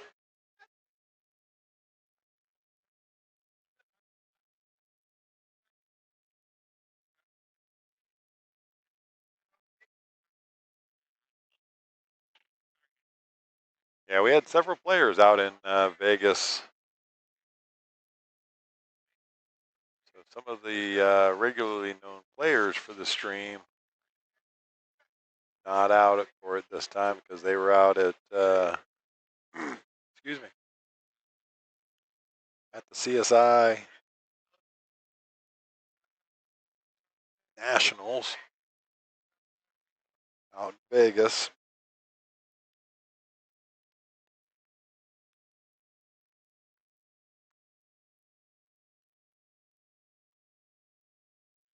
Tough deal here. What do you do? I don't know if you can make this 8 with with enough stroke to get up and down the table. He's buried on the rail as well, so that's really the only shot he's got. Yep. Oh, fortunate not to scratch there. Gets the double kiss on the 8. Sends the cue ball right towards that pocket, and it just catches the point and hangs up. So about 7 foot, 7.5 foot between the balls.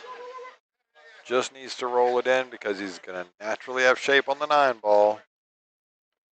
Doesn't want to try and overdo anything with this. Really no need.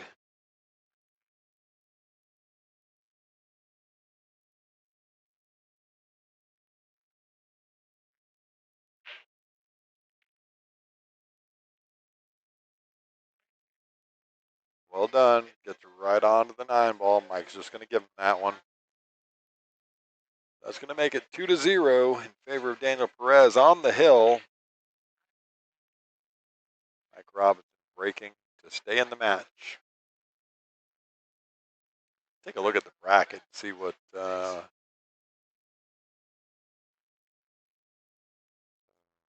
match is this. This is for 5th, 6th. Daniel Perez and Mike Robinson still on the winner's side. The winner of that match is going to go on to play David Newman for the hot seat. Currently have battles going on around the room. Mark Impson playing Min Fan. They're right next door on table number 2. You can catch them on the secondary stream. Waiting for them is Jay Tang. On the other side of that part of the bracket there, Anastasio waiting for a couple of matches now. We got Isaac and Aro playing over on table number 5. Again, secondary stream. You can watch that match. They might have just started. I can't quite tell.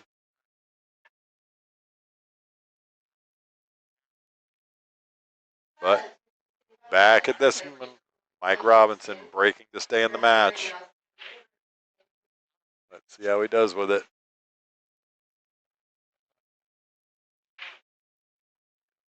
Puts a big smack on it. He's going to make the 8-ball. Not going to get any love. He's going to be blocked out by that 4-5 wall there, so he's going to have to play the push out. Find the spot you want to push to.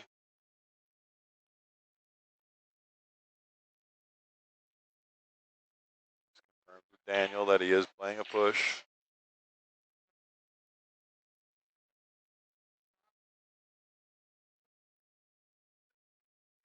Just going to push out to that gap between the 6 and the 7, I think.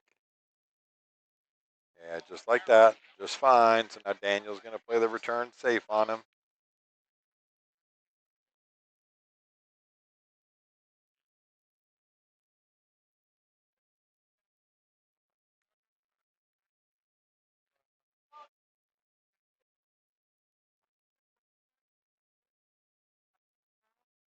Oop. He's going to go ahead and give it back to Mike. Let Mike figure out the good save.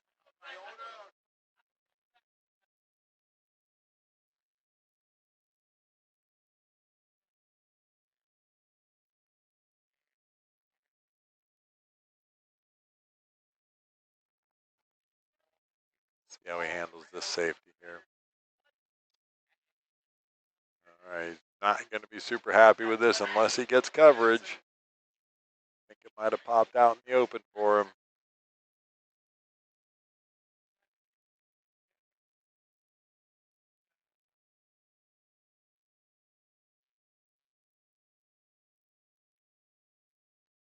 Still lots of great pool coming at you tonight here in Round Rock, Texas.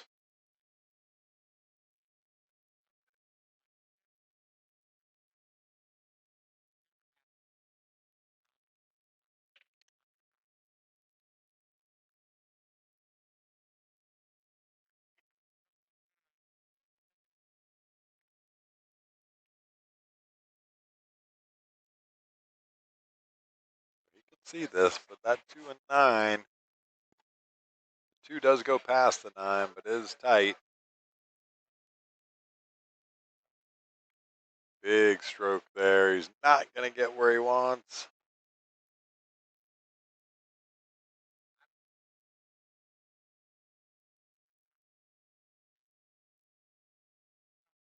I don't think the 2 goes past the 9 that way.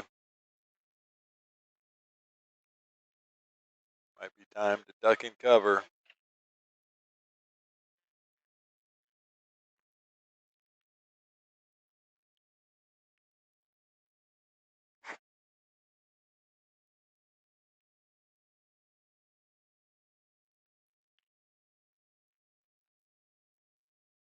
He might just try and thin this 2 ball.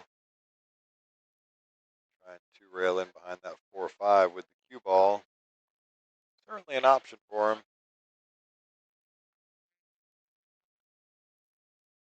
But he doesn't want to do is he doesn't want to run into that 4-5.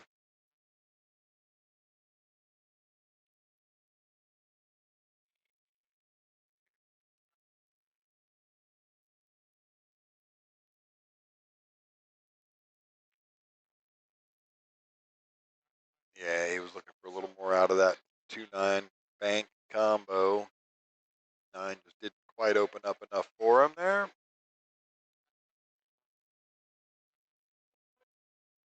Mike Robinson taking a look to see if this 4 goes past the 5 into the corner there. If it does, then makes all of this officially easier.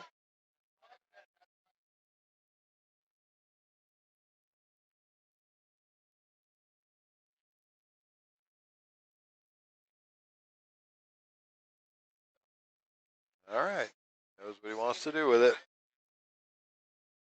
He can make this and miss, just get her up anywhere close to the 3 ball, he'd be just fine. But if he's going to run into this 5-4 combo, he's got to get out from there, though.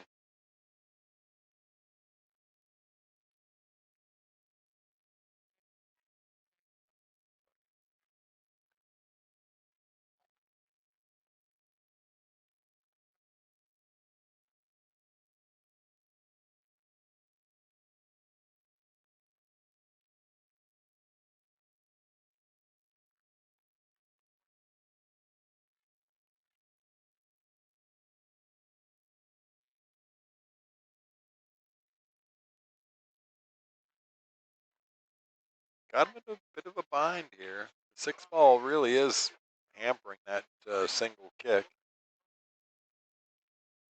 And you got to get more outside of that. So you don't do that and run into the 6 ball.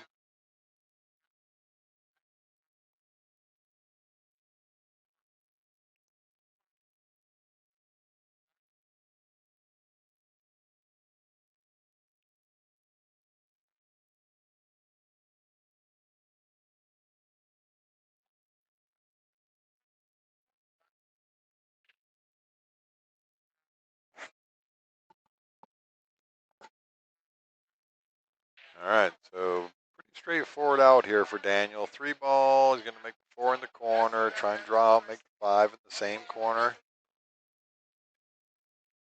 Then after that, it's kind of dealer's choice as far as which way he wants to go with the 6 ball. But no trouble here between any of these 5 balls.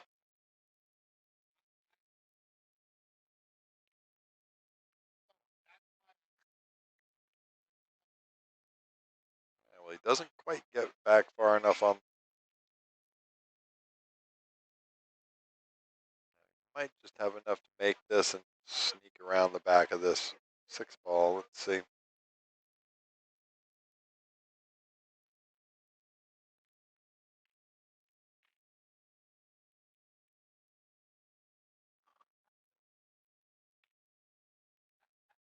right, there you go. Perfectly around the 6. 6 into this corner. He might just run forward and come down the table and go back up towards the 7. Then it's just a matter of which one he's more comfortable with. Does he play the 7 in the top left corner, which is probably the right shot?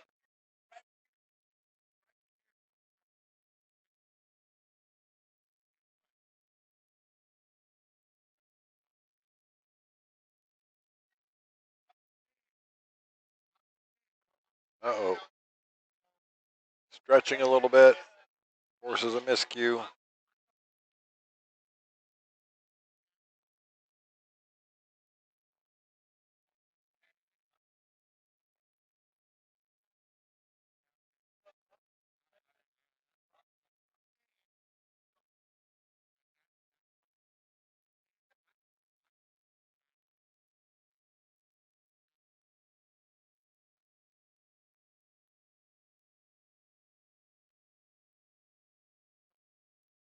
So even though he gets a miscue and misses the shot, he got real fortunate with where the cue ball landed.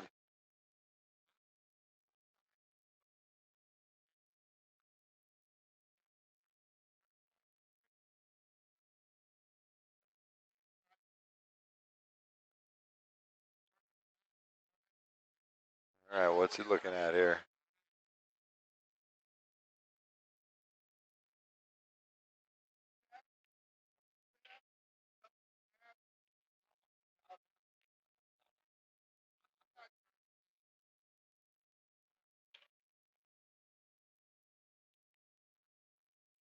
Yep, tries to play the containing. Safety with the 6 against the rail there. Daniel, kind of a free shot at the bank here. He's up 2-0. Kind of just free stroking it a little bit at this point. You know, at least until Mike Robinson gives him a reason.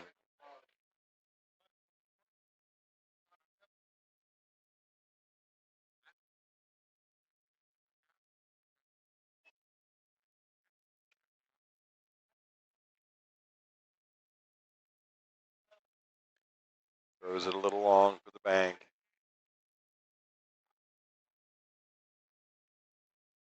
All right. Golden chance now for Mike Robinson.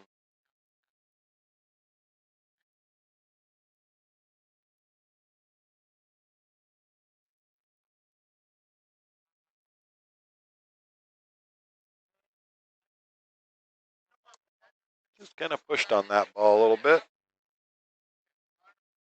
Fortunately gets the 6 ball offline and rattles it, leaving it in the hole. So yeah, just kind of pushed that ball away from the true cut line.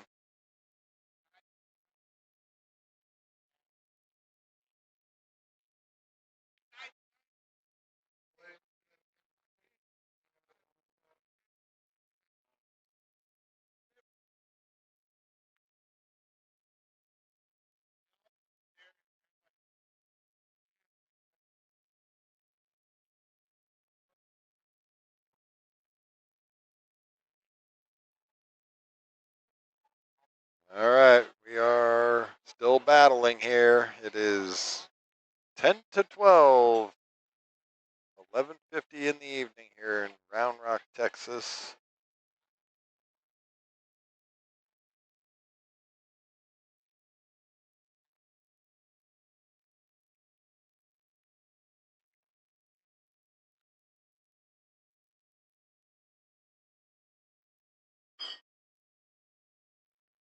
Very nice controlled stroke there from Daniel. Get the cue ball back to the middle of the table.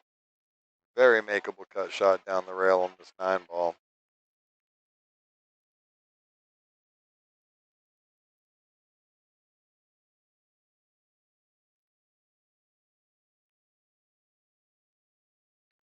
All right, Daniel Perez going to knock that one down 3-0. I'm going to jump off for a quick second. I'll be right back.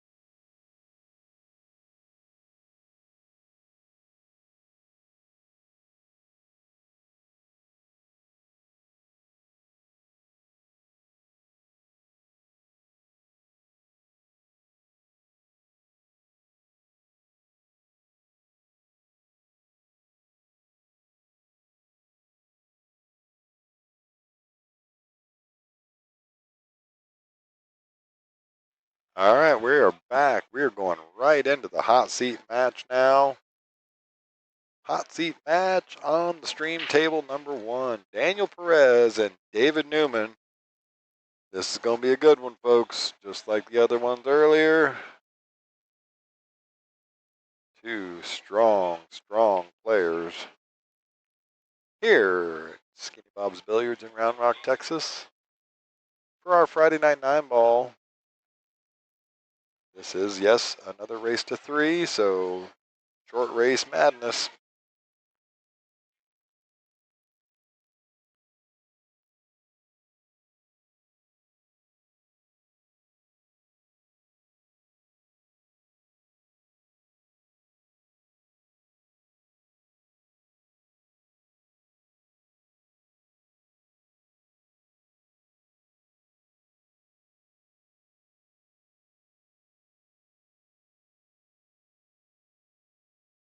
Daniel Perez to break. Here we go. All right, so the 6 ball is going to track into the side pocket. Now, he doesn't make the wing balls there. The 2 is going to go rolling around the table and go in. Now, he has a shot on the 1 ball, but he is tree-topped on the 7. So let's see what he does with this. Take a look at it from over the top. Yeah, I mean, he can make the 1 on the side. He can wrap that corner. I don't think the scratch is actually a problem. So see how he handles this. He's got a really good stroke. Just got to make sure you get enough top on this where you don't run into the corner pocket.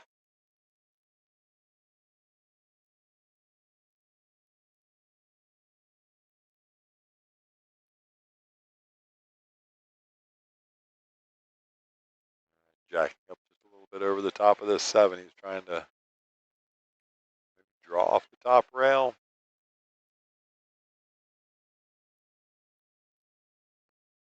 Yeah, he's done very well with this. Look at this shot. What a great positional play. Well done, sir. Just put a really good stroke on that. Comes around, just barely misses that 8 ball. Comes back out perfectly.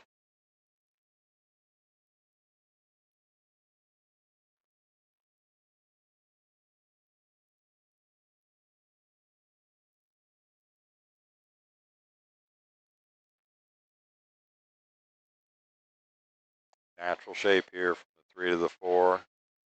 Just wants a little bit of angle. Wants a little more angle than that. He has definitely introduced some difficulties to this position now.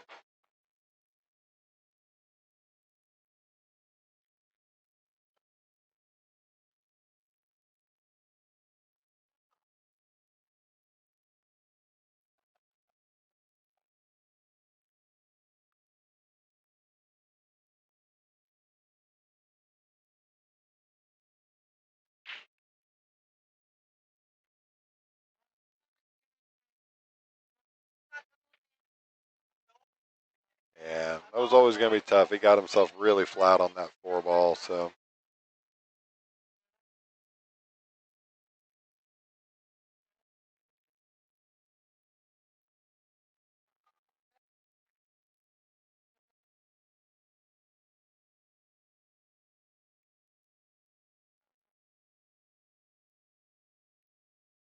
Yep, he's just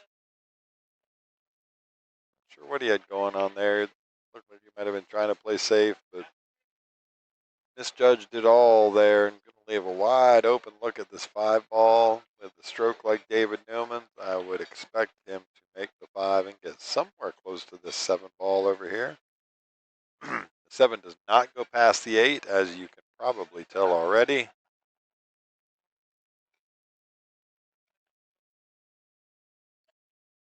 So hopefully he has enough angle where he can just take the cue ball off of this, run it this way, come right in here somewhere is what he's going to look for the cue ball.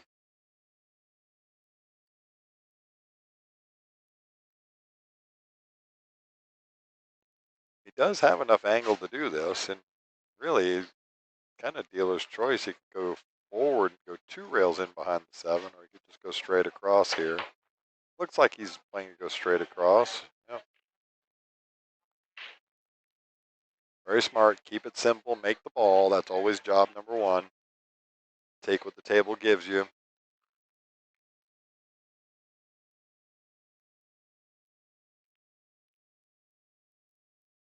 Seven all the way down the rail. Tough shot. He's hit it like a pro. Now the 8 ball is not quite frozen to the rail there, but it is pretty close.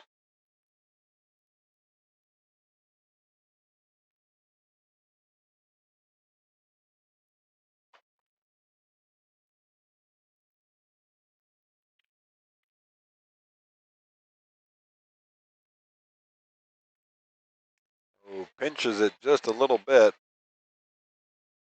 He's done okay, though. He's got very fortunate with the roll out of the pocket. It didn't hang up in the pocket or anywhere close to it. It stayed on that top rail and got almost perfect in the middle of the table. You can see it right next to that middle diamond.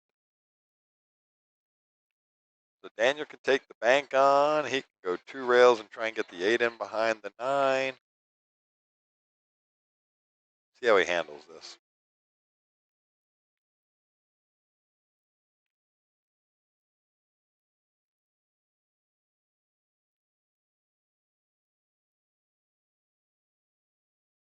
Yeah, didn't quite get enough out of that, so he's going to let David back to the table with a really, really just straightforward as they come. Make the 8.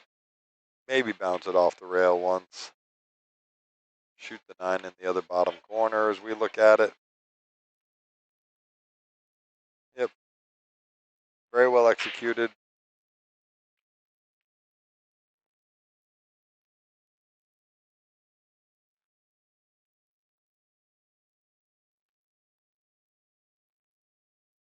All right. David Newman takes that first rack. Goes ahead 1-0 in this hot seat match now. This is hot seat for the Friday night 9-ball tournament.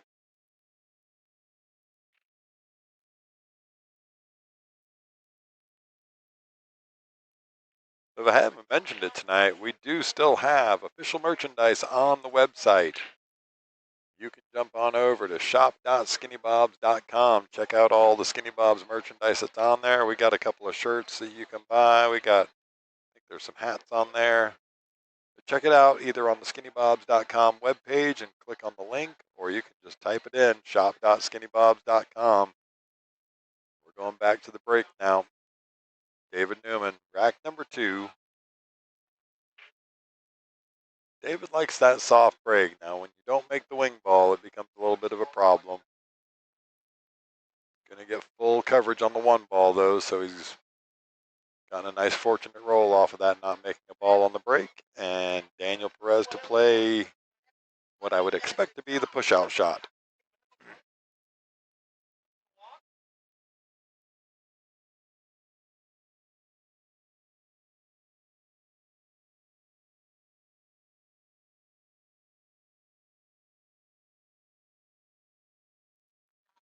Just trying to figure out where he wants to put this to try and not leave too easy of a safety for David Newman. Certainly doesn't want to leave it anywhere. I think if I was looking at it, I'd probably be looking to put the cue ball somewhere right about here. Make that getting the cue ball back down below here, but he's not. He's going to go. It's an interesting choice there because he's left him a view of the 1 ball. Not an easy shot to get back to the 2 ball. What he has done well is he's taken away the easy safety option.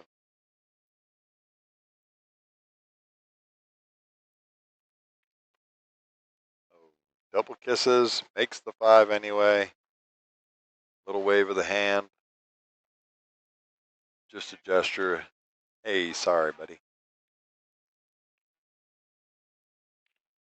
What's your thoughts on that out there about apologizing after looking a ball in, or lucking a ball in, as you call it over here? Overcut on the 1 ball. Going to catch the point. Daniel Perez coming to the table.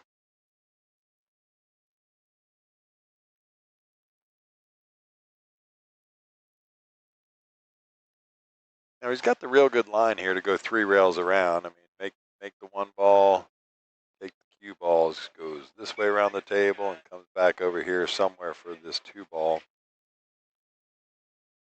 That's the path I'm expecting to see out of this cue ball because the 2 goes past the 7, but it does not go past the 3 that way. So let's see how he plays.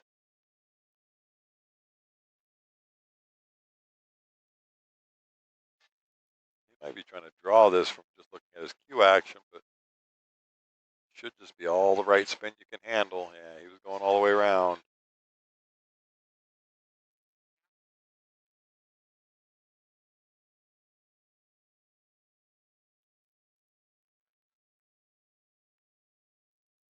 So that 1 ball looks like it might have just bounced up off that top rail enough. Yep. Where David's going to have a chance to get on down the table now. He might not be able to get a whole lot on this cue ball. Let's see how he handles it.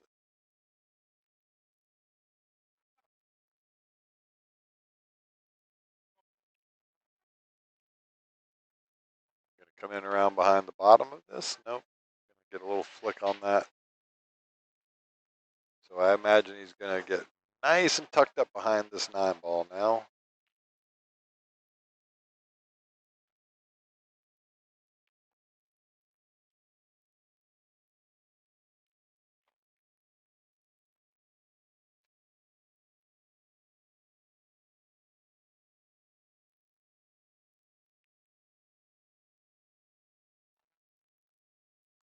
Nice safety there. I said he was going to be tied up right behind there.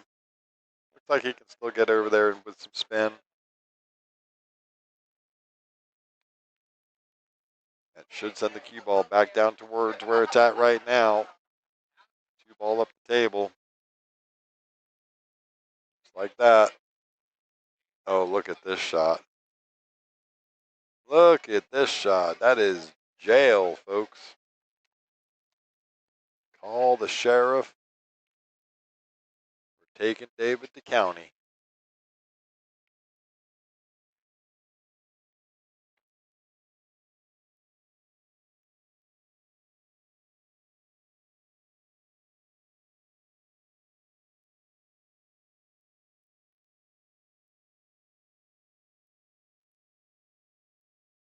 Single rail kicker. Might even go for some spin and go 2 rails, go off this. Come in behind the 2 ball would be a good shot. That works. Leaves a shot for Daniel.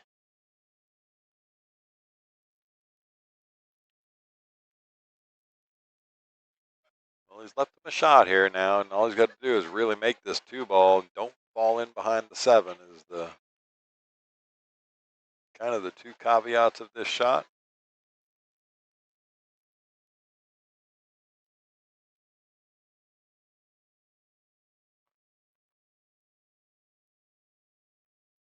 A really nice stroke from Daniel there to hold perfectly for the 3 ball. That little cluster is just kind of weird there. I mean, the balls are just sort of stopping another one from going into different pockets.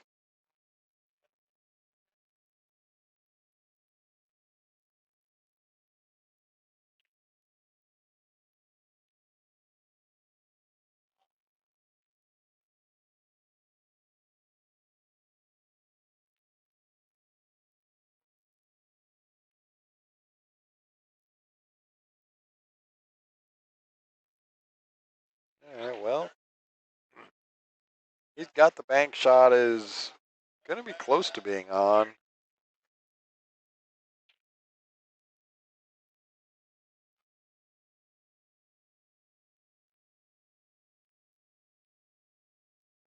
right, so let's see which way Daniel goes to play this. He might try and just get in behind the 7 ball. Looks like he might just be breaking to stop the cue ball dead.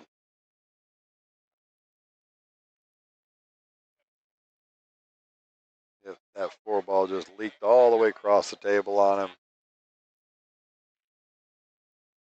Good chance for Newman here.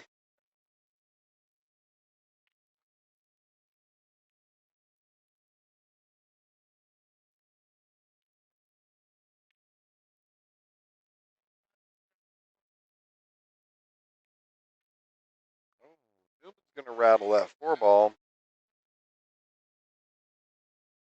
Fatigue setting a little bit in. It's just gone past midnight now here in Texas.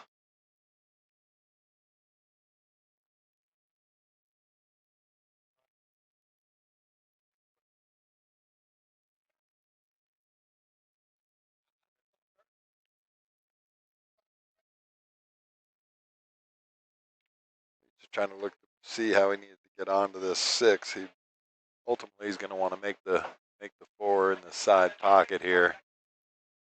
More importantly, as the cue ball goes up the table and comes down this way.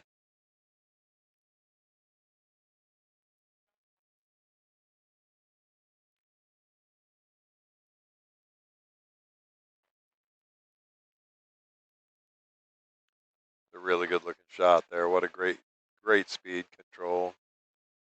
Roll the 6 in. Get a really good chance to tie this match up at 1 game apiece.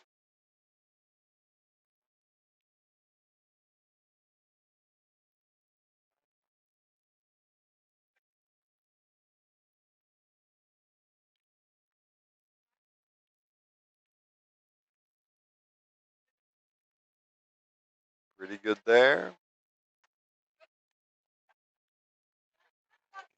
Looks like he has enough angle just to play this thing forward. He could actually even play it a little firm and go up past the 8 ball. We'll see which way he wants to go with it. If he can get onto this 8 and scratch on colors, let's see. I think he has enough angle here just to go 2 rails up, shoot the 8 in the side.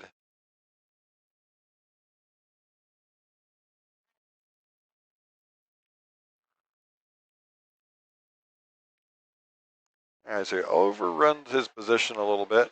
Just a shake of the head, he knows. He's going to try and cut this 8 ball back into the side pocket. Lots of bottom left spin on it. Be looking for that cue ball. They say cutting it off of there.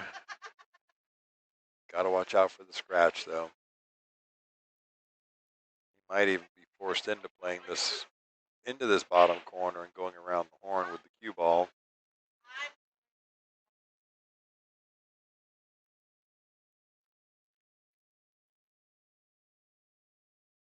Opting to go for the thin cut on the 8. See where we can hold this cue ball down here somewhere.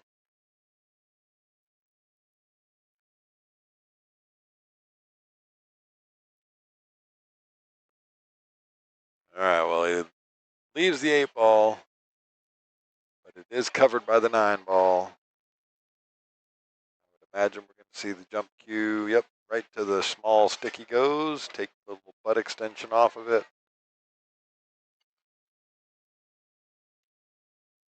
I believe that is the same jump cue as mine, I think. Oh, no, it is not. That's a custom. Makes the 8 ball. That jump shot stroke of Newman's is so good.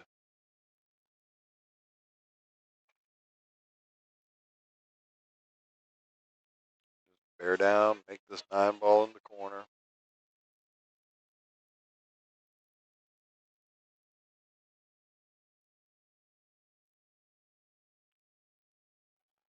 All right, David Newman takes a 2-0 lead in this race to 3 format.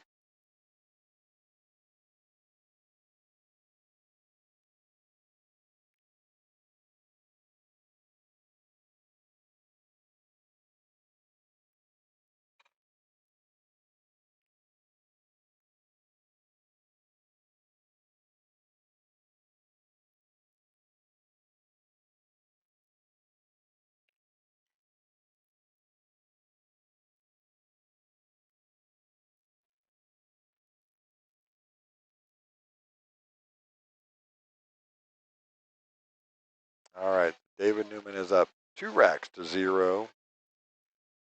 Breaking for the match now. Let's see if he goes with the soft break again. Nope, went with the hard break. Makes a ball in the side, makes a ball in the corner.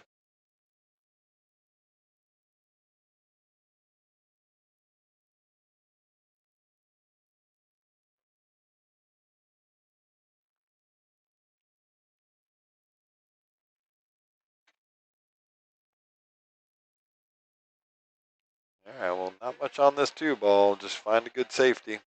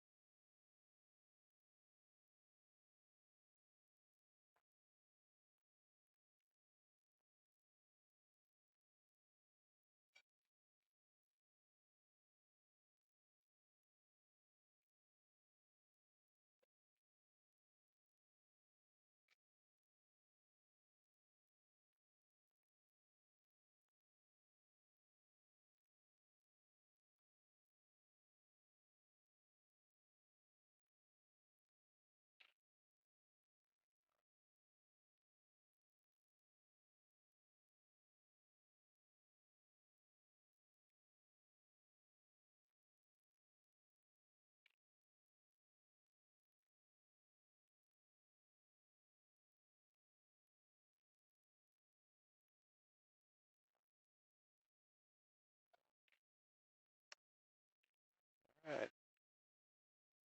Daniel's going to need the bridge here.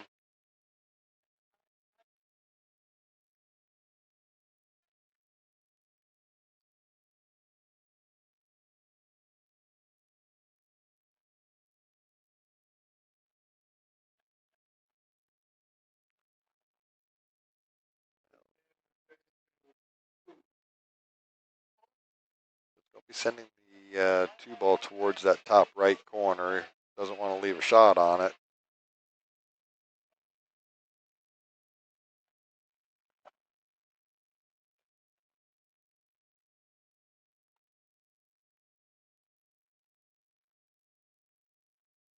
Pretty good containing shot there from Daniel. Let David get in behind this and kick it down the table, and just got to make sure he doesn't run in off the kick in and scratch. Good shot.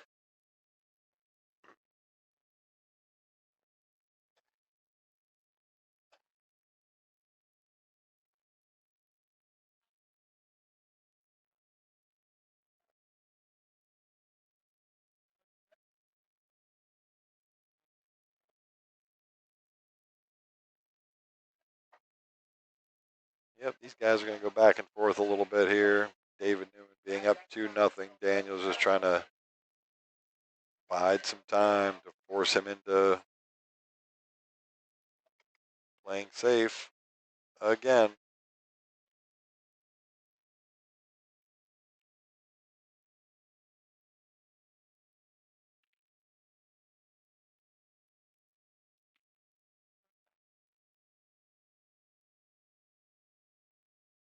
All right, Daniel on the 2-ball.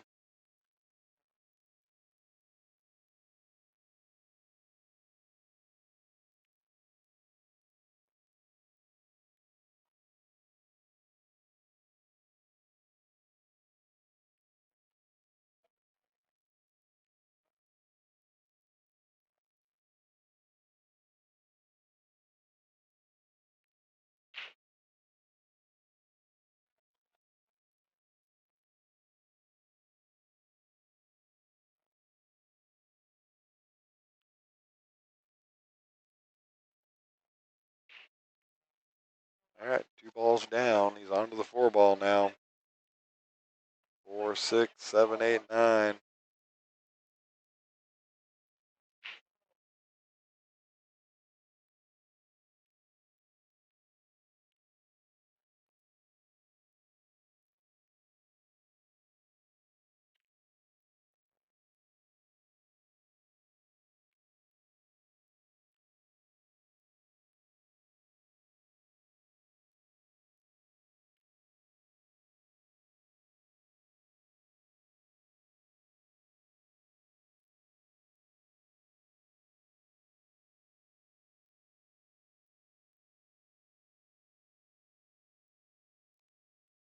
Big opening.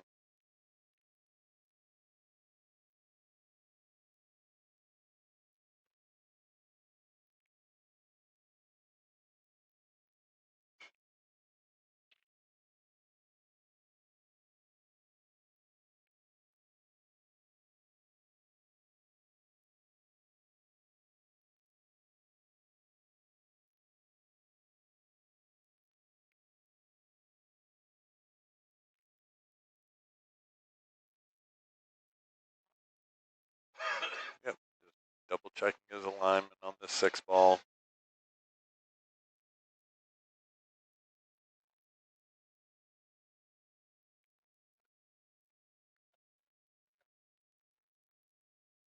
Does go. The scratch is not a real worry here.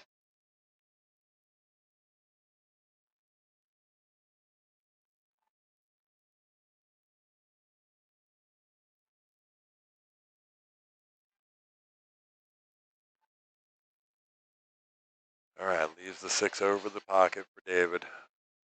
Could be the end of it here. 4 balls left on the table for the win.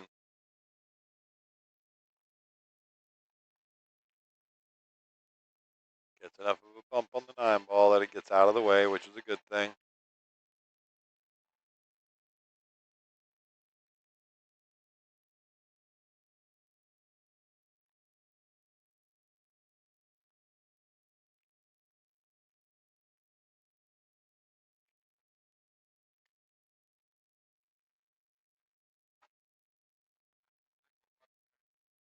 Oh, all right, well, a little bit of a shocker.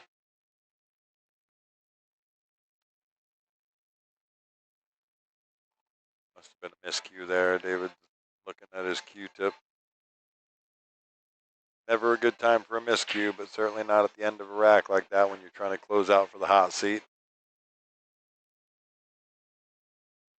So Daniel makes the 7, shooting at the 8. Really good position here.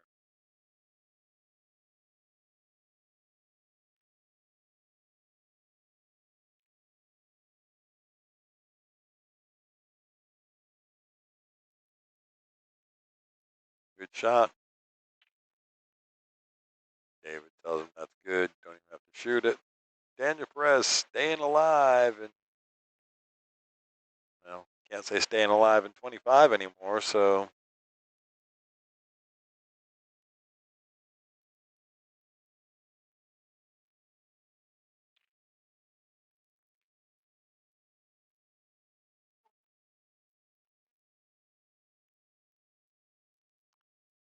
2-1. David Newman. It's Daniel Perez to break.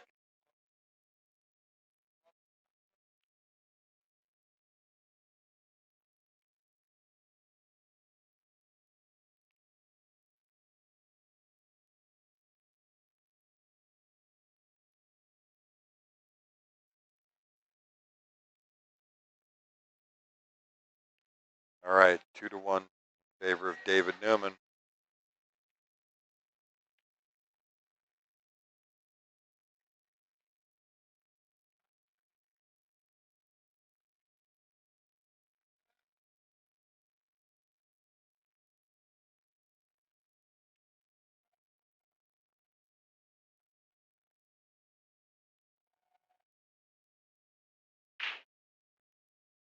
Hard break, makes one on the break. 2 ball does not run out for him.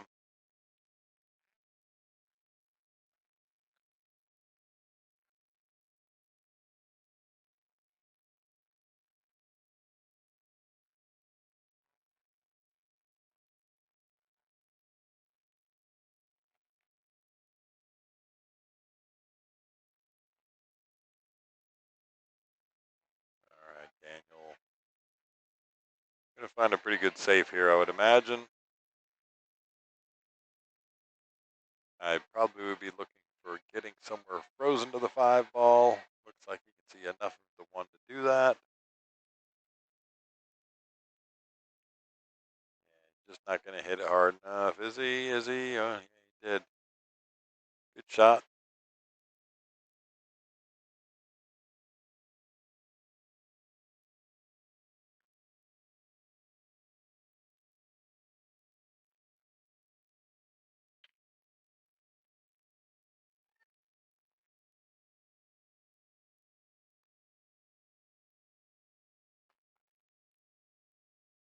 Yeah, it's so good with that jump cue.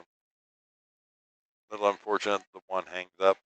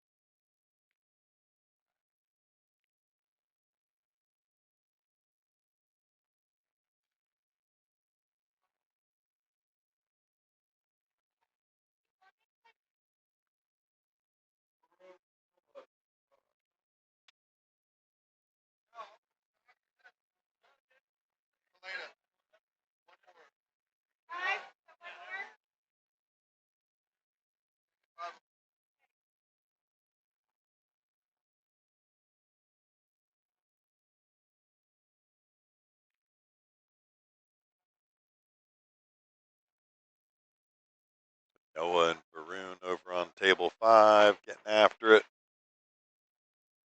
We're still here on table 1 with Daniel Perez and David Newman, fighting for the hot seat.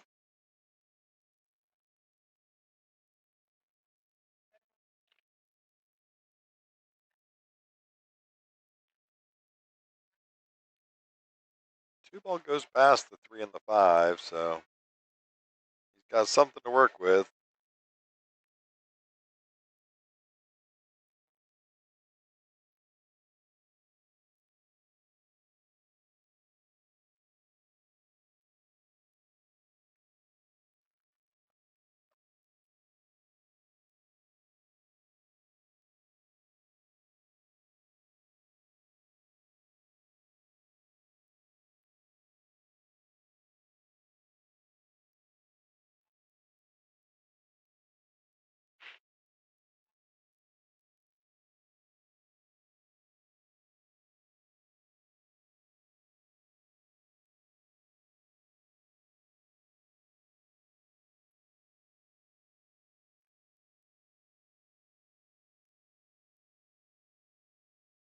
Nice shot, David Newman. Getting into better shape all the time here, so let's see.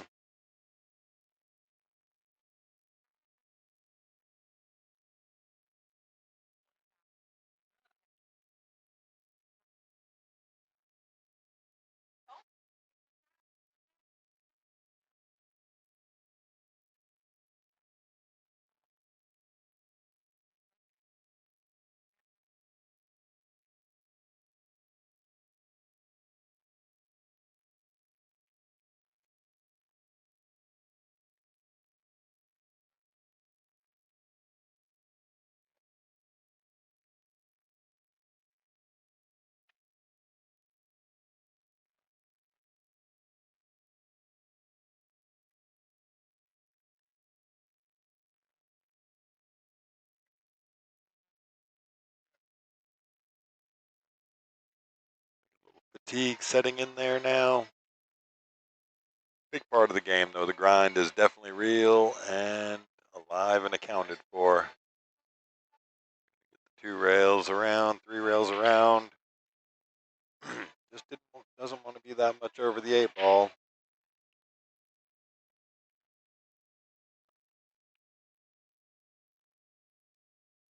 Jack up over on this one a little bit, maybe. No, you could get around the side of it fine. Okay.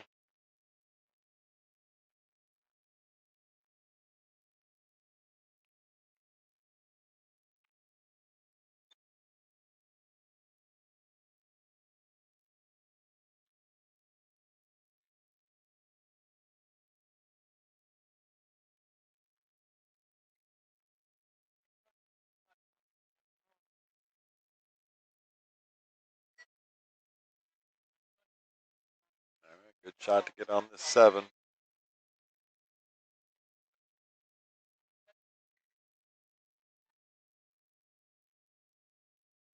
We are fast approaching.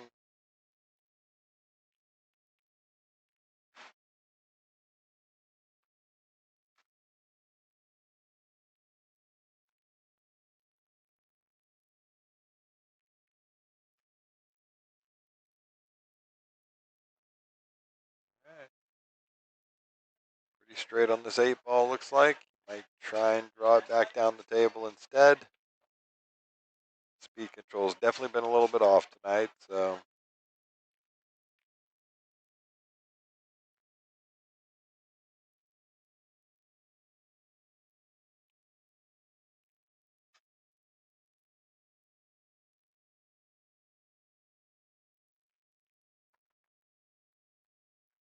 All right, Perez trying to make these last 2 to send it to a hill-hill match.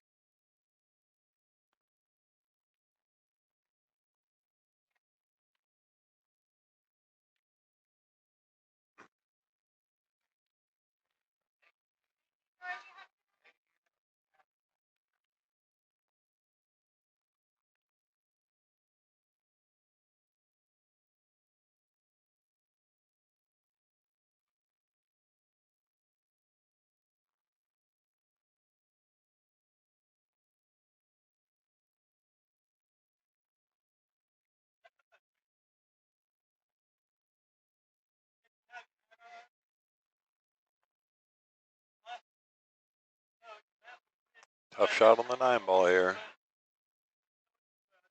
Yeah, he's handled it well. How's the speed control? All right, that's going to tie it up. Hill. David Newman's going to take a quick break, run to the restroom. He'll be right back. We'll be right back with you. Hang out and wait.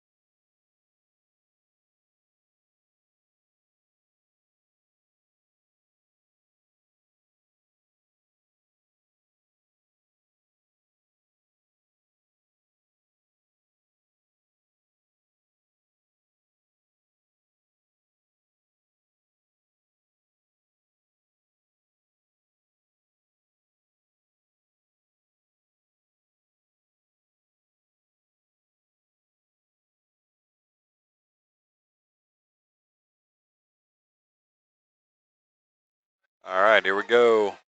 Hill match in the hot seat. Would expect it no other way. David Newman to break.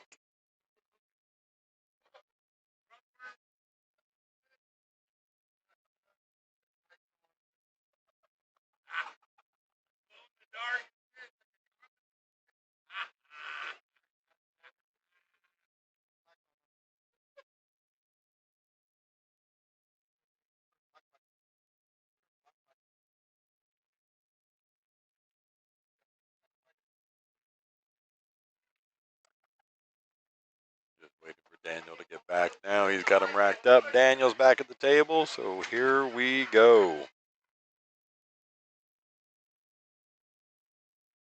Like Tang got it over there on table number 5.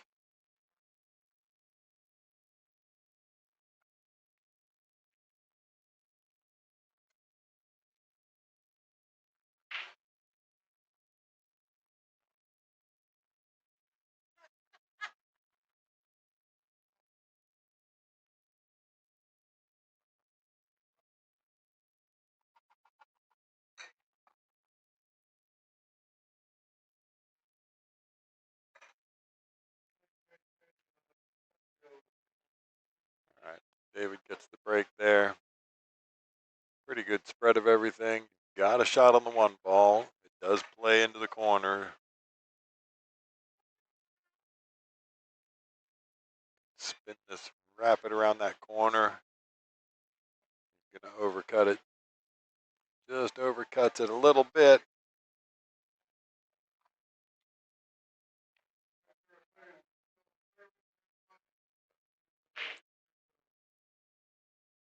All right. Ray just made the announcement. If you're still in this tournament, you have made money tonight. Take a look and see who we got left here.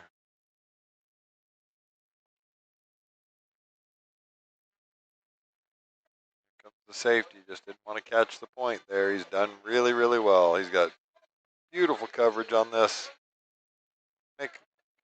Not the easiest, but still a relatively easy 1-rail kick at this 1-ball. David will take into consideration the speed that he's hitting this at.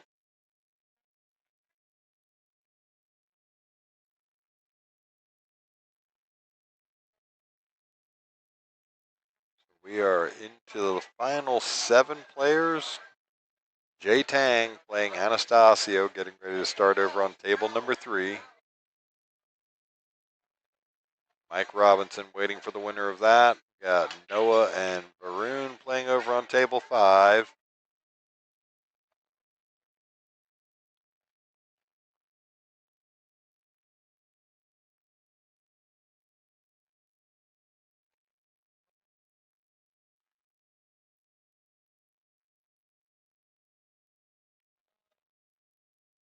All right, David's weighed up all of his options.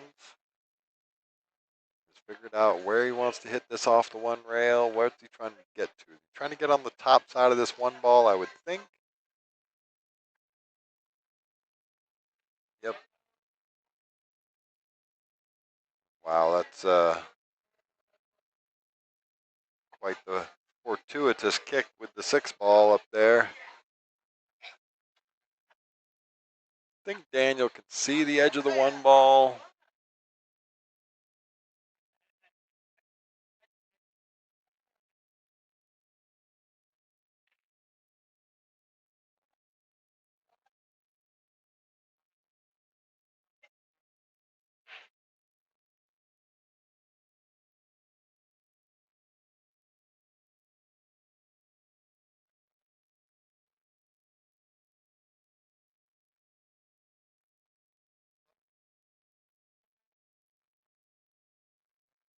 right, Daniel trying to.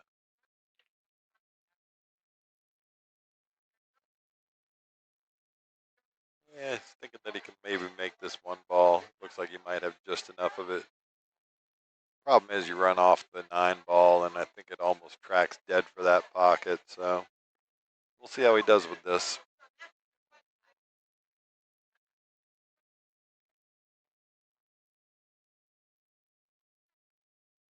Yep.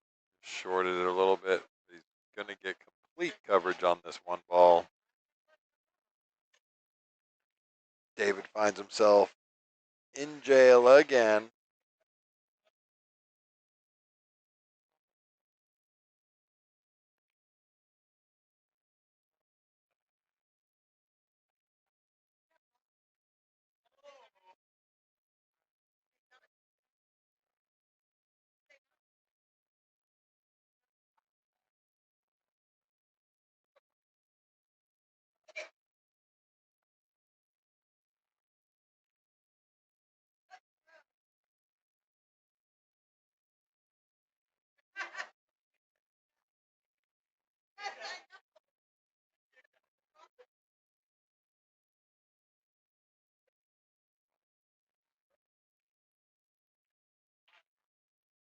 Yeah, he can get off single rail off the bottom here and spin over to that one ball.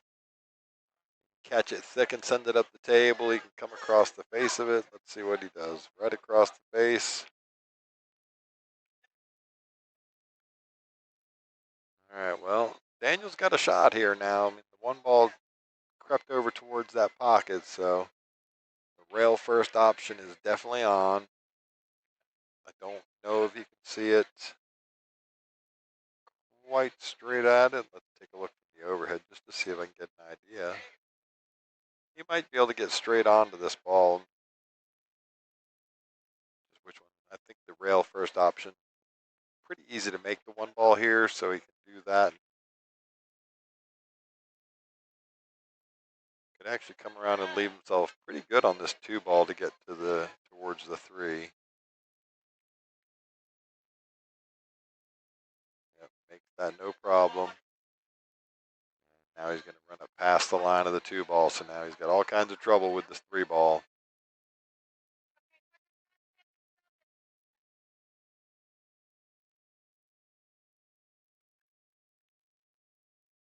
Just wants to look to see if he just rolls this 2 ball in, does he get the opportunity to play the safe, the easy safe on the 3 ball?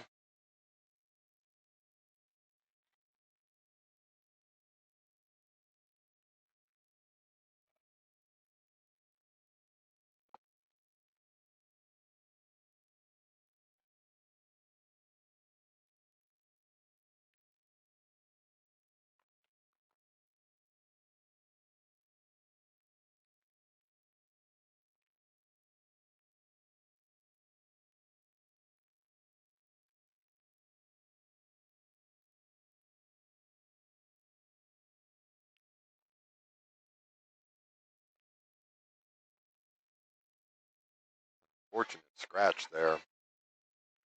Never a good thing in a hill-hill match. He might have been trying to do a little too much there.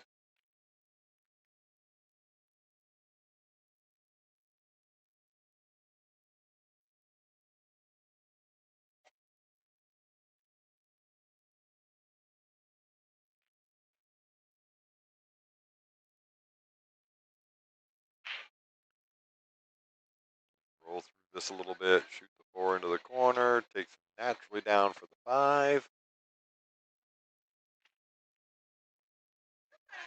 Been a little weird night. We've seen these guys miss a few shots that they normally would.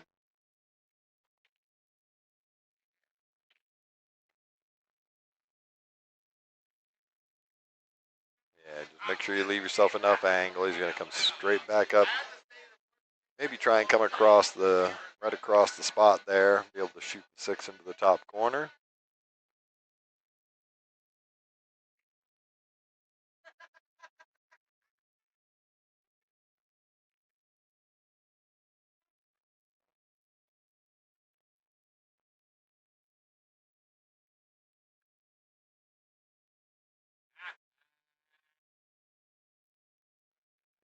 Going to overrun that. He just let that cue ball go.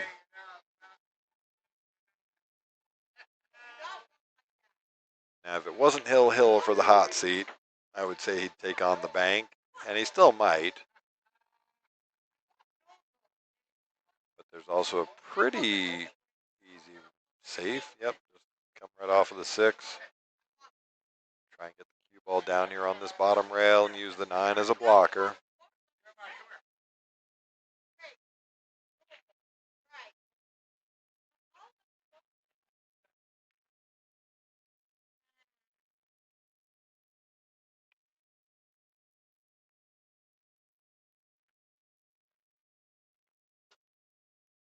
Might be taking this bank on, folks.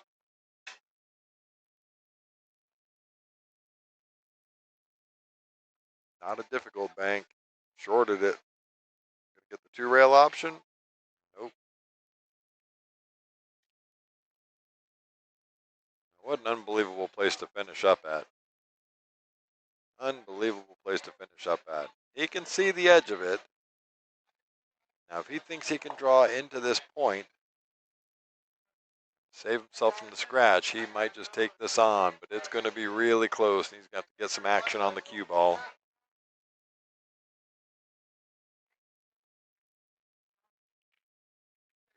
It is doable, but he's going to have to draw this thing right into the point.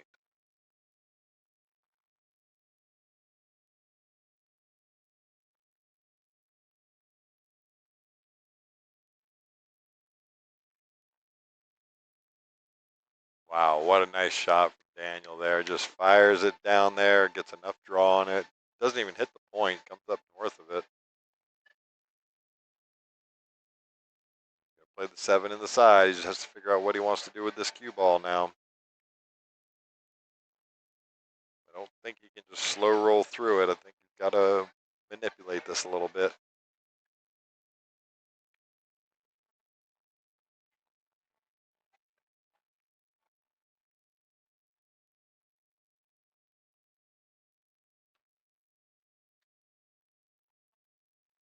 Opted to run right into it and got very fortunate that he got enough separation. He's got a shot on this 9 in the corner for the hot seat right here, right now. Round Rock, Texas. Skinny Bob's Billiards. Daniel Perez for the win. Nothing but net. What a match. Expected nothing else but Hill out of those two. Saw a little bit of everything there. There were some great kick shots, some great safeties, some unusual misses. So while we're waiting, because that hot seat is now done, we're going to jump over to Noah and Varun. They're not keeping score on the app, so it looks like I think Noah might be up 2-0 in that match over there. We'll know here in just a second. Did he hit it hard enough? He did.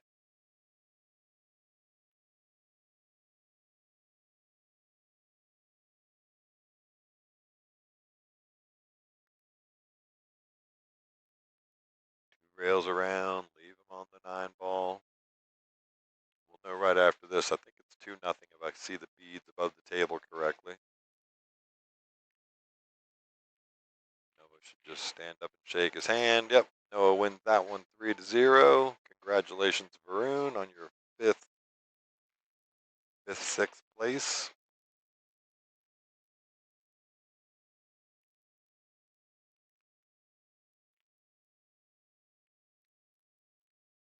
just looking over at the bracket here. Let's take a look.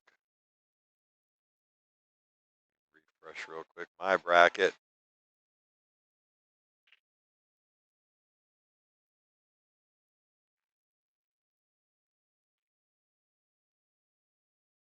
So we have a match going over on table 3, which is Jay Tang and Anastasio. Looks like Jay's up 1-0 in that.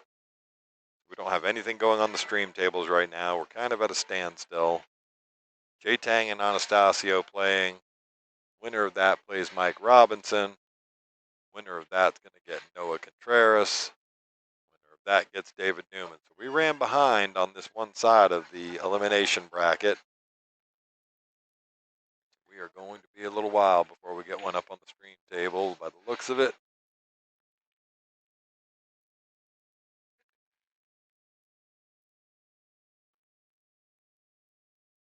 Once we get that match over there done, I think everything stays on the main stream table because it's just 1 to 1 to 1 to 1. That's kind of an unfortunate situation at 1:45 in the morning. Still have to play 1, 2, 3, 4, 5 matches.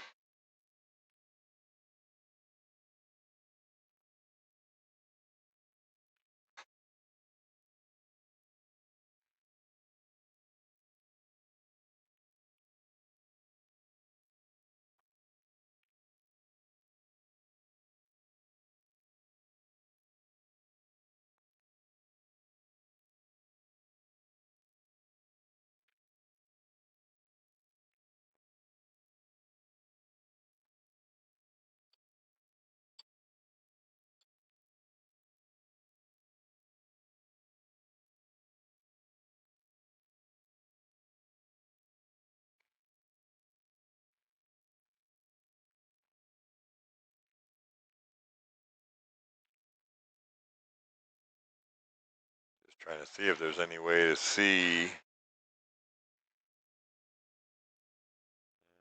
quite see the table 3 from any of these cameras.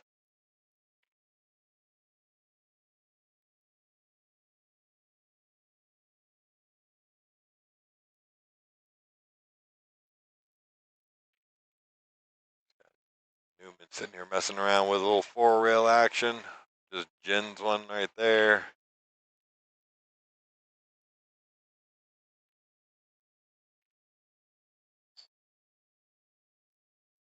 Might have just ginned it twice in a row. Bingo.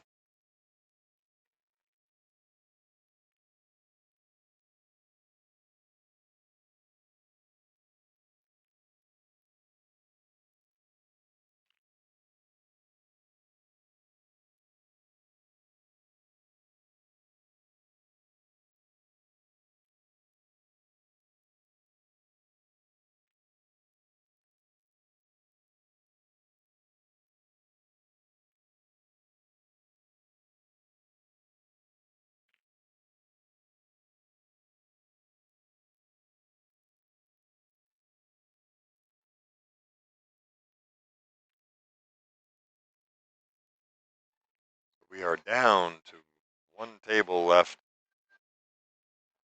We have 5 matches to get through.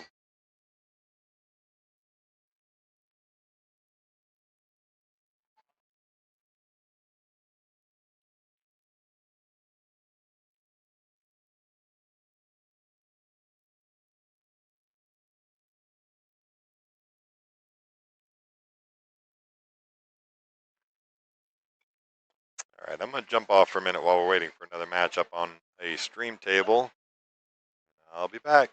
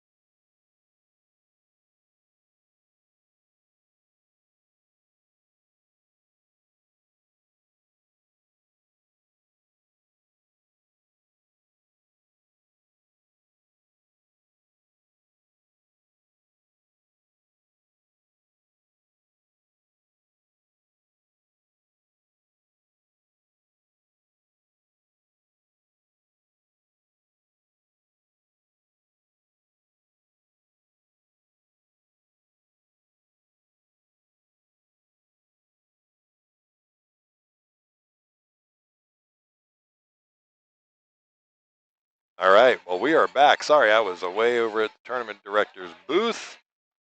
We are back in action now. We've got Jay Tang and Mike Robinson playing. This is still on the elimination bracket side. We got Daniel Perez hanging out in the hot seat. It is 1:05 in the morning here in Texas. We got plenty of action going on. Skinny Bob's Billiards tonight. I see there's still about, I don't know, 40, 50 people watching, so appreciate you guys hanging out. Jay Tang, shoot 2-ball.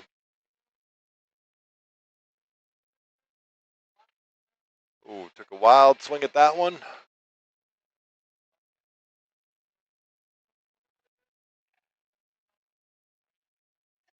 Now there is a really, really fine cut on this 2-ball that goes in the side pocket. Just a matter of where that cue ball is going to go off of it. It almost has to run into that 9-ball, I think. He might just play the, maybe he can get around it. There you go. And he's going to, oh, nice little flick on the 3-ball.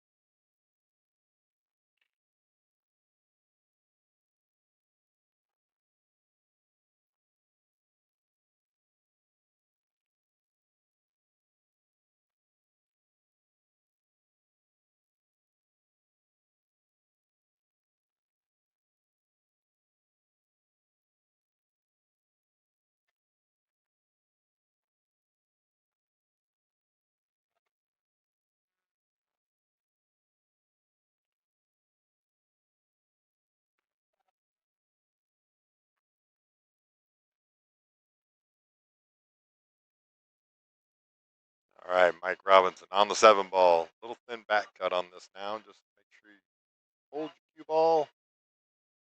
Yeah, he was definitely working that. Wow, did he get this thing pinched up on the side pocket? He did. He has got him hooked on the point. Yep, he's hooked on the point there. He's not getting to it. He's hooked on the point. Got the crowd behind me looking over my shoulder because I'm looking at it physically. Shooting 2 rails at this. Yeah, that's going to be pretty good. Pretty good shot. And he's left it in a tough spot here for even to make the carom. Got to control where that 7-ball is going to go.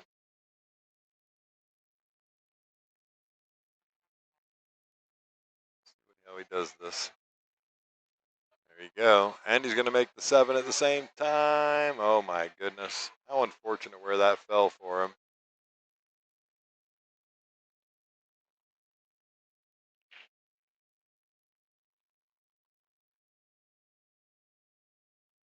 Let's take a look at this over the top. Well, I think he can actually still make this down the rail if he wants to try. He's going to catch the point or just outside the point. You just can't put any kind of stun English on this.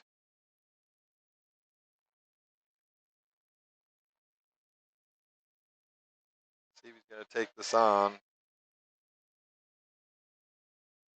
The 9-ball covers the bank. Oh, he back cut it like a champ. That's a really good cut. Got himself into a position where he can win this game. It is a race to 3. Waiting in the wings. Look at that bracket again. Yep, waiting in the wings is Noah Contraras. All right. Mike Robinson.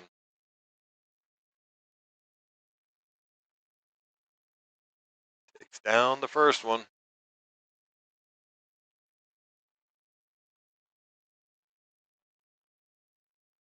What's up, Manny? How you doing, brother? Welcome to the stream and welcome to the chat. What are you still doing awake, sir?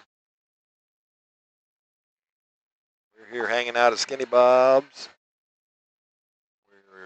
This is a 5th, 6th place match in the elimination bracket. 5 players left in tonight's tournament. 1, 2, 3, 4, and 5. Yep, 5 players. Jay Tang and Michael Robinson playing right now. Winner of this gets Noah. Winner of that gets David Newman. All right, Mike Robinson with a big break here. 1, 2, 3, 4, 5. 4 balls on the break. Open shot.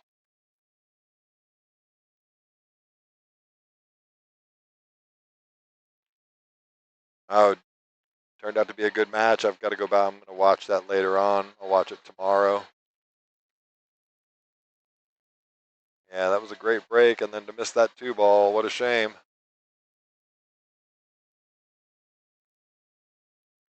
Nothing worse than making a great break and then not being able to take advantage of it. I had one the other night in league. I made 5 balls on the break and got completely hooked on the 4 ball.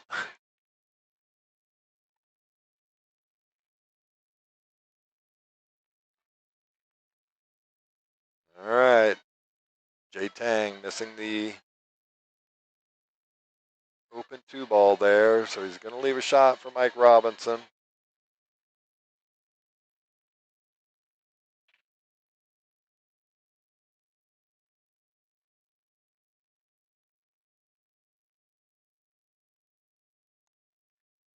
Yep.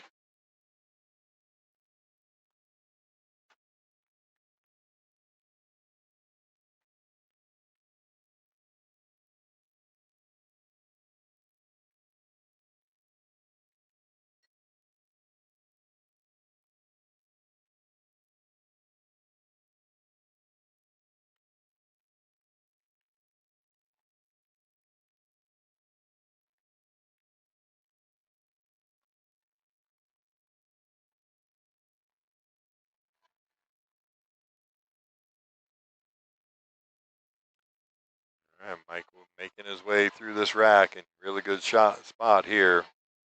Roll through this 5 ball, give yourself something on the 6. And he pushed it right into the point. Yeah, I understand, Mike. Good news is you didn't leave anything easy on the 5 ball.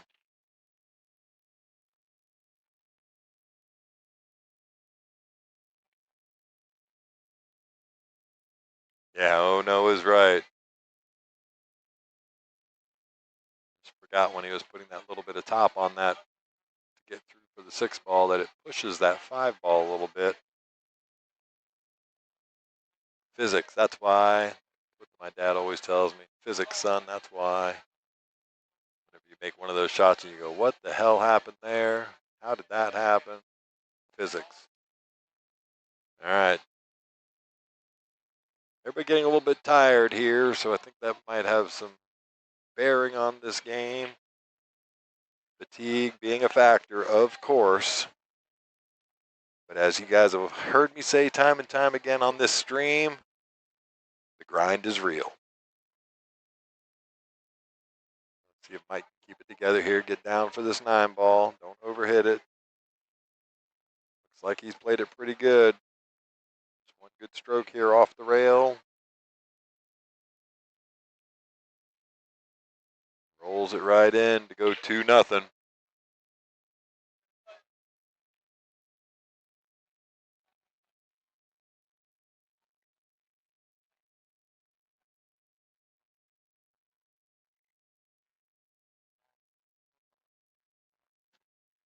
Where did the magic rack go?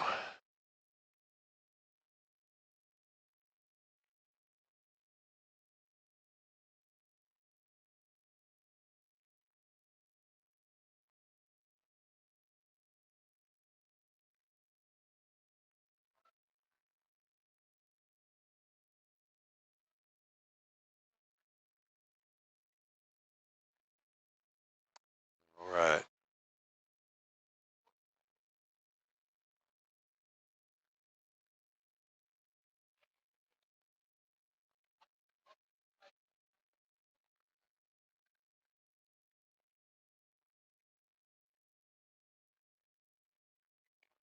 All right, J-Tang. J-Tang to break.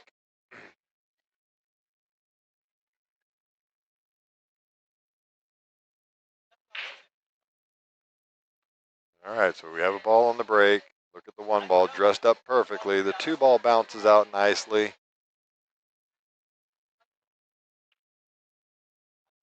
So he's got a way. He's got a path here. He can go. He can go the 3 rails around to get back on this 2 ball. Just got to take a second, plan your work. You're not going to want to try and slow roll this and back cut the 2 ball. You want to make sure you get around the table for this. Yep. Straight top on this one, Jay.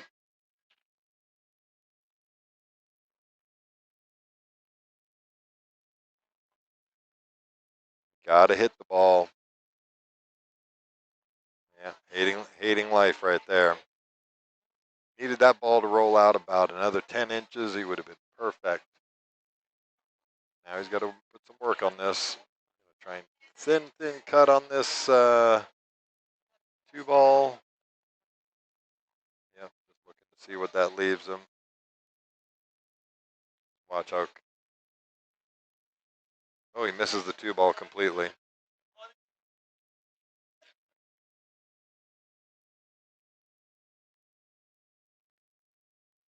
Ball in hand for Mr. Robinson.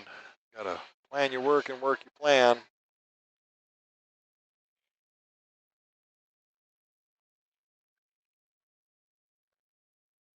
Yeah, Manny, somebody else commented on, made a comment earlier in the chat about the team match, Poland and Philippines there. Said it was pretty exciting, so I'm going to watch that one tomorrow. Mike Robinson at the table now. Make this 3 ball. He could come off the rail. Yeah, just take what the table gives you. Good shot there. Now he can roll through this 5 ball. Just put a good confident stroke on it. Lots of wide open room to get on the 6 ball. Good shot.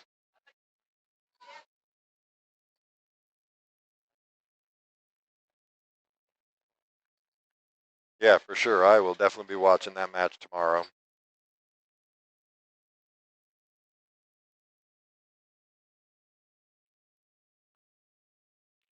All right, well, gets really unfortunate here. Unusual kiss. I don't know if the 7 goes past the 8. If it does, it's super tight. With the cue ball and that 7 being that close together, it's going to really just bear down on this. Make sure you don't trap yourself behind that 9 either.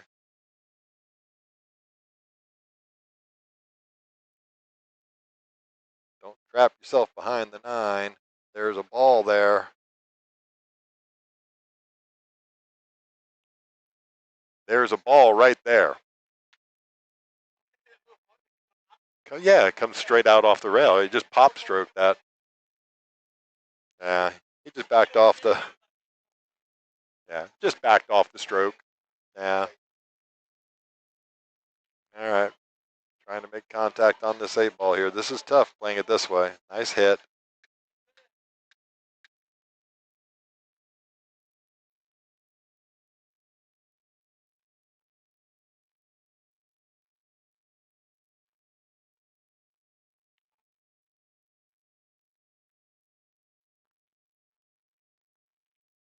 Mike is over there chastising himself for backing off that stroke and hooking himself.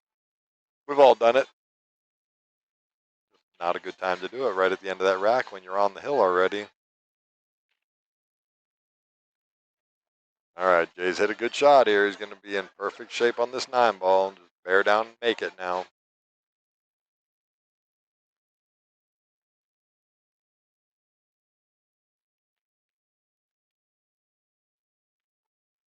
All right, Jay Tang gets one back on him. 2-1 in favor of Mike Robinson. Breaking for the match.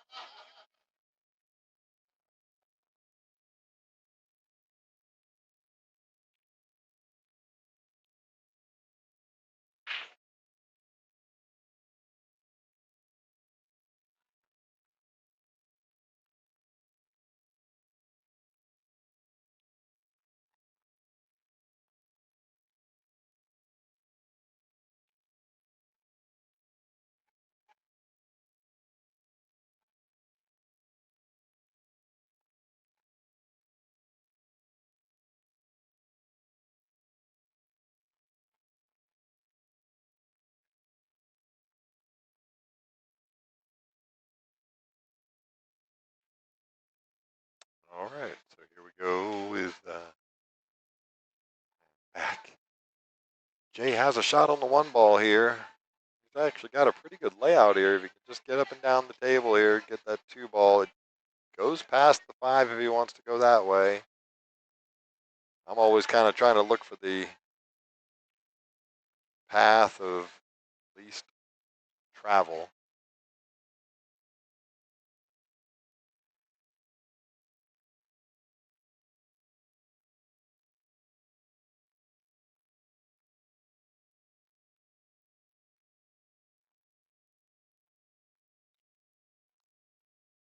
What's the book? The Pleasure of Small Motions. Yeah. Try to overdo it.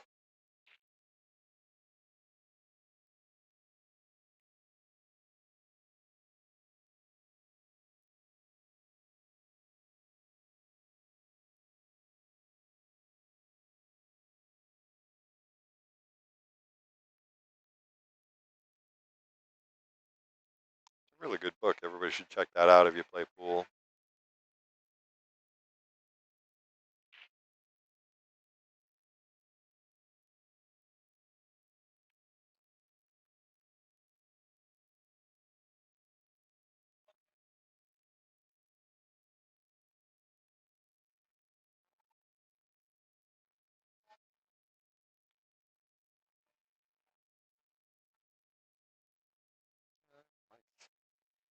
Working his way around these. Sorry, I was a little distracted there. I was trying to actually just talking about the pleasure of small motions. I was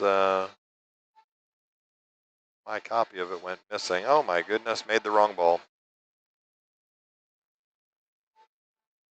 Giving Jay a wonderful opportunity here to tie this match up. If he can just get out of these 4 balls, 6 to the 8, and back from the 8 to the 9.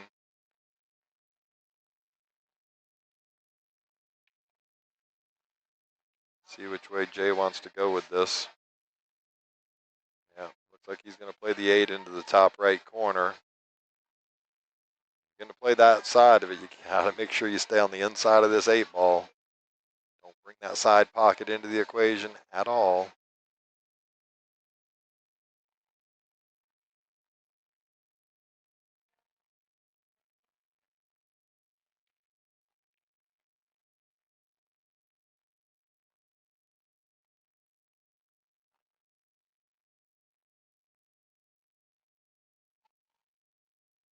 Just going to draw this back, maybe go 2 rails off the short rail, off the long rail by his hand. He took it too far up the table. Now he's ended up really awkward on the 8 ball. Just didn't think the plan out all the way. I think might be be the issue there, Jay.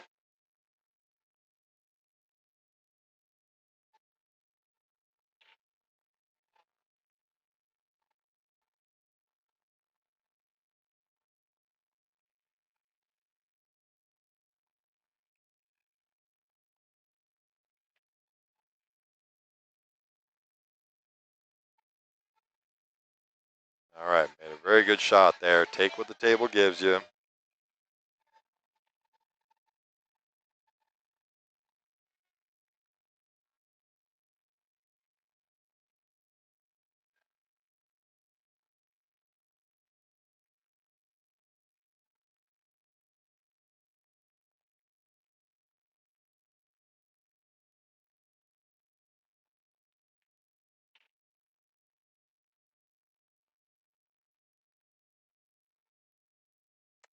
Misses the 9 ball. Unfortunate there.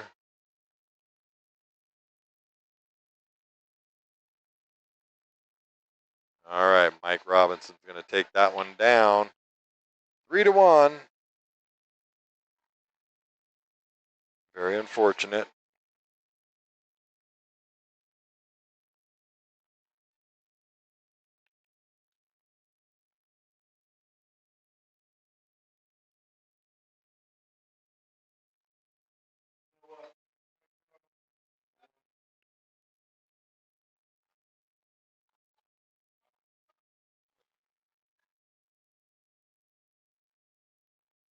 They just called for Noah to come up and play Mike Robinson in the next match.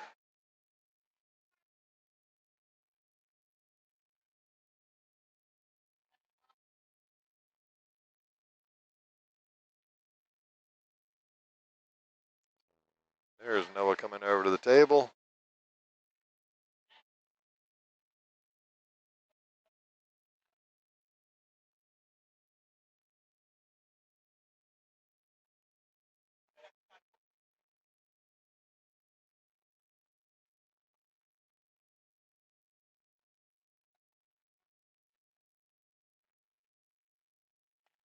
Flip a coin. Noah gets first break by the looks of it.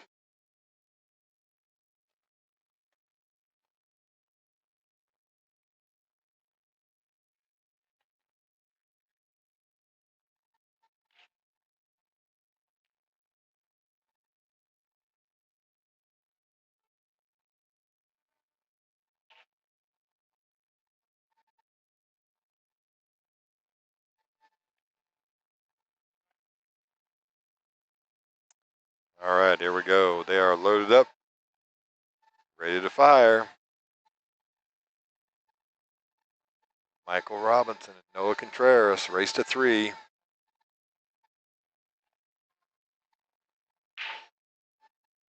Big break from Noah there. Nice little flick on the 1 ball from that 3 ball. And the only problem we've got, or excuse me, the first problem that we've got is going to be getting from the 1 to the 2 ball. Oh, look at this thing. Flicks right around the back. What a shot there. Well done, Noah.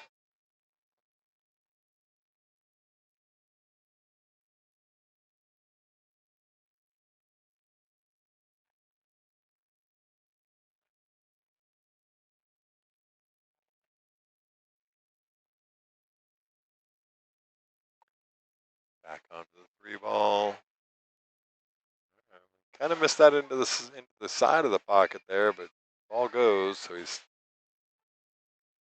just wrap around this bottom right corner for the 6 ball. Little bottom right on this spin.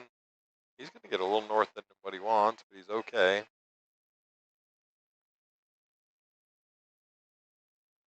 Such a long bridge.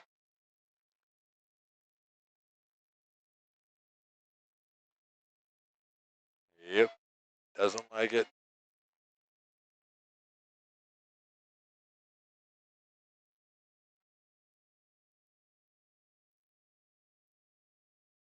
He's going to hang that ball up there. A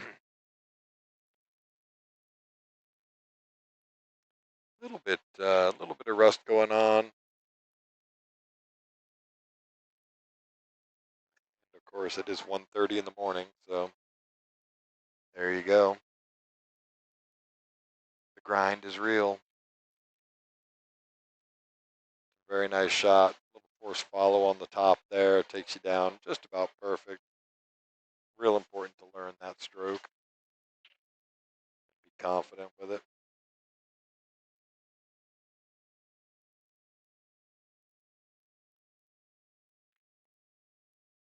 All right, so he drills it. Gonna get a little weird on this 9 ball.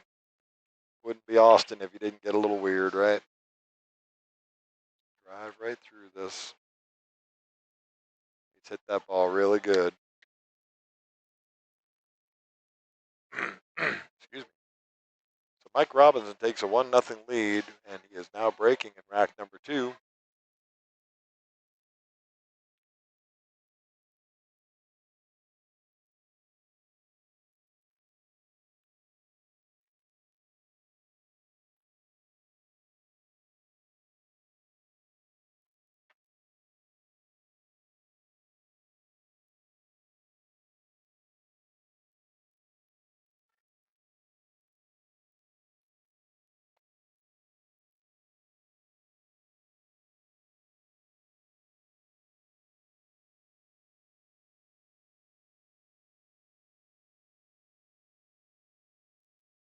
All right, Mike Robinson to break. Rack number 2. Here we go.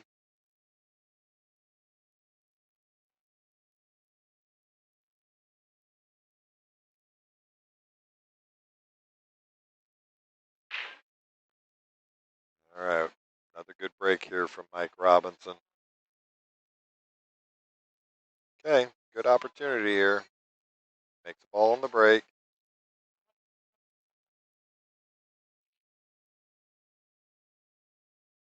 Just make sure you don't get trapped with this 6 ball here. Last call for alcohol. You have a few minutes to drink order.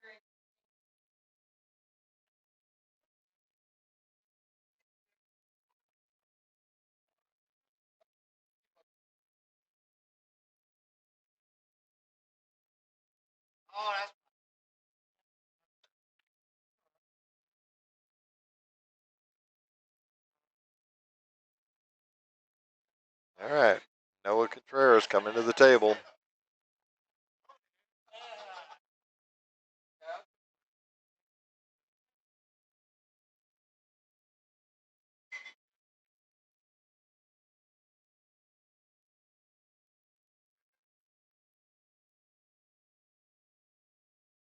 All right, Noah at work now on the 2 ball. Going to draw it off here.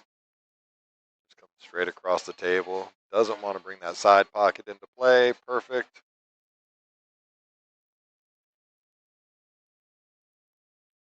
Straight up and down the table here. Just missed the 6 ball. Really good stroke there from Noah.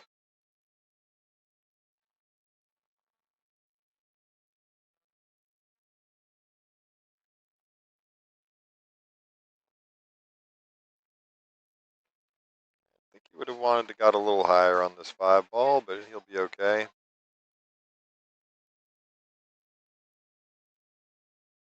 Yep, opt for the 2-rail option to give him some line on the 6 ball. That's totally fine. Now he's going to go 3 rails around, come around the back of the 8.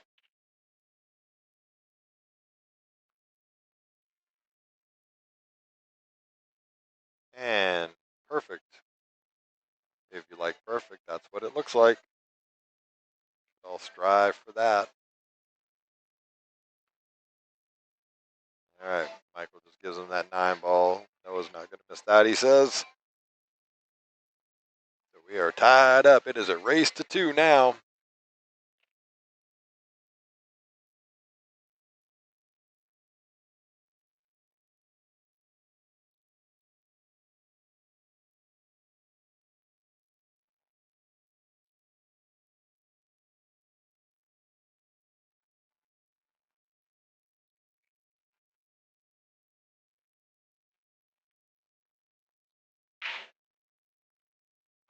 Big hammer of a break from Noah.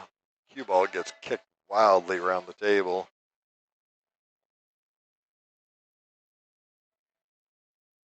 Yep, 1-1. Thank you, Noah.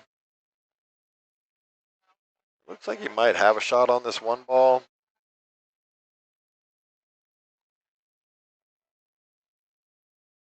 Gonna overcut it and leave the one ball hanging. Yep.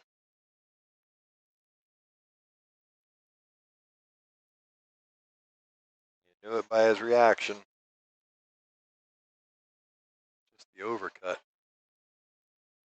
Mike's going to try and play this with a bunch of inside English to hold for the 2-ball. That thing's going to go squirting away from him. Okay, came down far enough.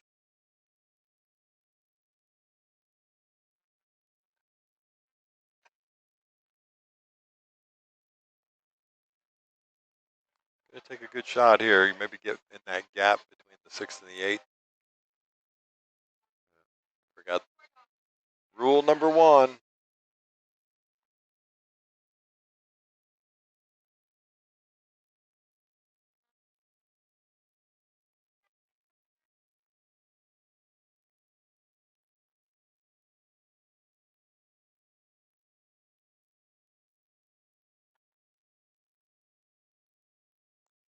Just gets out of line.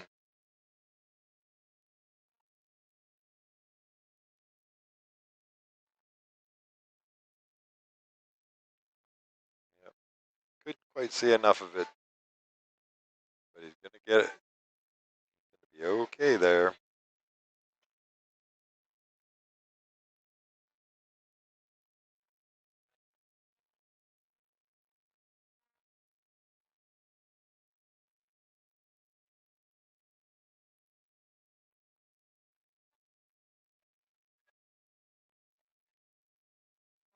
Mike's got to be just looking for the save. Get behind this wall. Or go the other.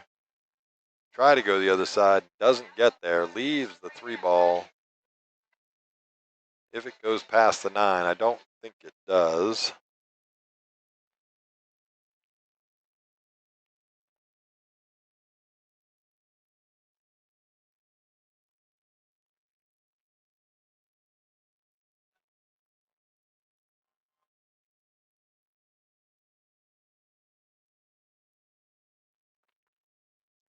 Took a rip at it. Took a rip at it. Fortunately gets the scratch. Ball in hand to Mike Robinson. Really good opportunity. Heard me say that a bunch of times tonight. Anytime there's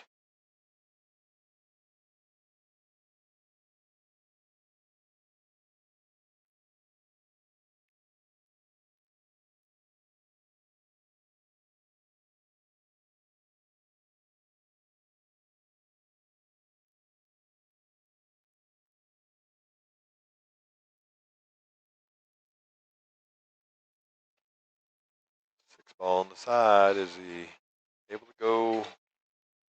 What a draw stroke there, sir. Very well done. Don't try to overdo anything.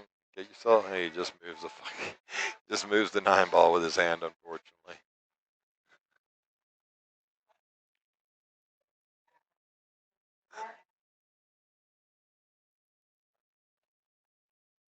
We do play cue ball fouls only, so I guess that that counts.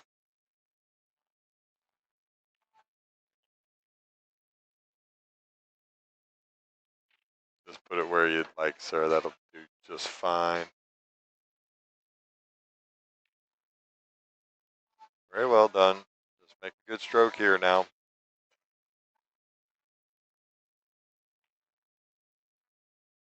Don't overpower it. Just roll this in. Did it good.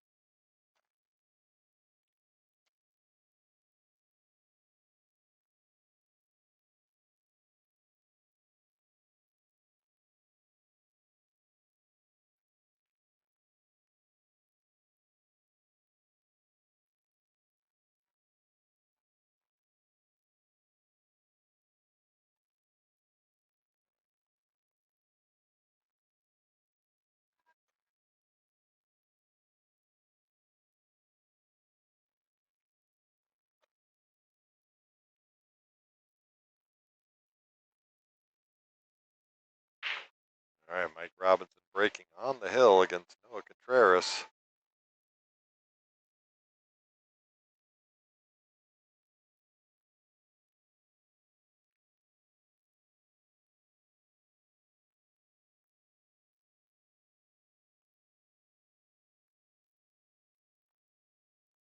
One six combo. Very well played. One of the two ball is going to be a tough one.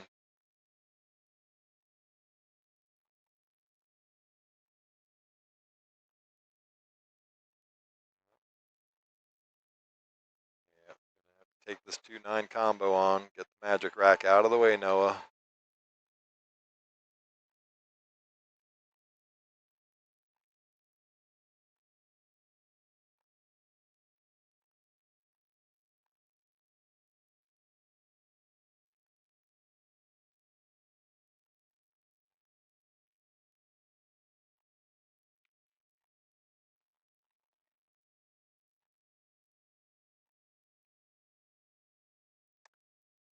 All right, didn't really want to leave that 9 hanging in the pocket like that, but not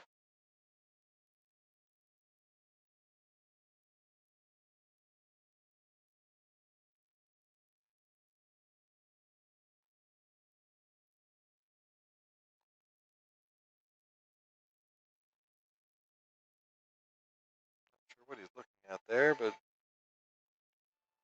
just needs to try and play this safe. I'm assuming he can't see enough of the 2 ball. He can only see about a quarter of it on that left side as he's looking at it, our right side. Thin off this 2 ball, get up behind that 3-7, kind of natural.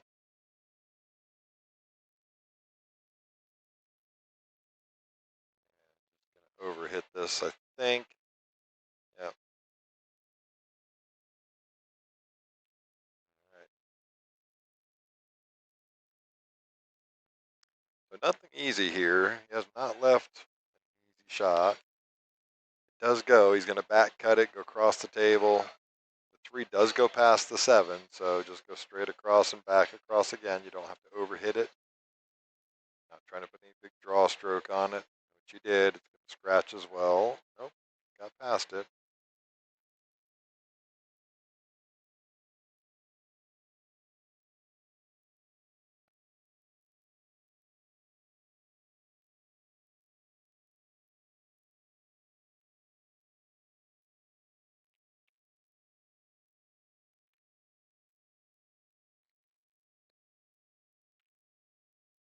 Yep, good shot. Now, given where the 4 ball is, he's going to want to draw this ball and try to make the 4-9, I believe. Not many opportunities that you get against a Noah Contraras. You want this rack to end as quick as possible, and he has not left himself any kind of good angle on this at all. So, just straight draw.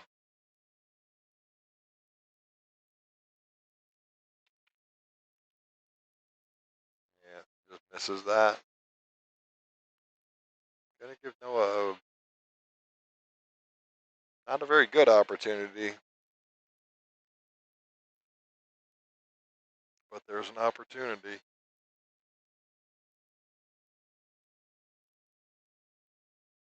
It's really thin. And it's gonna underhit it.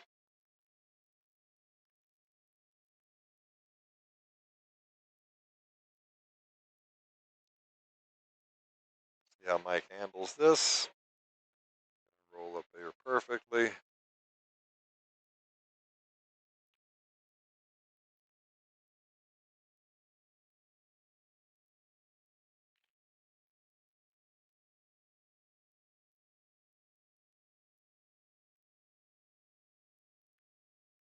Yep, very well done.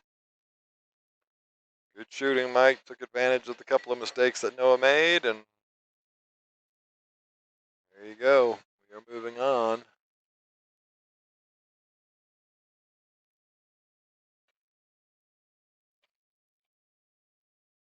is going to be Mike Robinson.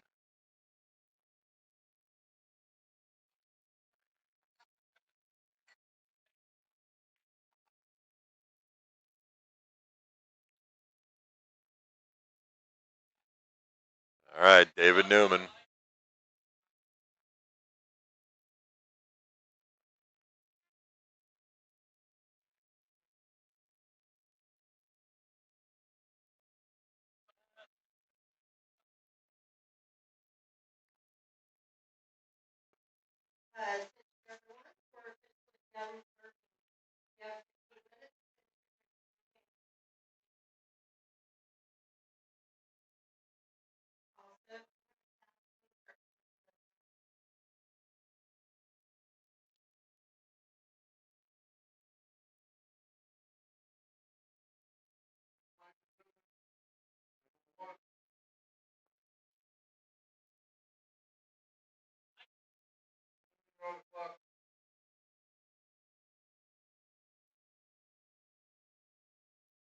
All right, David Newman making his way over to the table.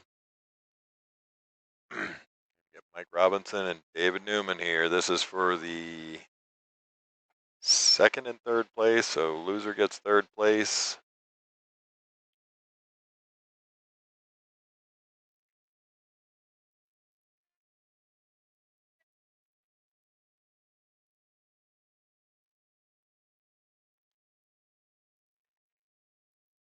Mike, Mike.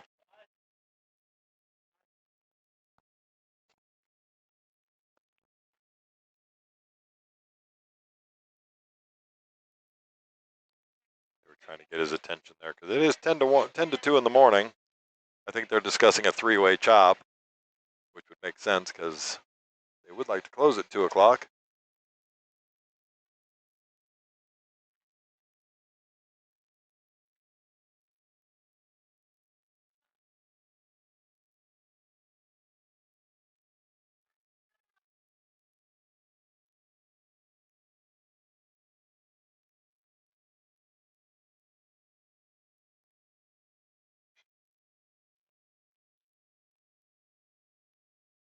So while they're figuring that out, I would imagine we're going to be looking at a chop here. They're having some discussions. I'm going to jump over and say hi. Captain Mike here, hanging out with you very late, early hours of the morning here at Skinny Bob's Billiards. You see Skinny Bob behind me over here, hanging out in the booth.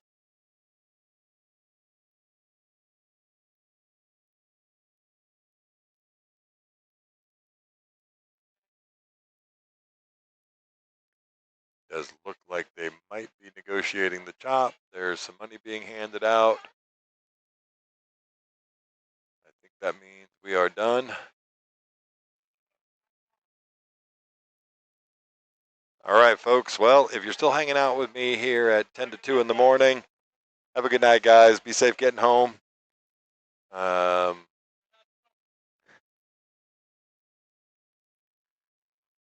Again, I appreciate everybody that's hung out with me tonight for the Friday night 9-ball here at Skinny Bob's Billiards in Round Rock, Texas. We will be back again next Friday night, same time, 7:30. Let's get it on with a live stream again. We're going to get a couple of challenge matches going on. I think I might actually try and play one on Sunday. We're trying to put something together now where it'll be me playing. Maybe I'll get myself mic'd up and stream it. Give some commentary while I'm trying to play. That might be a disaster, but we can try it and see what happens. Anyway, you guys, always awesome in the chat, always awesome on the stream. Thank you so much. Have a great night. Enjoy your weekend. As for now, Skinny Bob out.